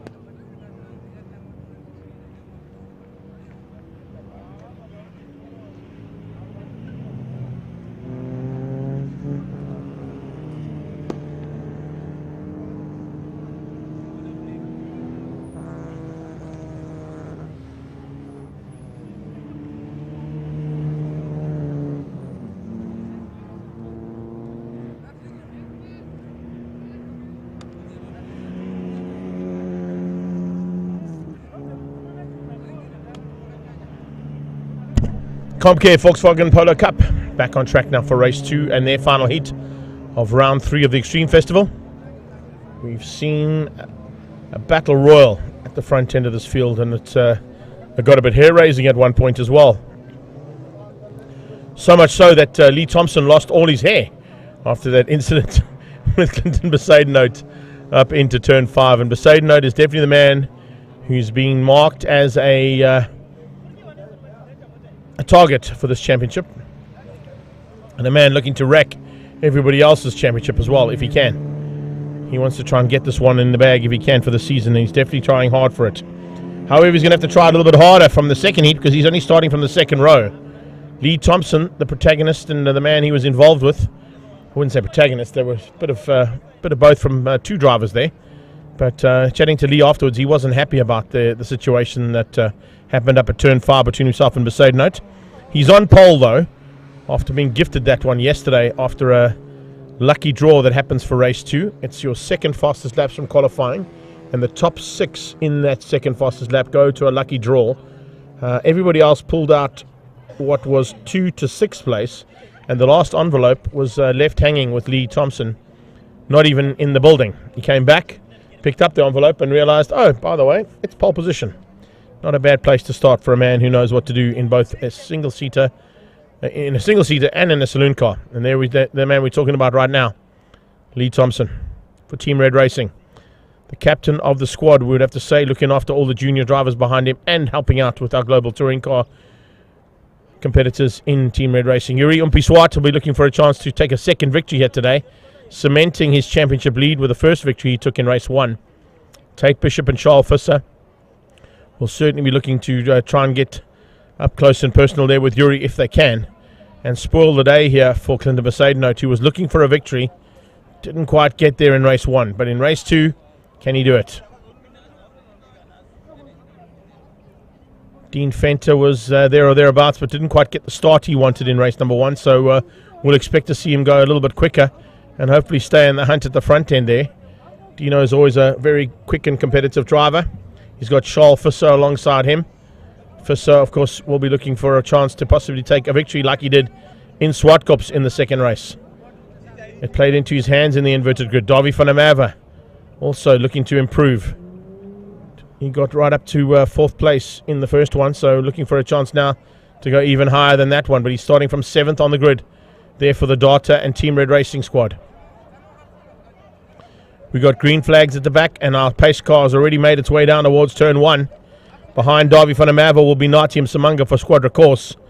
Then it is Giordano Lupini, the second of the Bullion RT cars, the red and yellow version of that car. Alongside Gio, we're going to have Jagger Robertson. That's the third of the Team Red Racing cars. Sorry, that's the 4th one if I take Lee Thompson out of the equation, who wasn't there before. The 4th car there from Team Red Racing, ahead of Bryn High, second of the Stu Davidson Racing cars. McDonald's colours on those cars, yellow with the red bumpers and red roof. And then you've got Jason Loosemore, who will be looking to come through there for Team Red Racing and for Fencing Alarm CC. He's got Ethan Katsia behind him and Lonica Martins starting from the second last row. And then it's Cara Hill and Zolela Nsabuga. We'll be looking for a chance now to possibly get a little bit higher up for the second of the Squadra Course team cars.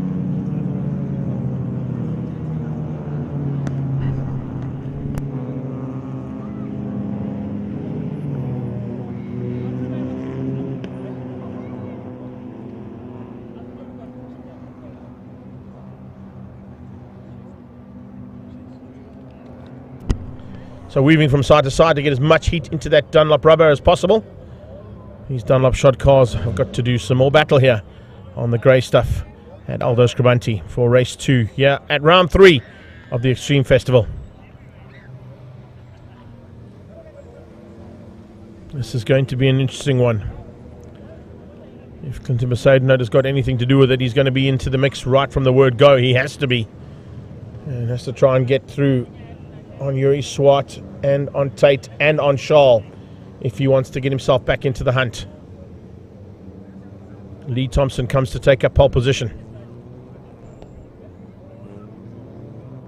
Thompson always a very seasoned campaigner in any form of racing that he gets involved in, And definitely a man that we're going to have to keep an eye on there. I've seen Lee Thompson in front-wheel drive, all-wheel drive, rear-wheel drive. Any kind of car he gets into, he can make it go fast. So just shows that a bit more seat time. He could potentially be a man who could take a championship as well, even though he's come in so late into the proceedings, only at round 3.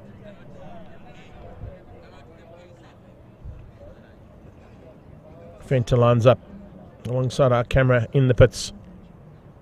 Gio comes up behind Davy van der Merwe. Bryn High comes up alongside Jagger Robertson. Loosemore and Kutsia side by side. Lonica Martins, Cara Hill, and XR at the back there. Zorlila Nsambuka standing by now for race 2 action.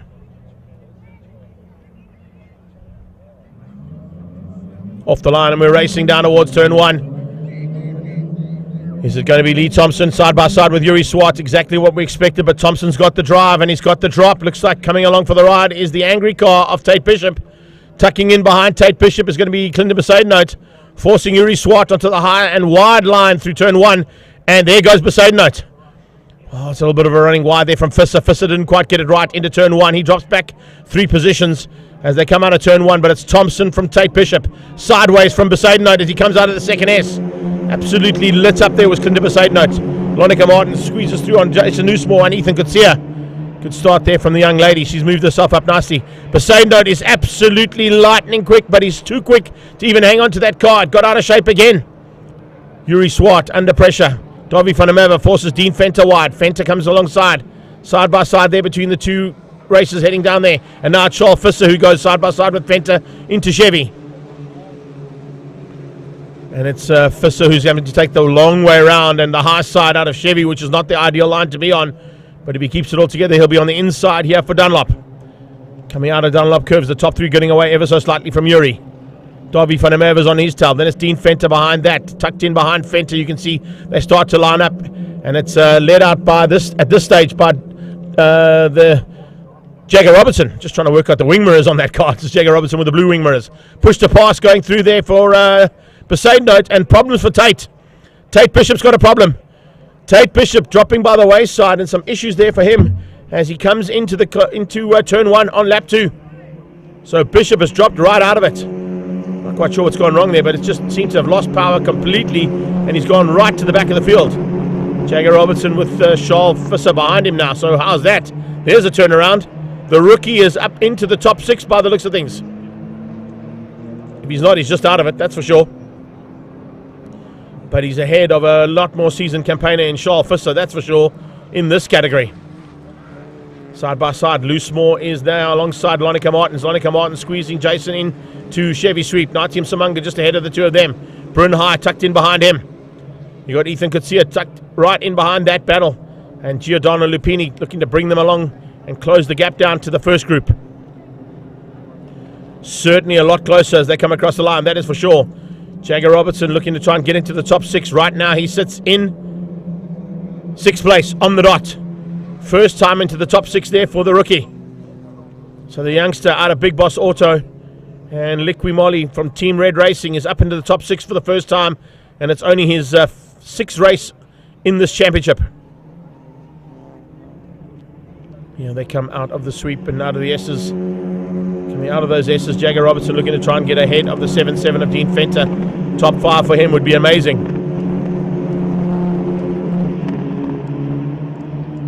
Heading up towards the hairpin. Besaidnote trying to close that gap down now on the leader. But it's Lee Thompson controlling things from the front end. And I'm sure that the boys up in Joburg are loving this action. Watching Lee going at it. I'm quite sure if Leo's understanding what's happening on the action there, but the other two are. That is for sure. And I'm sure that they're enjoying it as they get into the thick of it here, big time with Polo Cup. The Polo boys are going at it, and the girls are starting to get into the mix as well, with Lonica Martins putting pressure. And look at this side by side from Monica as she goes around the outside of Dunlop. That's an amazing run there from her. Trying to find a way through there on Loosemore. Loosemore keeps her honest though, as the rest of the pack complete another lap in anger. So it's Thompson who is dominating, getting away almost to the tune of a second now ahead of Besaidnote. But Besaidnote looking to try and close that gap down. Remember, he's got to try and get wins in the bag if he wants to close the championship gaps down on Yuri Swart, Tate Bishop, and now possibly he has some radio communication saying to him that Tate Bishop is out. Bishop slowing down on that straightaway and off the circuit completely, and now has possibly gone into pit lane. We haven't seen him at the back of the pack, so must be a problem on the angry car. Cheaper Cars and Shu Davidson Racing in second place there with Besaidnout trying to close that gap on Lee Thompson. Not easy to do. Behind that, you can see they're all having a little bit of their own little fun and games in the packs that they're involved in. Interesting to see that Charles Fisser's dropped behind Jagger Robertson. Didn't expect to see that, but of course Jagger Robertson, take nothing away from him, with lots of experience, even though he's so young. I would put money on him being the youngest driver in this category, but he's doing such a good job of it at the moment, you wouldn't even think that he was of that age. He has won championships in NX Legends. He's been in the hunt for the front end of Class B in the BMW M Performance Club Racing Series as well.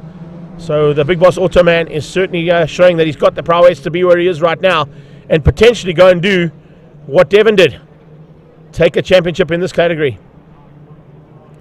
He's going to try and wrap up the rookie one first. That's what his main goal is for this season. Davy van der Merwe, our rookie champion from last year, was looking to try and do what everybody else has done at Team Red Racing and go from rookie champion to overall champion on the next season. He's backed a little bit this weekend with some flu, so not quite on the same kind of pace as what we normally see from him, but he's now closing in on the back end of Yuri Swart in the Bullion IT car.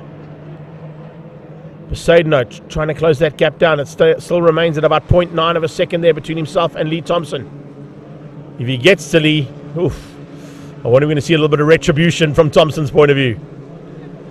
Yeah, they come up towards Dunlop once again. Yuri Swart controlling things, trying to keep out the rest of that pack. Dean Fenter has got a steam train on his tail. Led out by Jagger Robertson. He's got Robertson from Fisser from Giordano Lupini, and then a bit of a gap down to Natiam Samanga. Samanga also this weekend just not finding the right kind of setup and pace that he needed to. Same kind of pace he had at Swartkops. And he's just missed out on that top 6 for the first time in a long time. Fisser dives through. Jagger Robertson makes a small mistake into turn 1, and he slots one position higher up there and demotes his teammate down back into what would be the normal running order from Team Red Racing's point of view. Davy van der Merwe would normally be the lead car, but of course with Lee Thompson joining the squad for this weekend, he's the man behind Universal Motorsport. Of course he's runs that factory and stable at Swartkops Raceway, and he leads this race comfortably. Ethan Kutsia now looking in his rearview mirrors, watching the action between the two ladies. Cara Hill trying to get back at Lonica Martins and keep out Brunei. Zolila and Jabuka behind that in the second of the Squadra course cars, as Bryn tries to find a way through here on Cara using the curbs. The Calyx car there of Cara Hill just shutting the door on Bryn High. Late braking from Ethan Kutsia as he goes into Dunlop as well, trying to make up a little bit of ground there and possibly get himself back up into contention for a top 10. He's just out of it. His teammate Jason Loosemore up the road is the car he has to catch and pass if he wants to get a top 10. Gio now on the attack, dives on the inside and finds a way through there to get ahead of Jagger Robertson. So Robertson demoted down 1.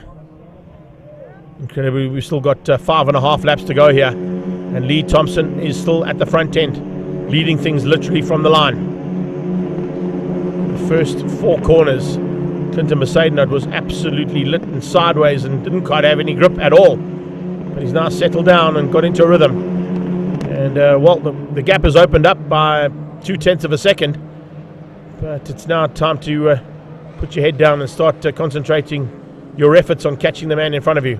That's what Besaidnout's trying to do. Loosemore would love to try and bridge the gap to this man here, Natiam Samanga, for Squadra course, if he can. Not going to be an easy thing to do, that is for sure, but Dean Fenter, he's battling at the moment to stay within that top 5. He's got 3 cars on his tail: Fisser, Robertson, Lupini.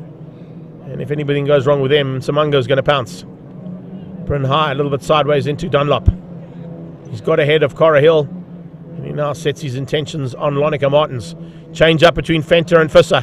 Here comes Gio for a ride as well, looking to use the push to pass, and maybe a late outbreaking maneuver to get through on Dean Fenter. Dean Fenter on the curbs, gets a little bit out of shape there and tries to squeeze Gio out. Giordano comes onto the Schaeffler S's on the wrong side, but he hangs onto that wrong side. Can you believe that? As he comes out, has he got through? Yes, he has. Just gets through there and squeezes Venter out. So Giordano Lupini putting in a big maneuver through the S's to make that one stick. Jagger Robertson is waiting to pounce there. He's going to try and catch them both out. Venter tries to come back. Giordano shuts the door. Lupini will know exactly where to place that car, having spent a couple of seasons in the GTI Challenge down in Cape Town, where you've got about 50 of these cars all going at it. Volkswagen brands of some nature and some eras, all fighting for honours in GTI Challenge. Now as they come under braking for Dunlop, we're going to see a change up again there between these three. No, we're not. They go through screen. Watching in the background there as Ethan Kutsia comes along for the ride. Lonica Martins and Bryn High. Bryn High, second of the Stu Davidson cars here from PE. Getting an opportunity to join this category and be part and parcel of it. As another lap is down, we got 4 to go. Gio now, outgunned by Dean Venter, who went to a push to pass. Only way that Venter would have got through there on Gio was to use a push to pass, but has he been able to use it to his advantage? Because Gio's now on the inside of the entrance to the S's. The roles are reversed this time, and yeah, Gio has to back out of that one. He hangs on as Venter takes that position back again. Jagger Robertson looking to pounce as soon as he can. Look how tight it is there between these three. Robertson looking ever so dangerous, and puts a wheel on the dirt as they come out of hanger sweep. Late outbraking there from Jagger Robertson, but the outbraking didn't allow him to go through. Just allowed him to close that gap down to be even closer. You can probably put about a 200 Rand note between these cars right now. That's how tight they are. Brilliant race action here. And remember, this is for honours for top 6 here. Gio currently in the 6th spot, but it could go either way there between Giordano and Dean Venter or Jagger Robertson. Another lap completed there from Lee Thompson, and he's getting away nicely. Now it's almost 1.5 seconds ahead of Besaidenote. Besaidenote in second, Yuri Swart in third. Swart has done everything right here. He knows he hasn't got the pace that Clinton Besaidenote's got, and he's probably not going to look to fight with Lee Thompson, not knowing whether Lee Thompson's going to do a full season in that car or not. One thing we can say is if Lee Thompson is going to be doing a full season, the front end of this pack and the dynamics of this championship could change dramatically heading to Red Star Raceway on the first weekend of July. Coming out of hanger sweep now, once again back to Charles Visser, Venter and Giordano. Giordano with Jagger Robertson right on him. Venter runs wide. Gio's going to make him pay. Giordano comes alongside. Oh, is there a little touch between them? No, not. And there was nothing there between it. We said we could put a 200 Rand note between the two of them. We could probably put a 10 Rand between them right there. It was so close. Jagger looking to try and pounce and catch them both off guard. Giordano late on the brakes into Dunlop. Can he get it all sorted out? No, he can't. They go through line of stern. Jason Loosemore just behind that. He's also not too far off that backpack, I can tell you. It's up to 1.7 seconds now. Lee Thompson just controlling things from the front, showing the talent that Lee Thompson has behind any race car. If you followed Lee Thompson racing, you would have seen he's also a very seasoned campaigner when it comes to off-road motorcycle racing. He's been involved in the Legends of the 9 Hour, having driven the big Ford Galaxy up at the Passion for Speed Festival. He's had a run as a BMW factory pilot in touring cars.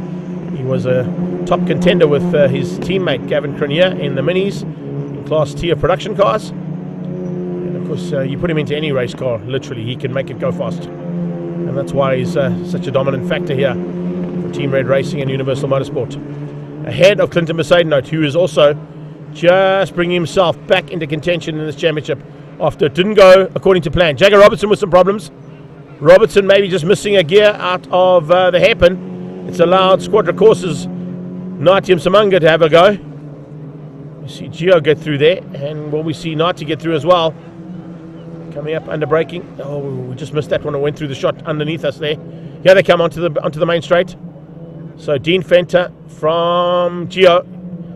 Giordano now going side by side with Venter. Has he got a push to pass? Yes, he has. He goes past Dean Venter. Will Jagger Robertson have one? Natium Samanga's got one. Jagger's got one. He uses it and gets past on Dean Venter. But Nati caught him napping. He went the other way around. And I think when Jagger realized that, he's gone in a little bit too hot. Runs wide out of turn 1 and has to do it all again. Could be a rookie mistake there, and we will blame it on the rookie mistake there, because that's the kind of mistake you can make when you've got that amount of pressure on you here. Lee Thompson on his final lap, and he's now heading into Chevy Sweep for the last time. 2.5 second lead over Clint Besaidnout. Thompson is going to take the final victory here for CompCare Volkswagen Polo Cup at the Volkswagen Race Day. The Team Red Universal Motorsport man is going to be the top of the podium. Alongside him will be Clint Besaidnout, and Yuri Swart will maintain his lead in this championship, and he will take third place and possibly look at it might be in contention there between himself and Clint Besaidnout for the overall win of the day. It's Davy van der Merwe once again in 4th place. He'll be happy with that, considering he's been a little out of sorts this weekend in terms of the health. Charles Visser behind him. He is followed by Giordano Lupini, Natium Samanga and Jagger Robertson for the top 8. It's Jason Loosemore who finished up in 9th place ahead of Dean Fenter. Ethan Kutsia comes through for a 10th place finish, and behind him it's Bryn High, Lonica Martins, Cara Hill and Zolele Nzambuka. There is confirmation unofficially of our results. Thompson, Besaidnout, Swart, Van der Merwe, Visser and Giordano Lupino, your top 6. Those are the ones that count, and they will be getting trophies later on for that effort that they put in there. Bryn High on his last lap though, great effort, his fastest lap of the day too. Moving on, we're going into the second heats of the rest of our categories out on track, and of course coming into the next heat out of Polo Cup, we head now into Formula 1600s from Investchem, and we'll be looking forward to some single-seater action yet again. It was a big one in race number 1. Let's see what's going to happen and transpire here for race 2.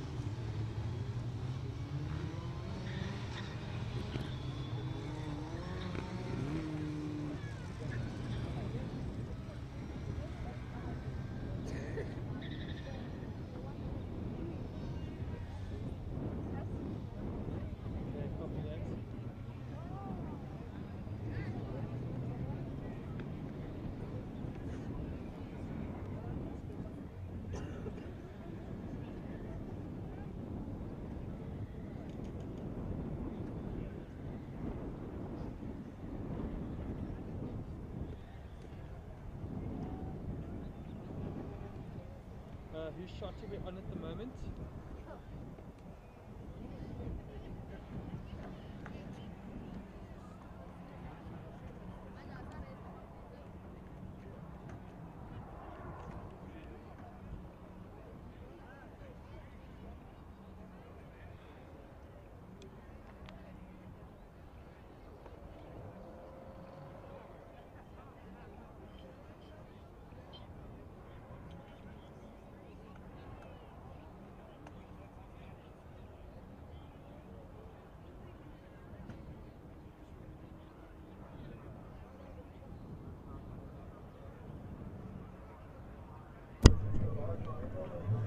Race 2 now from Investcam Formula 1600s, and it's Josh Leroux and Gerard Caldenes who are on the front row. Race 1 winner Alex Voss is in third with Antoine Caldenes alongside him. Troy Dolanchek and Siabonga Monkonkwana ahead of Nicholas Van Wheelie and Evan Holtzhausen. Teo van der Laan and Jason Kutsia with Andrew Schofield at the back of the pack. We got a green flag at the back, we're just waiting for the red flag. And we are almost good to go now for race 2 of Investcam Formula 1600s. The highest prize fund in South African motorsport. 250,000 Rand up for grabs. And here we go. For the third time this season and the second race in the third round of the Extreme Festival. It looks like it might be Josh Leroux. Antoine Caldenes trying to go around the outside of his brother Gerard as they go into turn number 1. Oh, a little tag. Little touch of wheels going into turn 1 there between Antoine and Josh Leroux.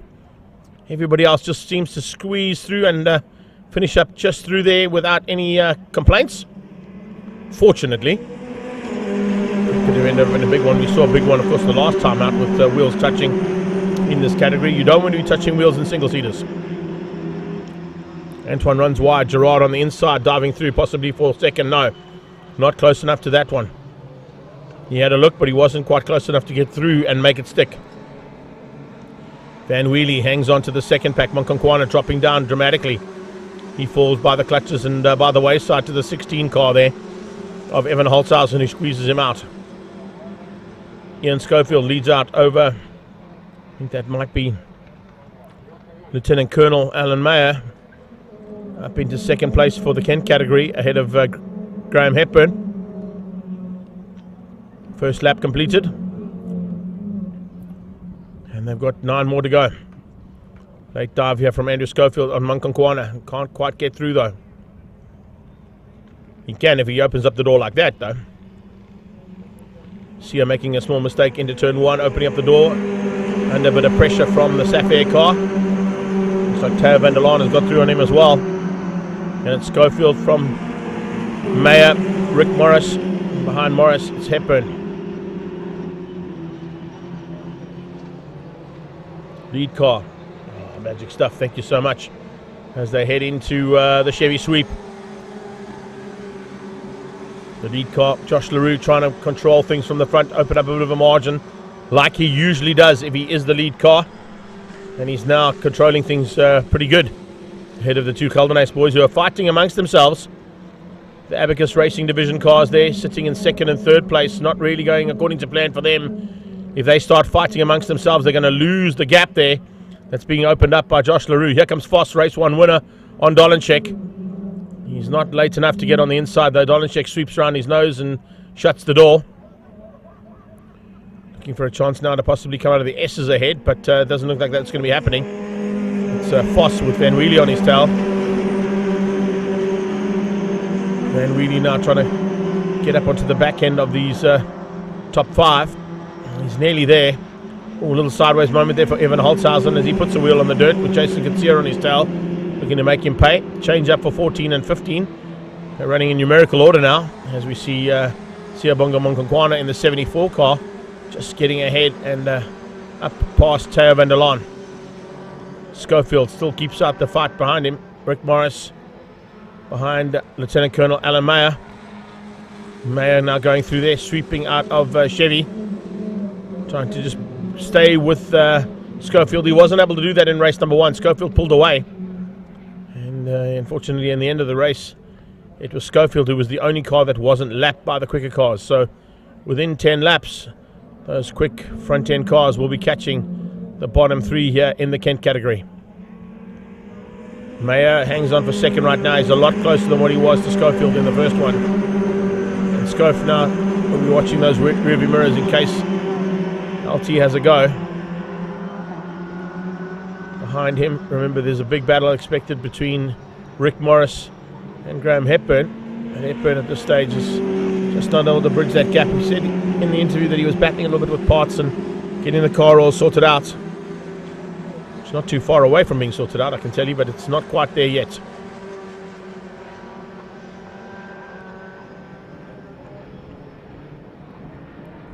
Quick pack Joburg car.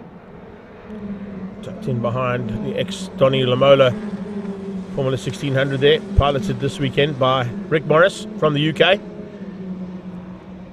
Across the line come the rest of that pack, and they start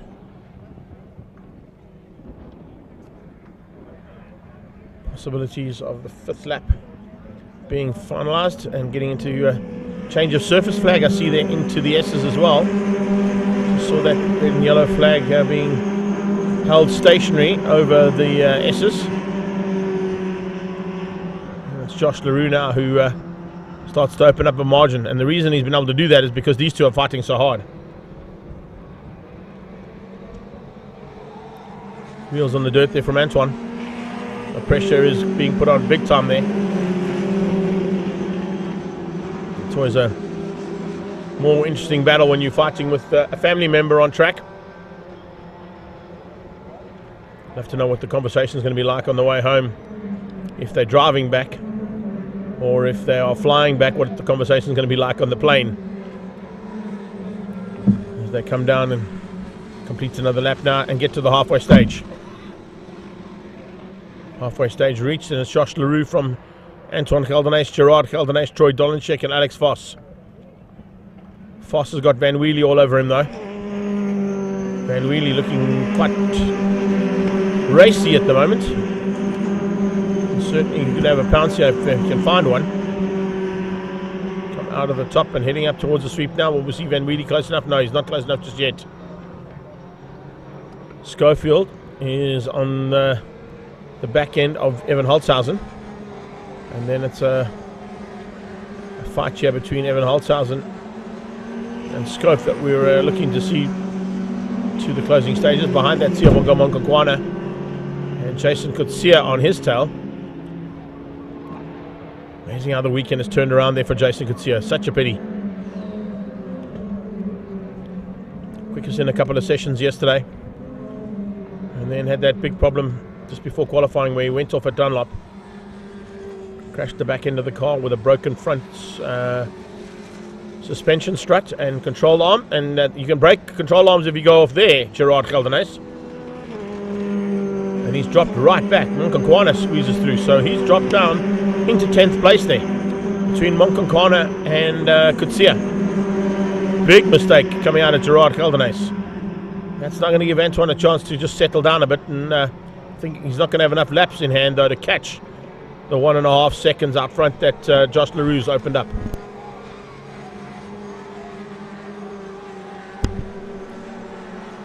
Somebody running wide just ahead of Monkankwana.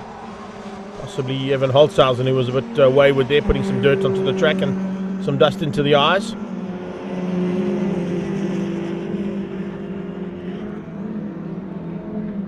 LaRue with another fine lap.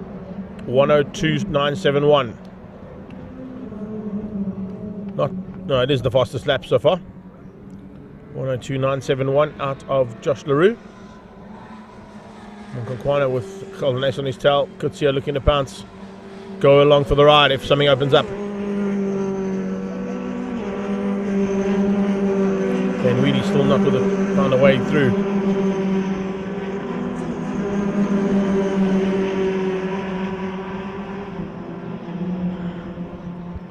Said Van Wheelie was looking dangerous, but unfortunately he's not able to find a way past. Monkankwana sees the move there from Geldenhuys, shuts the door.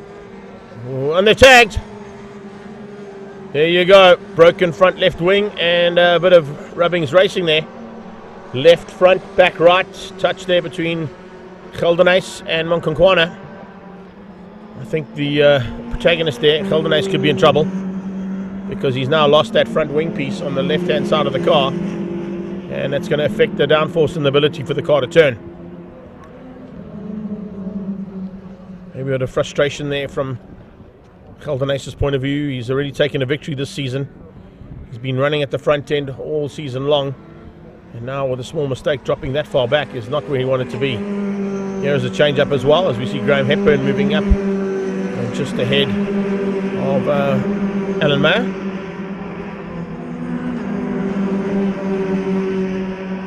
Dolanchek was looking for a podium.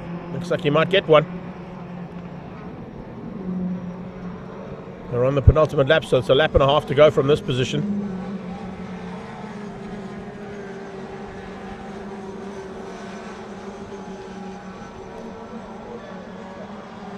There we go. Possible change up. No. I thought he was going to have a look there, but Van Wheelie wasn't quite close enough there to Foss to make a change.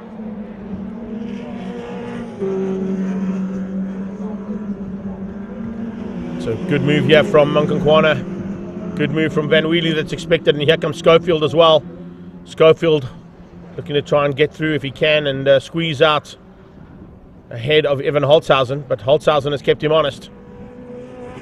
Dolanchek probably going to be the happiest man at the moment, having touted in his interview that he wanted a podium. He's in the podium position right now, if he can just keep it all together for the next half a lap. Josh LaRue's done it all right. Brilliant run here from LaRue to stay out front and dominate in the second heat. We thought we might see Foss come through, but he might have just done some tweaks and changes to that car that didn't quite fire up like it did in the first one. Take nothing away, he's still going to finish up in fourth place ahead of Van Wheelie by the looks of it. The flag is waiting, and it's LaRue who's going to take it. So Josh LaRue comes through there for the InvestChem team to win out over Abacus Divisions Racing. Antoine Geldenace. It's the Sugen Property Investments car of Troy Dolanchek that will finish up in third place with DVBS and InvestChem's Alex Foss in fourth. The magnificent paint and hardware car of Nicholas Van Wheelie will be fifth. This is the man they've all got to try and beat in the Kent category, and no one's been able to do it this weekend. Schofield has one little look in the rearview mirrors for a final check up there to see if he's still up ahead of Graham Van Breda, and on Van Breda's tail, Graham Hepburn, I beg your pardon. Too many Grahams to remember on the day. Graham Hepburn in second. And here he comes to the line for the Kent category win. It is Hepburn who's going to come through for second, and Mayo will finish up in third place, dropping Rick Morris from the UK down to fourth. And he won't be worried about that. He's come out to have some fun here with his friends and InvestChem Formula 1600s. There are your unofficial results. LaRue, Geldenace, Dolanchek and Foss ahead of Van Wheelie for the top five. It's Holtzhausen from Schofield, Munkankwana and Gerard Geldenace, with Kitsia and Taya Van Belaan bringing up the tail end of InvestChem Formula 1600s. Up next, we're heading into G&H Transport Extreme Supercars and some big action with the big bangers. We'll be back shortly.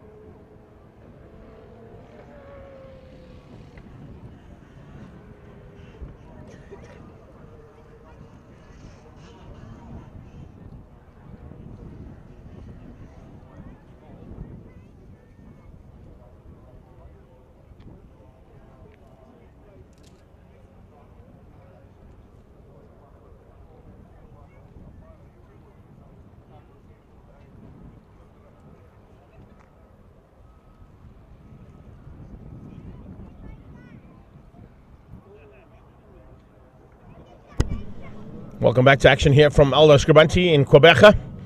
We're on the east coast of South Africa, and it is time for Heat 2 of the G&H Transport Extreme Supercars.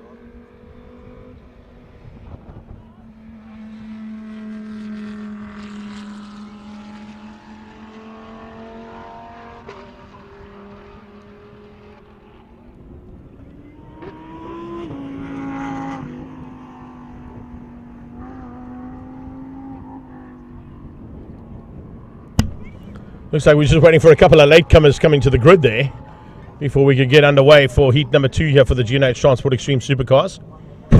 Marius Jackson is the car that we were waiting for in the background. Maybe just battle to get that car out of pit lane.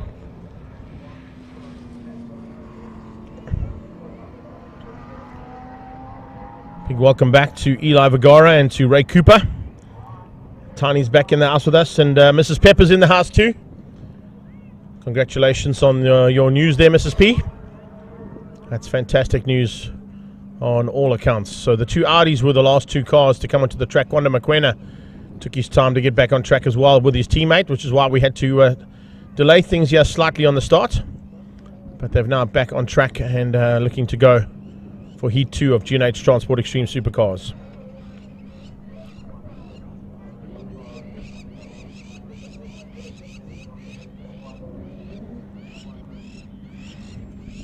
Crowds have stuck around here for the big gunners. We've still got global touring cars to come and the final heat of DOE Formula V. So 3 more races to go. This one a 15-lapper. And green flag is waved for cars to roll around behind the Polo GTI safety car here at Volkswagen's race day at their home circuit here in Aldo Scribante Racetrack in the friendly city of Gqeberha.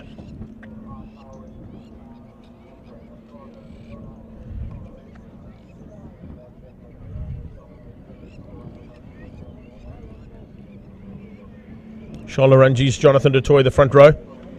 Audi R8 GT3 and the Lamborghini Huracan GT3. Marius Jackson in a similar spec GT3 Audi R8 alongside Paulo Loureiro.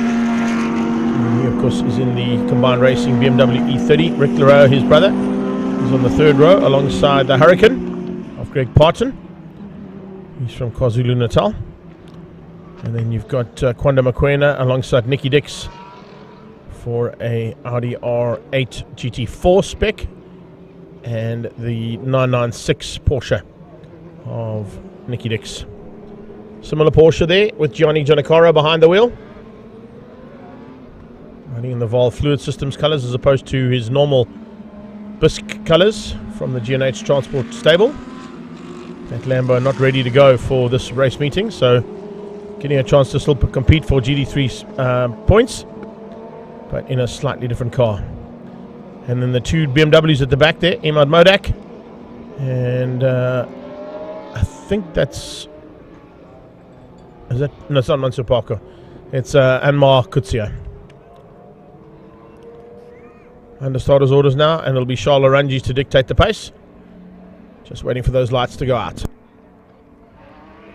And drop the hammer on, the lights going out. And it's Rangi's and Dutoy going to go side by side towards turn 1.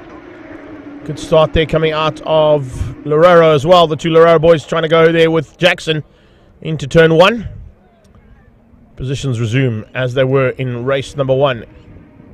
Rangi's from Dutoy. Dutoy with Jackson behind him, but Jackson only lasted 1 lap and then looped out. We had to do a restart. We're looking to remedy that one. Jive BMW there in the back end of the field there. That is Anmar Coetzee. And he, of course, running some special BMW zip ties on that front bonnet and on the grille particularly, because that's a BMW CI bonnet, but it's M3 grills that he's running, so they had to do some special modifications with some zip ties like we've had to do here in our commentary studio to zip tie the screen in place.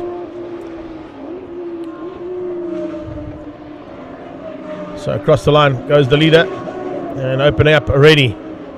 1.9 seconds between Naranjis and Dutoy. Stradale Motorsport versus Trans-Africa Racing. They are going at it against MJR Motorsport with Marius Jackson behind the wheel of his Audi R8. And then it's the two combined racing BMWs of Paolo and Rick.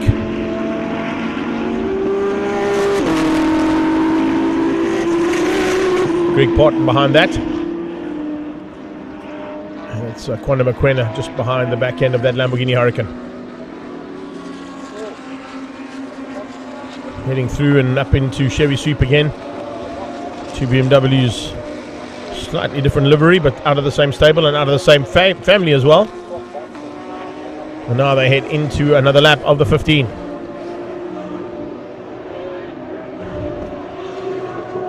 Audi R8 GT3 and Lamborghini Huracan GT3 in full flight down that front straight.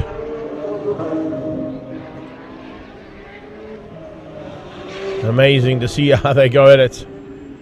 Nicky Dix hanging on for Porsche honours right now. 2 positions up the road from Gianni Giannacaro in the second of the Porsches.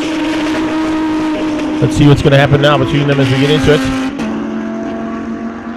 I don't know if Gianni's going to be able to bridge that gap. He's too far back at the moment. And Modak might play into the hands there for Gianni if he keeps the pressure on to Nicky Dix. Dix will be up for the challenge here to keep out Modak in the BMW.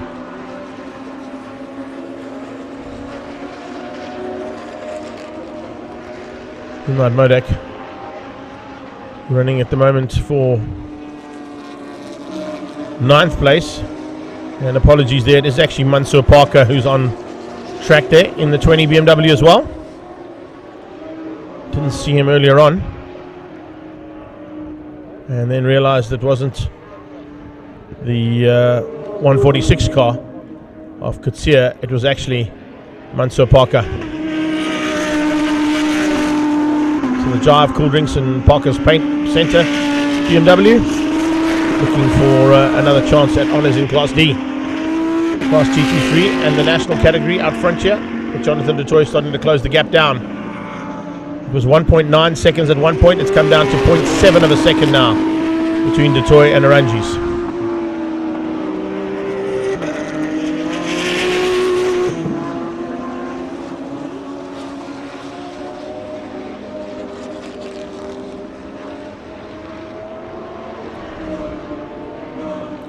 Here's the car in question. I'm just mentioning that one now.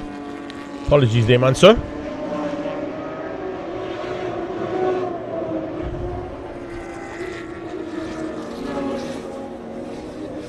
Looks like Rick might be catching Paolo as well. So the gap between the first two BMWs has also come down pretty dramatically.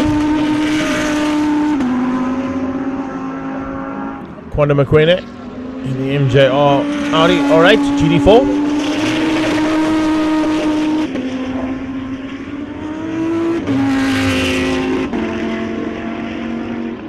Jackson in with a chance of an overall podium. And will he be able to possibly even win his class? Could do. GT3 is what he came to win this weekend, and he's leading that by a long margin over Greg Barton and Gianni Giannacaro.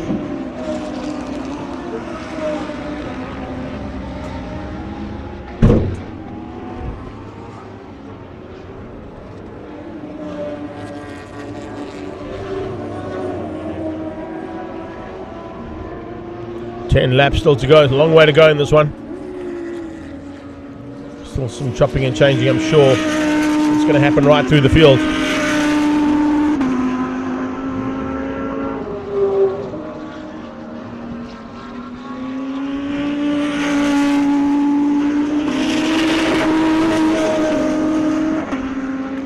at this stage. 58 sevens out of Charles Arangis, 59 threes out of Jonathan du Toit.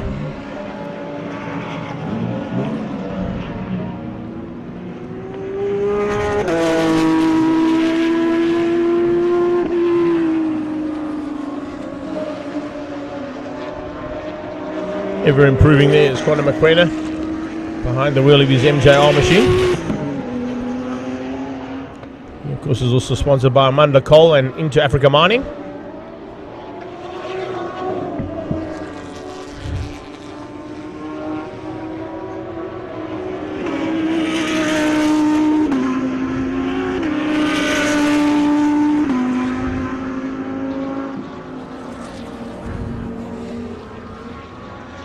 Greg Parton continues on his merry way in 6th place overall and 2nd in the GT3 class. Doesn't really have an answer to the Audi R8 GT3 spec machine. Take nothing away. I can tell you that he's a seasoned campaigner in his Lamborghini Huracan.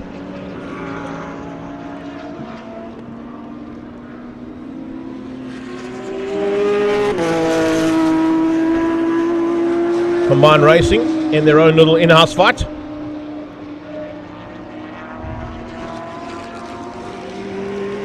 .101.9s and .101.7s from Rick and Paolo. They've each got to find 0.8 of a second to get that elusive 59.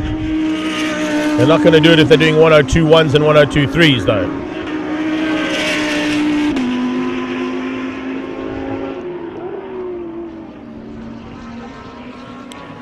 The plan was definitely to try and do a 59 there for both the Lorera brothers, particularly from Paolo's point of view.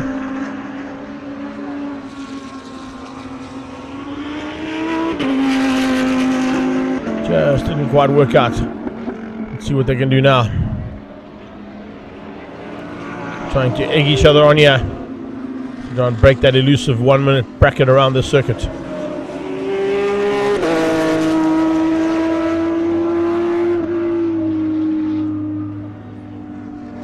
Toys dropped down to 5.2 seconds behind Arangis.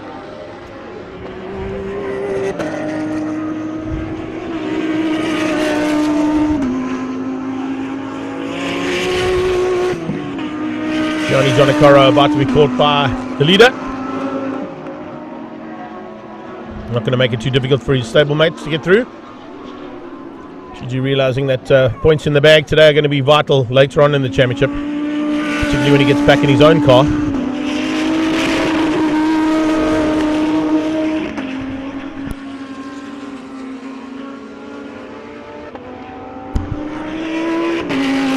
Marius Jackson ever improving behind the wheel of his Audi R8 as well for MJR Racing.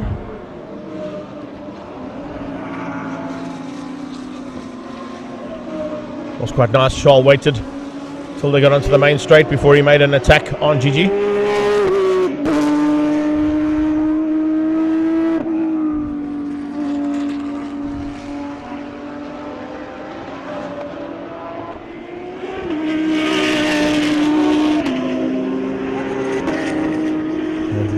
Still to go. 5.5 as they head to the hairpin again.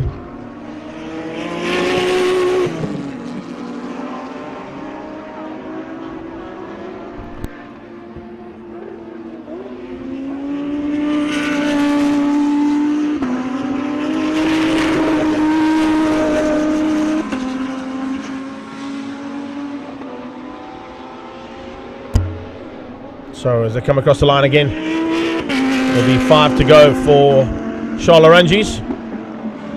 And he's now started to slow though. I wonder if he's waiting for Jonathan du Toit. Gigi goes across the line, completing his next lap as well. And it's Conor McQuena heading up towards the hairpin.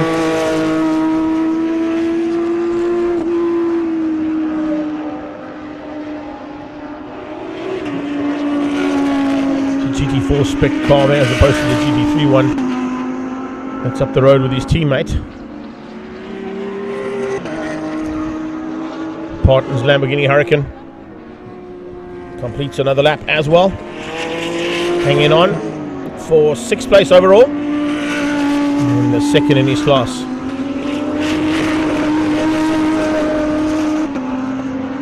Charles seems to have backed out slightly. Maybe he wants to have a little bit of fun and games here for the last couple of laps here with Jonathan.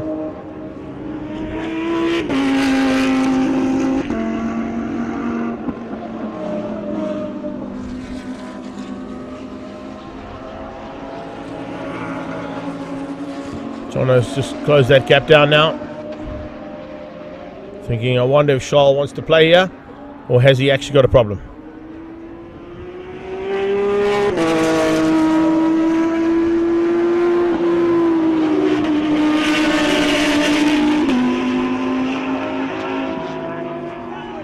Back through hanger. 3.5 laps to go.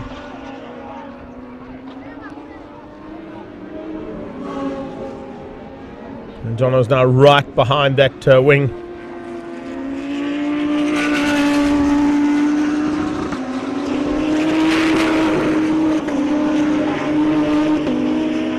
Onto the brakes, into Dunlop corner they go.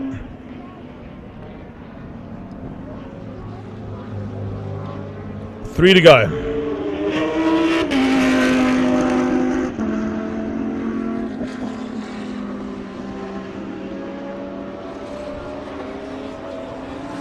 Into some back markers that might help Jonathan out. I think Nicky Dix will realise that the two quicker cars are right there. Give them some room to play.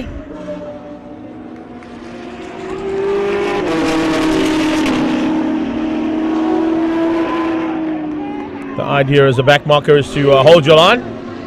Let the faster cars find a way past you. Usually what happens is if you start to try and take evasive maneuvers to let them through, and they misjudge your attempts to be the gentleman racer, it can end up in tears.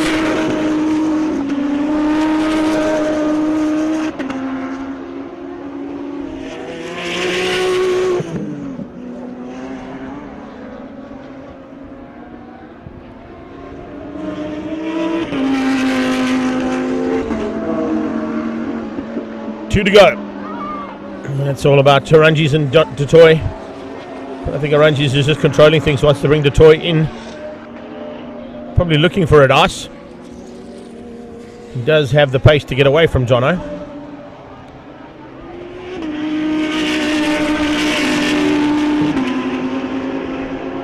Honda comes out of the hairpin, and as I say that, he opens up the wick and gets away from Dutoy. So I'm not quite sure what the strategy there was, to allow Dutoy to come in and then to drive away from him.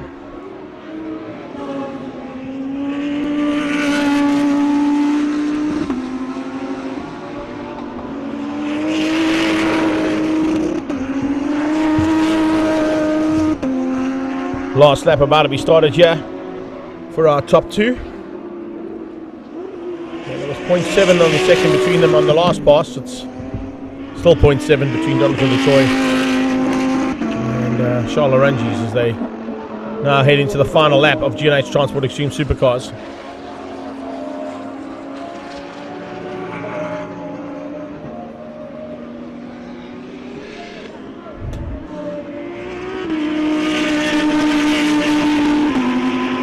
Pretty plain sailing when it came to the end result here for Charles Arunjis. Solano Motorsport and Paget Racing's Audi R8. Now still locking up 2 wins on the day for championship points in this category. Jonathan Dutoy will be happy with 2 second places.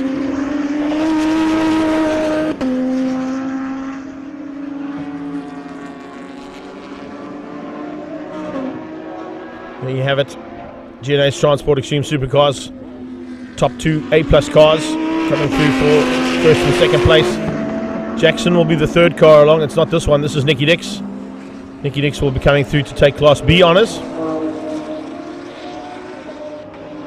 Winning out the BMW battle is Paulo Loureiro ahead of his brother Rick.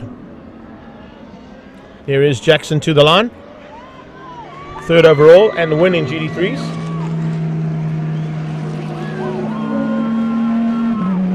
Brian Racing boys have finished up. Kwanda Mokoena still got to finish up as well. He'll be looking to wrap up Class C.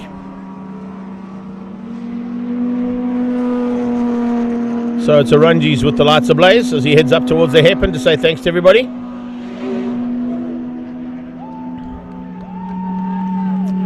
Mansour Parker comes through for 9th place overall and the win in Class D's with Gianni Gianakara in 10th. So looking at the classes, Class A+, first place Arunji, second Detoy, and third goes to Paolo Lareo. TD3s was Jackson ahead of Greg Parton and Gianni Gianakaro. Class B went to Nicky Dix, Class C to Kwanda Mokoena, Class D to Mansour Parker. And that's how we wrap things up here from G&H Transport Extreme Supercars point of view. Up next, we're heading into Global Touring Cars and the GDC Super Cup.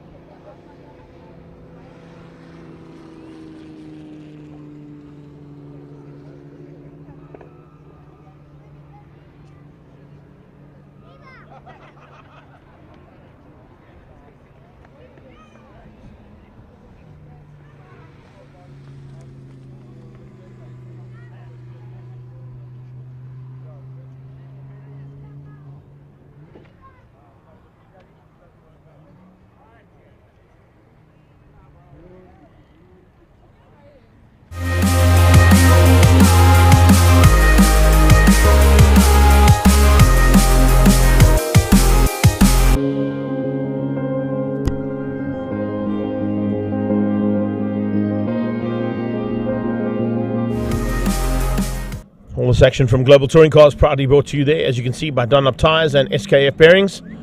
And before we get into heat number 2, let's catch up with some of the Super Cup competitors in their pre-race press conference and see what their plans were and if they came to fruition by the time Race 1 had finished and now heading into Race 2.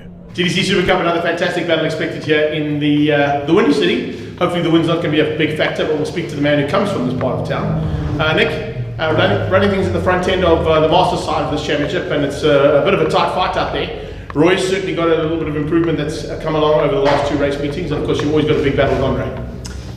Yeah, look, they're 2 good drivers with a lot of experience. They've been racing all different in aspects of motor racing. They were down in Neisner a couple of weeks ago, so although you look at us as masters, it doesn't mean that we're slow. So yeah, big battle with Andre. We're very, very close. Roy missed the first round, came back in the second round, but I don't know what happened there. Maybe you do, but I'm sure they'll both be good contenders and a challenge for this weekend. But it is our home track. It's not the windy city, it's a friendly city. Yeah. So, yeah. You're going to keep friendly. I'd like to see that happening, but yes. I think also the team game is a major factor. Of course, the team game from Trinity side of things has picked up one driver. He wants to come to join you. Take us through what the plans are. I know Damon's come in and raced with us because the Lambo's out on a sabbatical. They had to fix a couple of stuff there, and Dad's got some business stuff to deal with. So Damon's hopped in the Polo. So we'll see what he can do this weekend. You think he's going to have the pace? Because it looked like in a couple of the sessions yesterday we had some good fun out there. Yeah, I'm pretty sure he'll be quick, but we'll see what he can do. I think the Keegans and them is running away a little bit, but we'll hopefully catch up. The Hammonds are there in dual force, triple force coming out of the Campos boys, and looks like things going according to plan there, Keeks.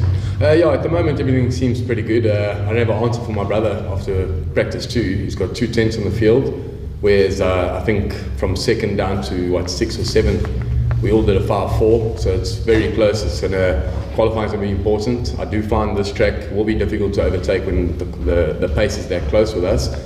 But yeah, at the moment, brother 1, myself sitting in P3. I'm happy, but definitely got some homework to do before qualifying tomorrow morning. Got some work to do in race number 2 now as well, Mr. Campos. If we look at the way things finished up in race number 1, A lot of guys were touting the fact that Leighton might have done a bit of a strategic maneuver there in the end to slow himself down. But I had a chance to chat to him, and he didn't seem to be too happy about the fact that his car wasn't firing and had a bit of a, sounds like a slow puncture on one of the back tyres in the closing stages of race 1. But Leighton Fourie will be on pole for the GDC Super Cup category. Pole position for GDCs, of course, will be Michael van Rooyen. He's now had the opportunity of the inverted grid to take pole position away from Andrew Rackstraw in the Audi, who will be alongside him there on the front row. Then it's Brad Liebenberg and Daniel Rowe. Rowe beating Liebenberg to the line with an issue on his gearbox in race number 1. Brad went to put it into third gear and it just dropped down to first, and he couldn't get it out of first, which allowed both Daniel Rowe and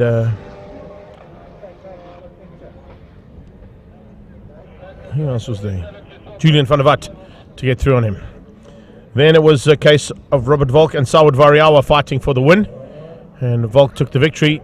Variawa had to settle for second, but they will be inverted in fifth and sixth place for the second heat. Mando Ndakani behind them, with Jonathan Machotsi and Julian van der Walt coming from the back of this pack of GDCs. GDC Super Cup will be Leighton Fourie, Arnie Neveling, Keegan Masters, Keegan Campos, Jason Campos and Jeff Kruger for the top 6 inversion there for Super Cup class. So we'll keep an eye on how things transpire here for race 2 of Global Touring Cars, the GDCs and GDC Super Cup category competitors here at the Volkswagen Race Day.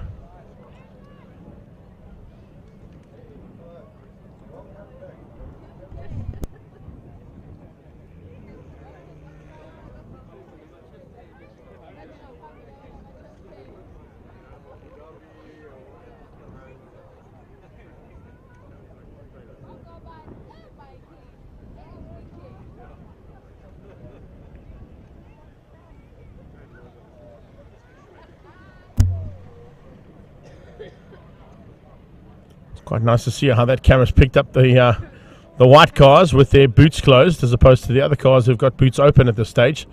Both of them out of Team Perfect Circle. And you can see the Playboy bunnies on the back there for the Playboy deodorant.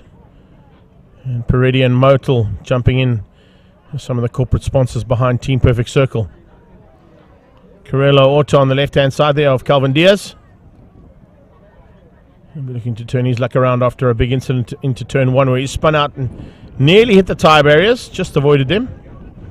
But it meant he dropped right to the back of the pack and was the first car to be caught by the lead bunch of Global Touring Cars. They did have a chat in between the 2 heats with the drivers of Global Touring Car and GDC Super Cup, and they've asked the drivers in the Super Cup class to keep the gap a little bit closer so that the potential of them running into each other and causing some issues in the closing stages won't happen. So we'll hope that that's going to be the case and that there won't be any concerns from some of the drivers to say that the Super Cup cars were too slow or the GDC cars were too fast and were interfering with our fights that we were looking for and looking to wrap up in the championship battles that happened in race number 1. See, the crowds have stuck around here, which is great to see. It would be nice to see a couple more of them jumping onto their smart devices and watching us as well, and seeing what kind of action happens at other parts of the circuit where they don't have a viewpoint or a vantage point.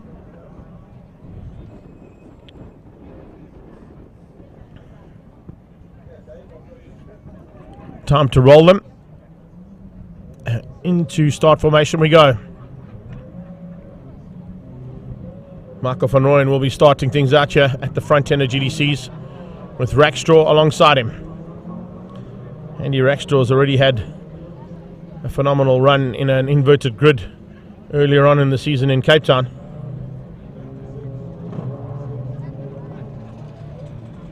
I wonder if he can do it again.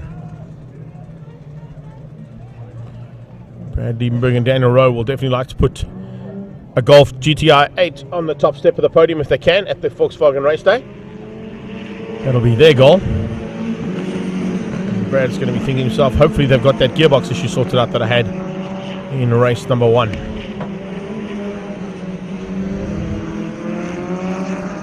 Heat in the rubber. He was vital with Andre Besaidnout and Calvin Diaz at the back. Besaidnout will look to try and improve his chances of an overall in the Masters class. Losing out in race number 1 there to Roy Campos, who took the victory.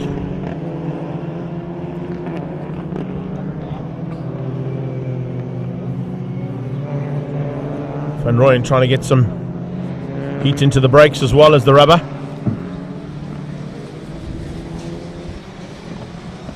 And now it's formation time. Just want to see how far back the GDC Super Cup are. They seem to be a lot further back than what I was told they were going to be. Coming around into Dunlop Corner. They are now ready to go. And it's Michael Van Rooyen backing them up. Not giving any chance to anybody to try and get the drop on him in the lights guard, and he hits the loud pedal hard. And he's got the drop at this stage to get away. Brad Liebenberg's going to try and go with him. He's on the inside line there, and he's bringing along Saud Variawa for the run. Andrew Rackstraw's got Variawa side by side with him as they head into turn 1. Rackstraw gets forced wide, and Rowe sneaks through. Rowe goes up into 4th place. Rackstraw drops down to 6th place now, as Robert Volk also forces his way inside of the Audi. Running wide. It looks like Variawa might have made a mistake there. Oh, Campos getting out of shape, coming out there into turn number 1, and that is dropping right to the back there for Jason Campos. Keegan Campos, I beg your pardon. Keegan Campos at the back of the field. He drops right out of it. So it's fun of it. Have a look at this. Here comes this GDC Super Cup category cars. Leighton Faree hanging on. He's got a hard charge coming out of Arnie Neveling. Neveling going defensive on Keegan Campos. 3 cars defending into turn 5. Round the outside comes Jeff Kruger. Jason Campos now tucked in behind Kruger as they come down towards Chevy Sweep for the first time. It's Van Niekerk from Van der Walt. Keegan Masters round the outside of him for Team Perfect Circle. Then it's Trinity Protection Services, Nathan Hammond. But it's Leighton Faree with his former teacher and master ahead of him, or behind him I should say, in Arnie Neveling from the RKT Racing Team in karting. He spent a lot of time underneath the auspices and tutelage there of Arnie Neveling, and he now leads him out in the GDC Super Cup category race.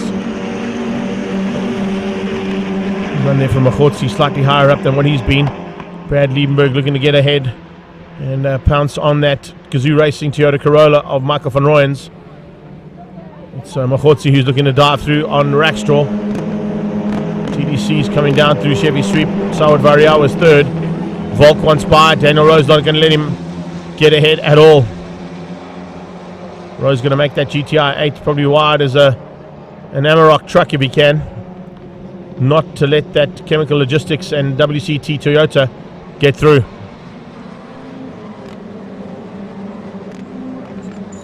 Another lap down. 13 still to go, so it's a long way in Global Touring Cars before it's all done and dusted. Van Rooyen late on the brakes, but he's got Liebenberg in the Hype Energy and Universal Motorsport machine right on his bumper. Brad will look to pounce if there's an opportunity. Leighton Faree, Arnie Neveling, Campos, Kruger, Van Niekerk, Van der Walt, Masters. That's your Super Cup class heading towards 1. Hammond a little bit higher up than what he was in the first one. Much better run there from Nathan Hammond.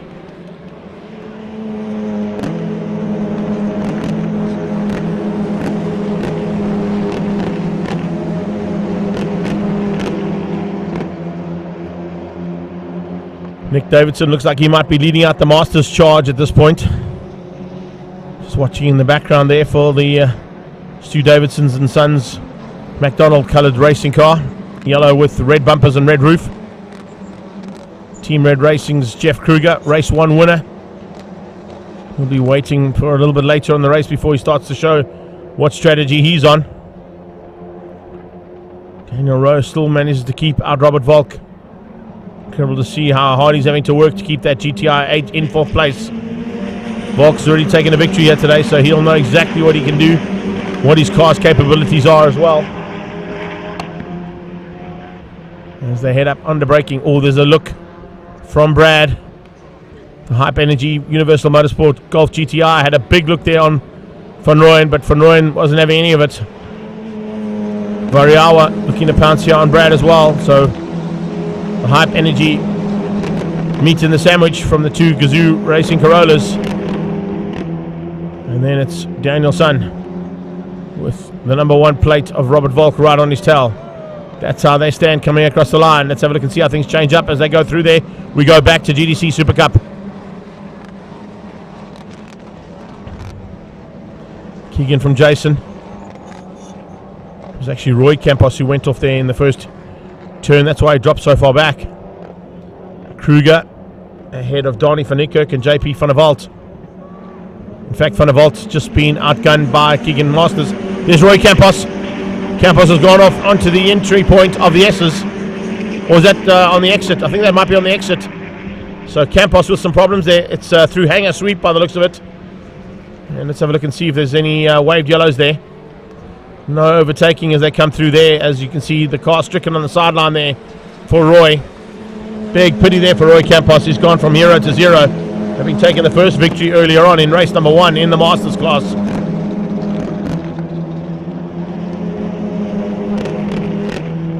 Yeah, they come to complete another lap now. It'll be 10 to go.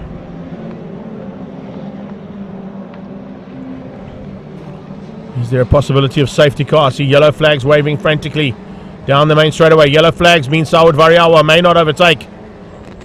And he sees yellow flags. Is there a safety car board that's come out as well? This is the battle for the Masters side of things. Davidson hanging on behind Nathan Hammond and Damien Hammond by the looks of it. Is Andre Besaidon just ahead of them. Now safety car's out. Safety car is out. I think with all those yellow flags I was waiting to see a safety car, but we didn't get a safety car board, so we couldn't really show that. But the Polo GTI safety car is on track. And it's now Michael van Rooyen all tucked in behind and just concertinaing this field up together. It's going to bring a couple of the GTC Super Cup class cars right up onto the tailpiece there of Andrew Rackstraw.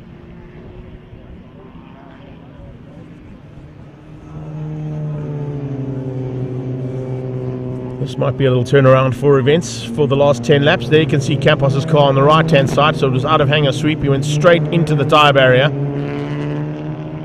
don't know if he was helped out on his way out, but certainly not the best place to go off. It's one of the fastest sweeps on the track, and also one of the fastest corners in the country.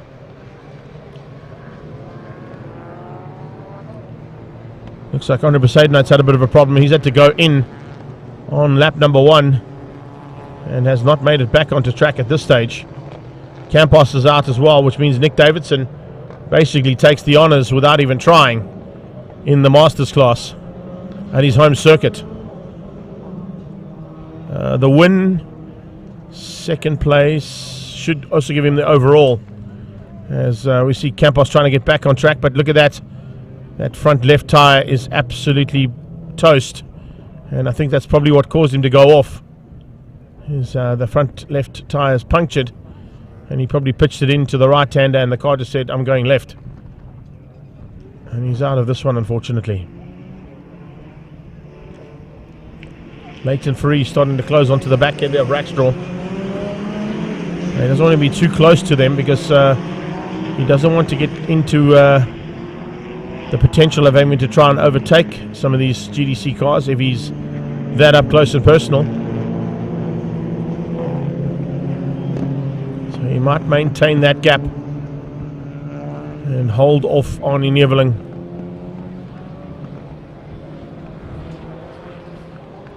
Keegan, Jason and Jeff.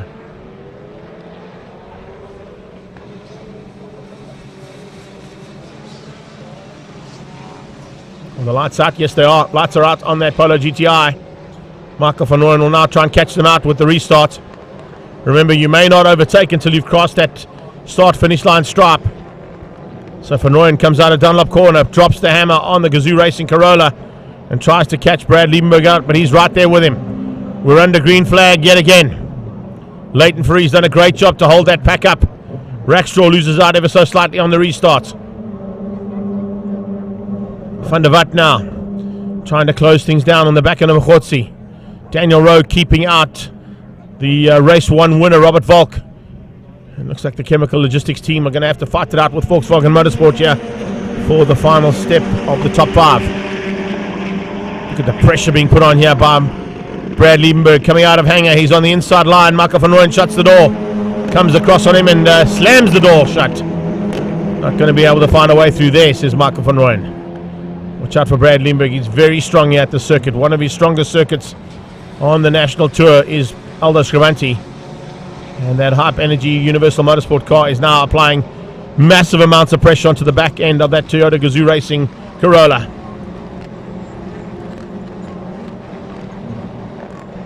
Across the line. 8 laps to go. That was Mondlin Nakani just running ever so slightly wide, putting wheels on the dirt. Brad has another sniff.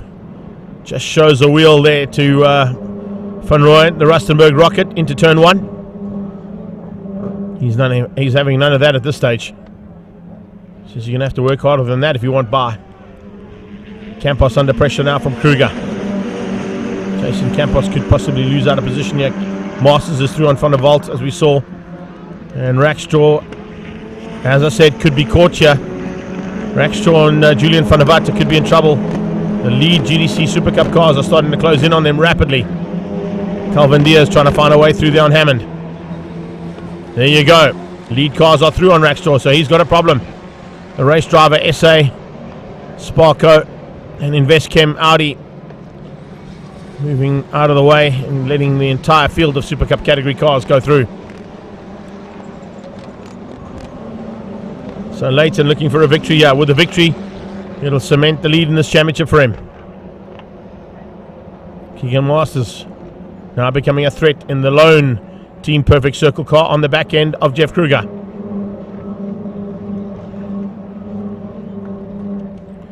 Kruger going to try and find some way of getting past the Campos boys.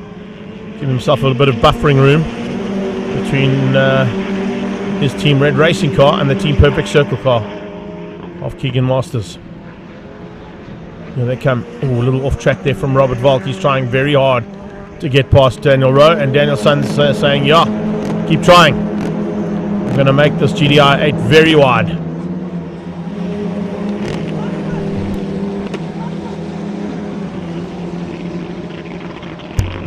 Heading towards Dunlop again. No change, but it's on the knife edge right now with 5 laps to go. Any one of those top 5 could actually take this victory.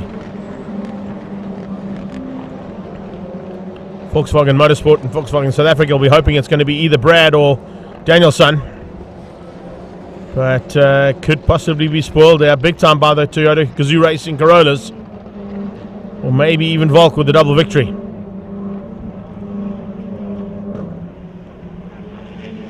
Sawad Variawa on the back end of Brad Liebenberg. Van Niekerk's dropped back dramatically here in race 2. He's behind Damien Hammond even. So not quite working out there for the Titan stunts man.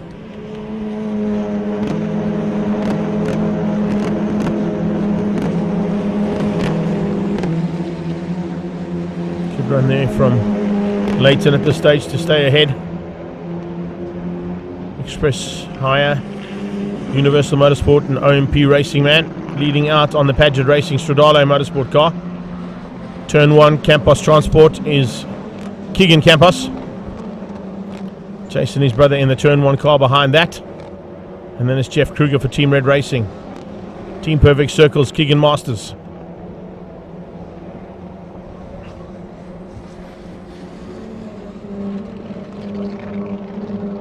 And then behind that it's JP van der Walt, Hammond and Van Niekerk.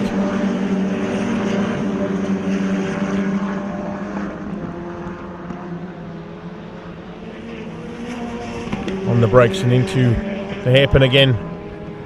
3.5 laps to go for these guys. Is Brad going to have a go? I want to see Robert Volk try something desperate as well. Danielson would love a podium. He's just not close enough to that Gazoo Racing Corolla of Sawad Variawa. Let's make that 3 to go.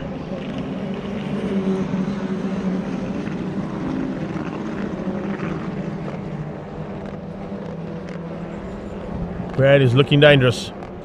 Looking at the lap times there, Brad Liebenberg 1:02.9. is fastest of the race, coming out of Liebenberg now with 2 to go, or 3.5 to go. 2.5 to go, sorry. Let me get my teeth in there. Volk still battling with Rowe and can't find a way past. Home track advantage here for Daniel Rowe. He's definitely going to use it to his advantage. And it's Mandan Nakani and Mkhotsi fighting at the back end there for the latter part of GDC's. We've lost Van der Vat and we've lost Rackstraw.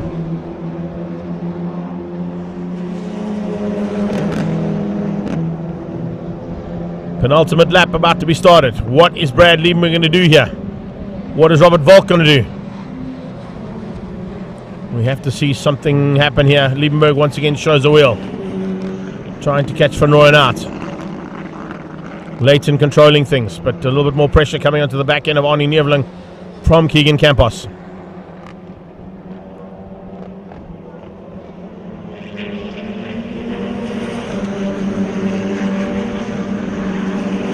Keegan going for a push to pass. You can see the indicator lights coming on and he's going to try and use it, but it hasn't worked out for him. Jeff Kruger late on the brakes as well, trying to get through on Jason. Jason Campos under pressure. Ooh, and the pressure's getting to Arnie as well. Neveling sliding into the S's. Feeling the pressure coming from behind from Keegan Campos. Keegan looking for a chance to squeeze up in a second. Leighton is the leader and is controlling things, but he's got a nice buffer between himself and this fight for second. There's a little tap. Welcome to the hairpin there from Keegan Campos to Arnie Neveling. Frustration starting to come in now as well, with 1 corner and a lap to go. GDC's on their last lap. Masters is all about Nick Davidson. There's no other Masters out there. Plain sailing there for the Sue Davidson Sunman. So lead cars in GDC. Is Brad Liebenberg going to have a go here? No, he's not, because he's been outgunned by Saud Variawa. Saud Variawa is going to squeeze through on Brad Liebenberg, make it a Toyota Gazoo Racing 1-2. Brad trying to come back at him. Well, we've had some action with Saud at Swartkops already with Rackstraw. They came together in this part of the race as well. Heading up to the top of the hill, here they come. It is going to be Toyotas 1 and 2 here by the looks of things. Saud Variawa is going to follow his teammate Michael van Rooyen to the line. Brad Liebenberg will put a Golf on the podium, but it's not quite the right way they wanted to finish. They wanted on the top step. And getting through right in the closing stages, there's Volk. Volk has dived through for 5th place and stolen it away, 4th place, and stolen it away from Danielson. Leighton Faree now into the closing stages. Last corner out of Dunlop. And heads to the line for the win. So a strategic move there paid off to take the victory in race 2. And he wins out over the hard charge from Arnie Neveling. Keegan Campos, Jason Campos and Jeff Kruger with Masters making up the top 6. JP van der Walt in 7th place. He finishes up ahead there of Nathan Hammond and Fanikak. So that's how we wrap things up there for Global Touring Cars. Michael van Rooyen, Saud Variawa and Brad Liebenberg, your top 3. Further down in 9th place, Leighton Faree wins out over Arnie Neveling and Keegan Campos, your top 3 in GDC Super Cup. And the Masters going to Nick Davidson. Up next, our final race of the day. It's the DOE Formula Vs. We'll be back shortly with commentary.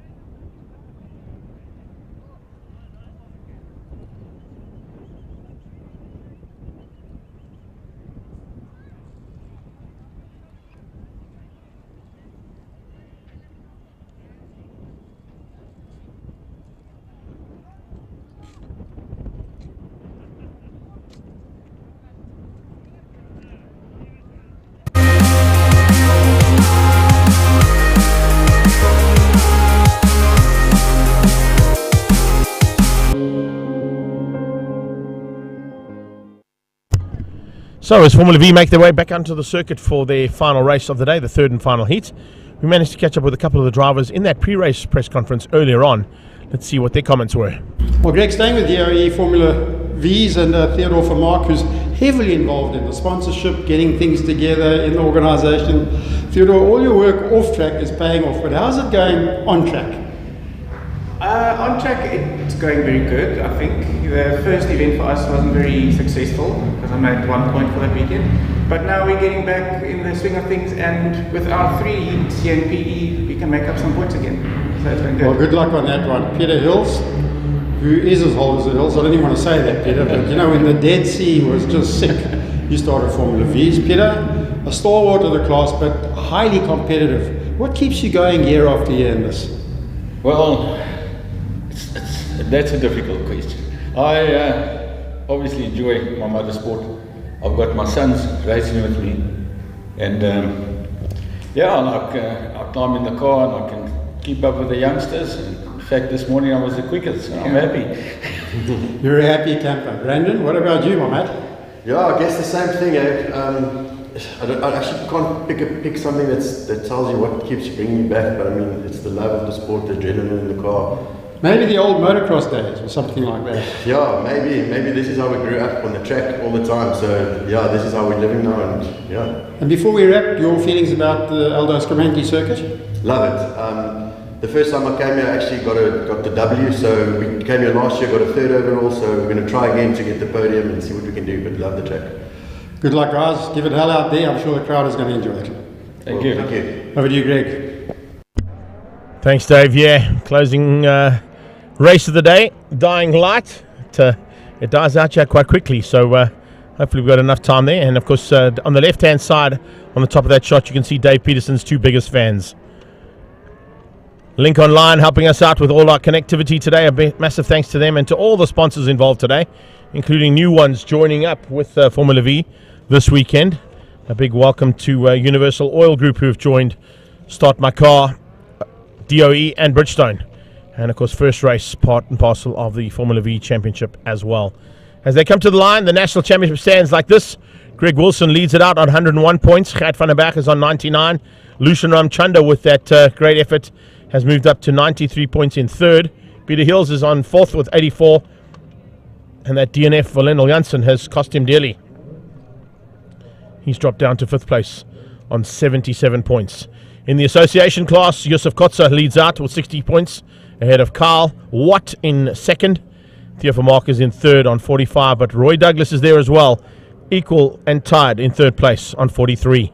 As we head into heat number 3 now of DOE Formula V.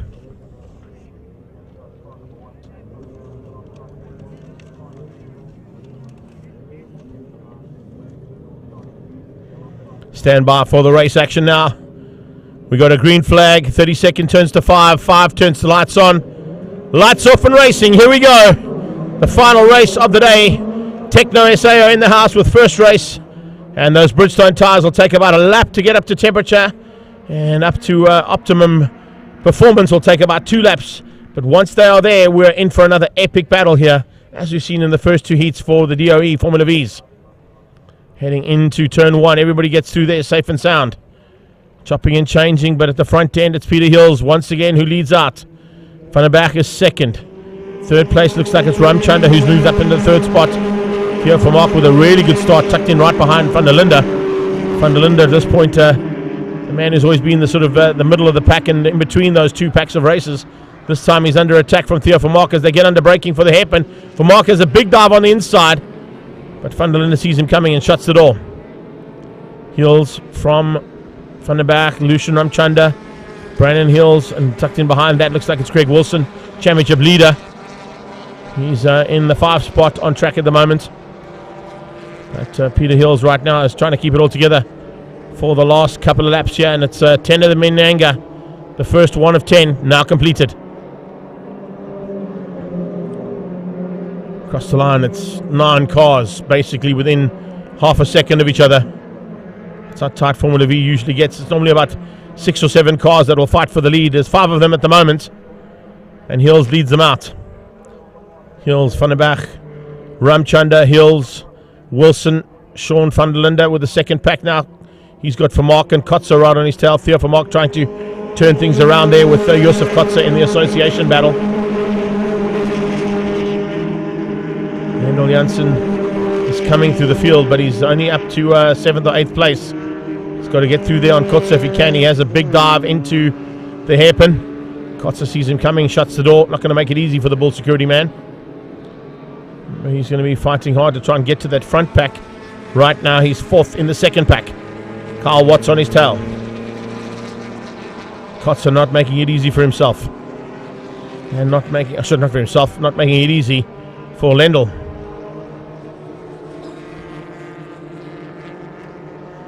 Van der Linde crosses the line, still in the 5 spot, and still looking for a chance to just get up close and personal with those first 5 cars. He's tried all day to be there, just there or thereabouts, but just not able to get to that top. There you see a change up as Kotze now loses out to Lendl Janssen, getting the drive onto the straight. Van den Berg now putting the pressure onto Peter Hills. Same thing can be said there from Brandon Hills' point of view. He's now applying the pressure onto the back end of Lucian Ramchunda in the Liqui Moly car. Brandon Hills was quickest on that last pass, 109.2. So he's looking like he's going to be the man to keep an eye on as Hills looks to try and wrap us up for the day. He said he wanted to get the overall. He wanted to win, and that's what he's going to try everything he can to get.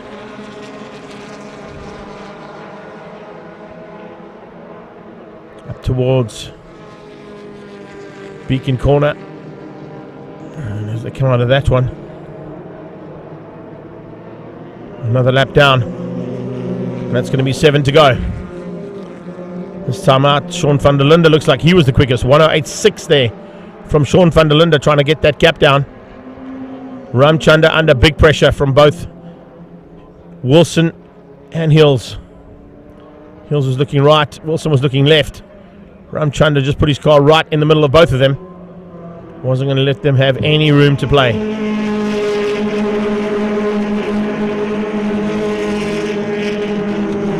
Here they come, sweeping through and back up towards the top of the hill they come. And into the hairpin. Great drive here from the Mangaza boys all day long. Brandon Hills on the back end of Ramchunda looking for a chance possibly to get ahead of Ramchunda and onto the podium. Look for the overall victory on the day. That's what he'll be hunting for.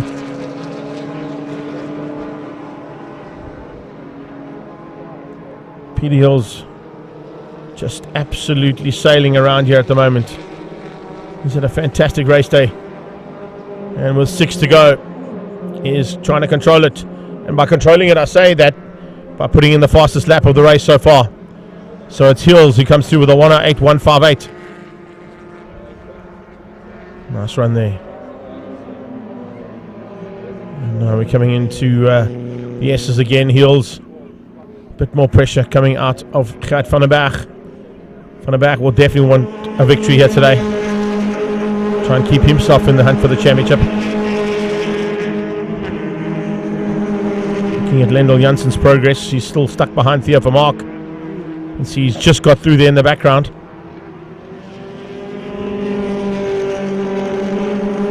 And here we go. Awesome stuff from Sean van der Linde, who's now almost onto the back end of Greg Wilson, our championship leader. And putting the hand up there, that is Gqeberha. Aldo Gqeberha getting past again. A lot quicker than in the first 2 heats though, so there must be a problem there on Gqeberha's car. Halfway stage, 5 to go.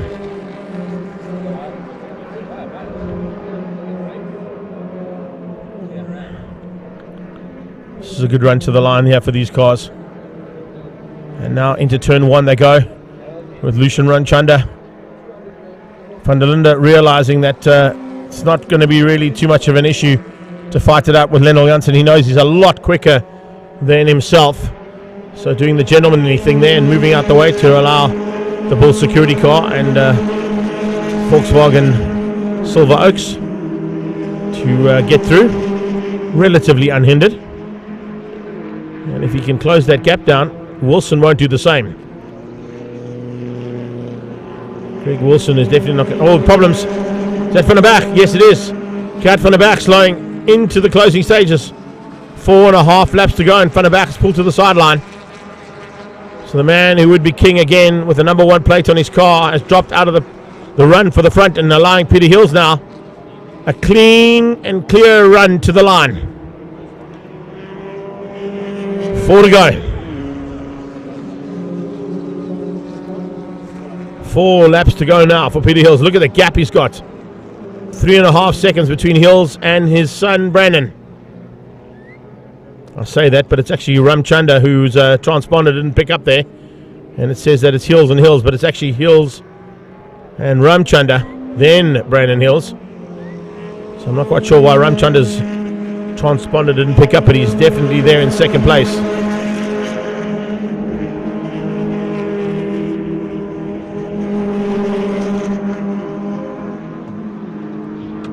Heading to the top and into the hairpin again.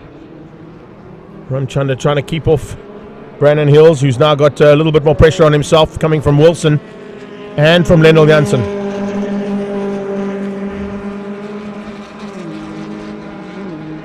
Pity to lose Gert van der Berg there, that's for sure, but Peter Hills is thinking, well, I'm not worried about that. I'm worried about just maintaining here. There's a move on the inside coming out of Lendl Janssen, and he's through. He's got ahead of Greg Wilson. He thanks Wilson for the bit of room that was given there. I don't think Greg Wilson wanted to give that away too easily. He's waving there saying thanks. As they go down the main straightaway, Wilson's going to try and come back at him now. Or is he? He has a look. Not quite able to make it stick though as he goes into the S's. Ramchandra still hanging on for second. Brandon Hills in third. He's on the podium. That's where he wanted to be. We heard that from him just before this race started. The win is what he wanted, but I don't know if he's got enough to get the win. Looks like Dad's going to be taking a double here. 2 out of 3 for Peter Hills, as they got 2.5 laps to go.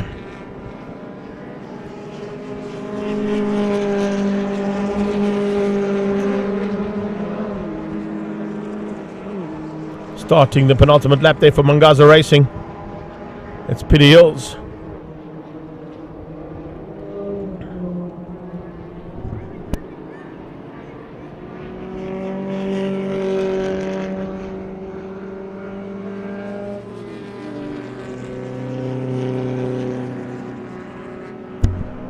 Here they come into the Schaeffler S's to battle for second place. Has Brandon got something special? Has he held back to pounce now? Or is it a case of that Liqui Moly car could hang on?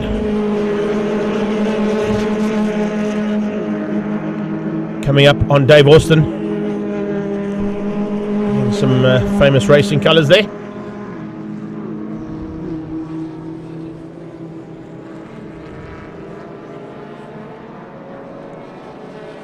But will that slower car dictate anything going or changing here in the closing stages with a corner and 1 lap to go?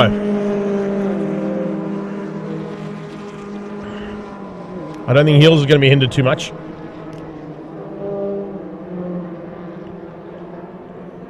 Will it change things up for that second place battle?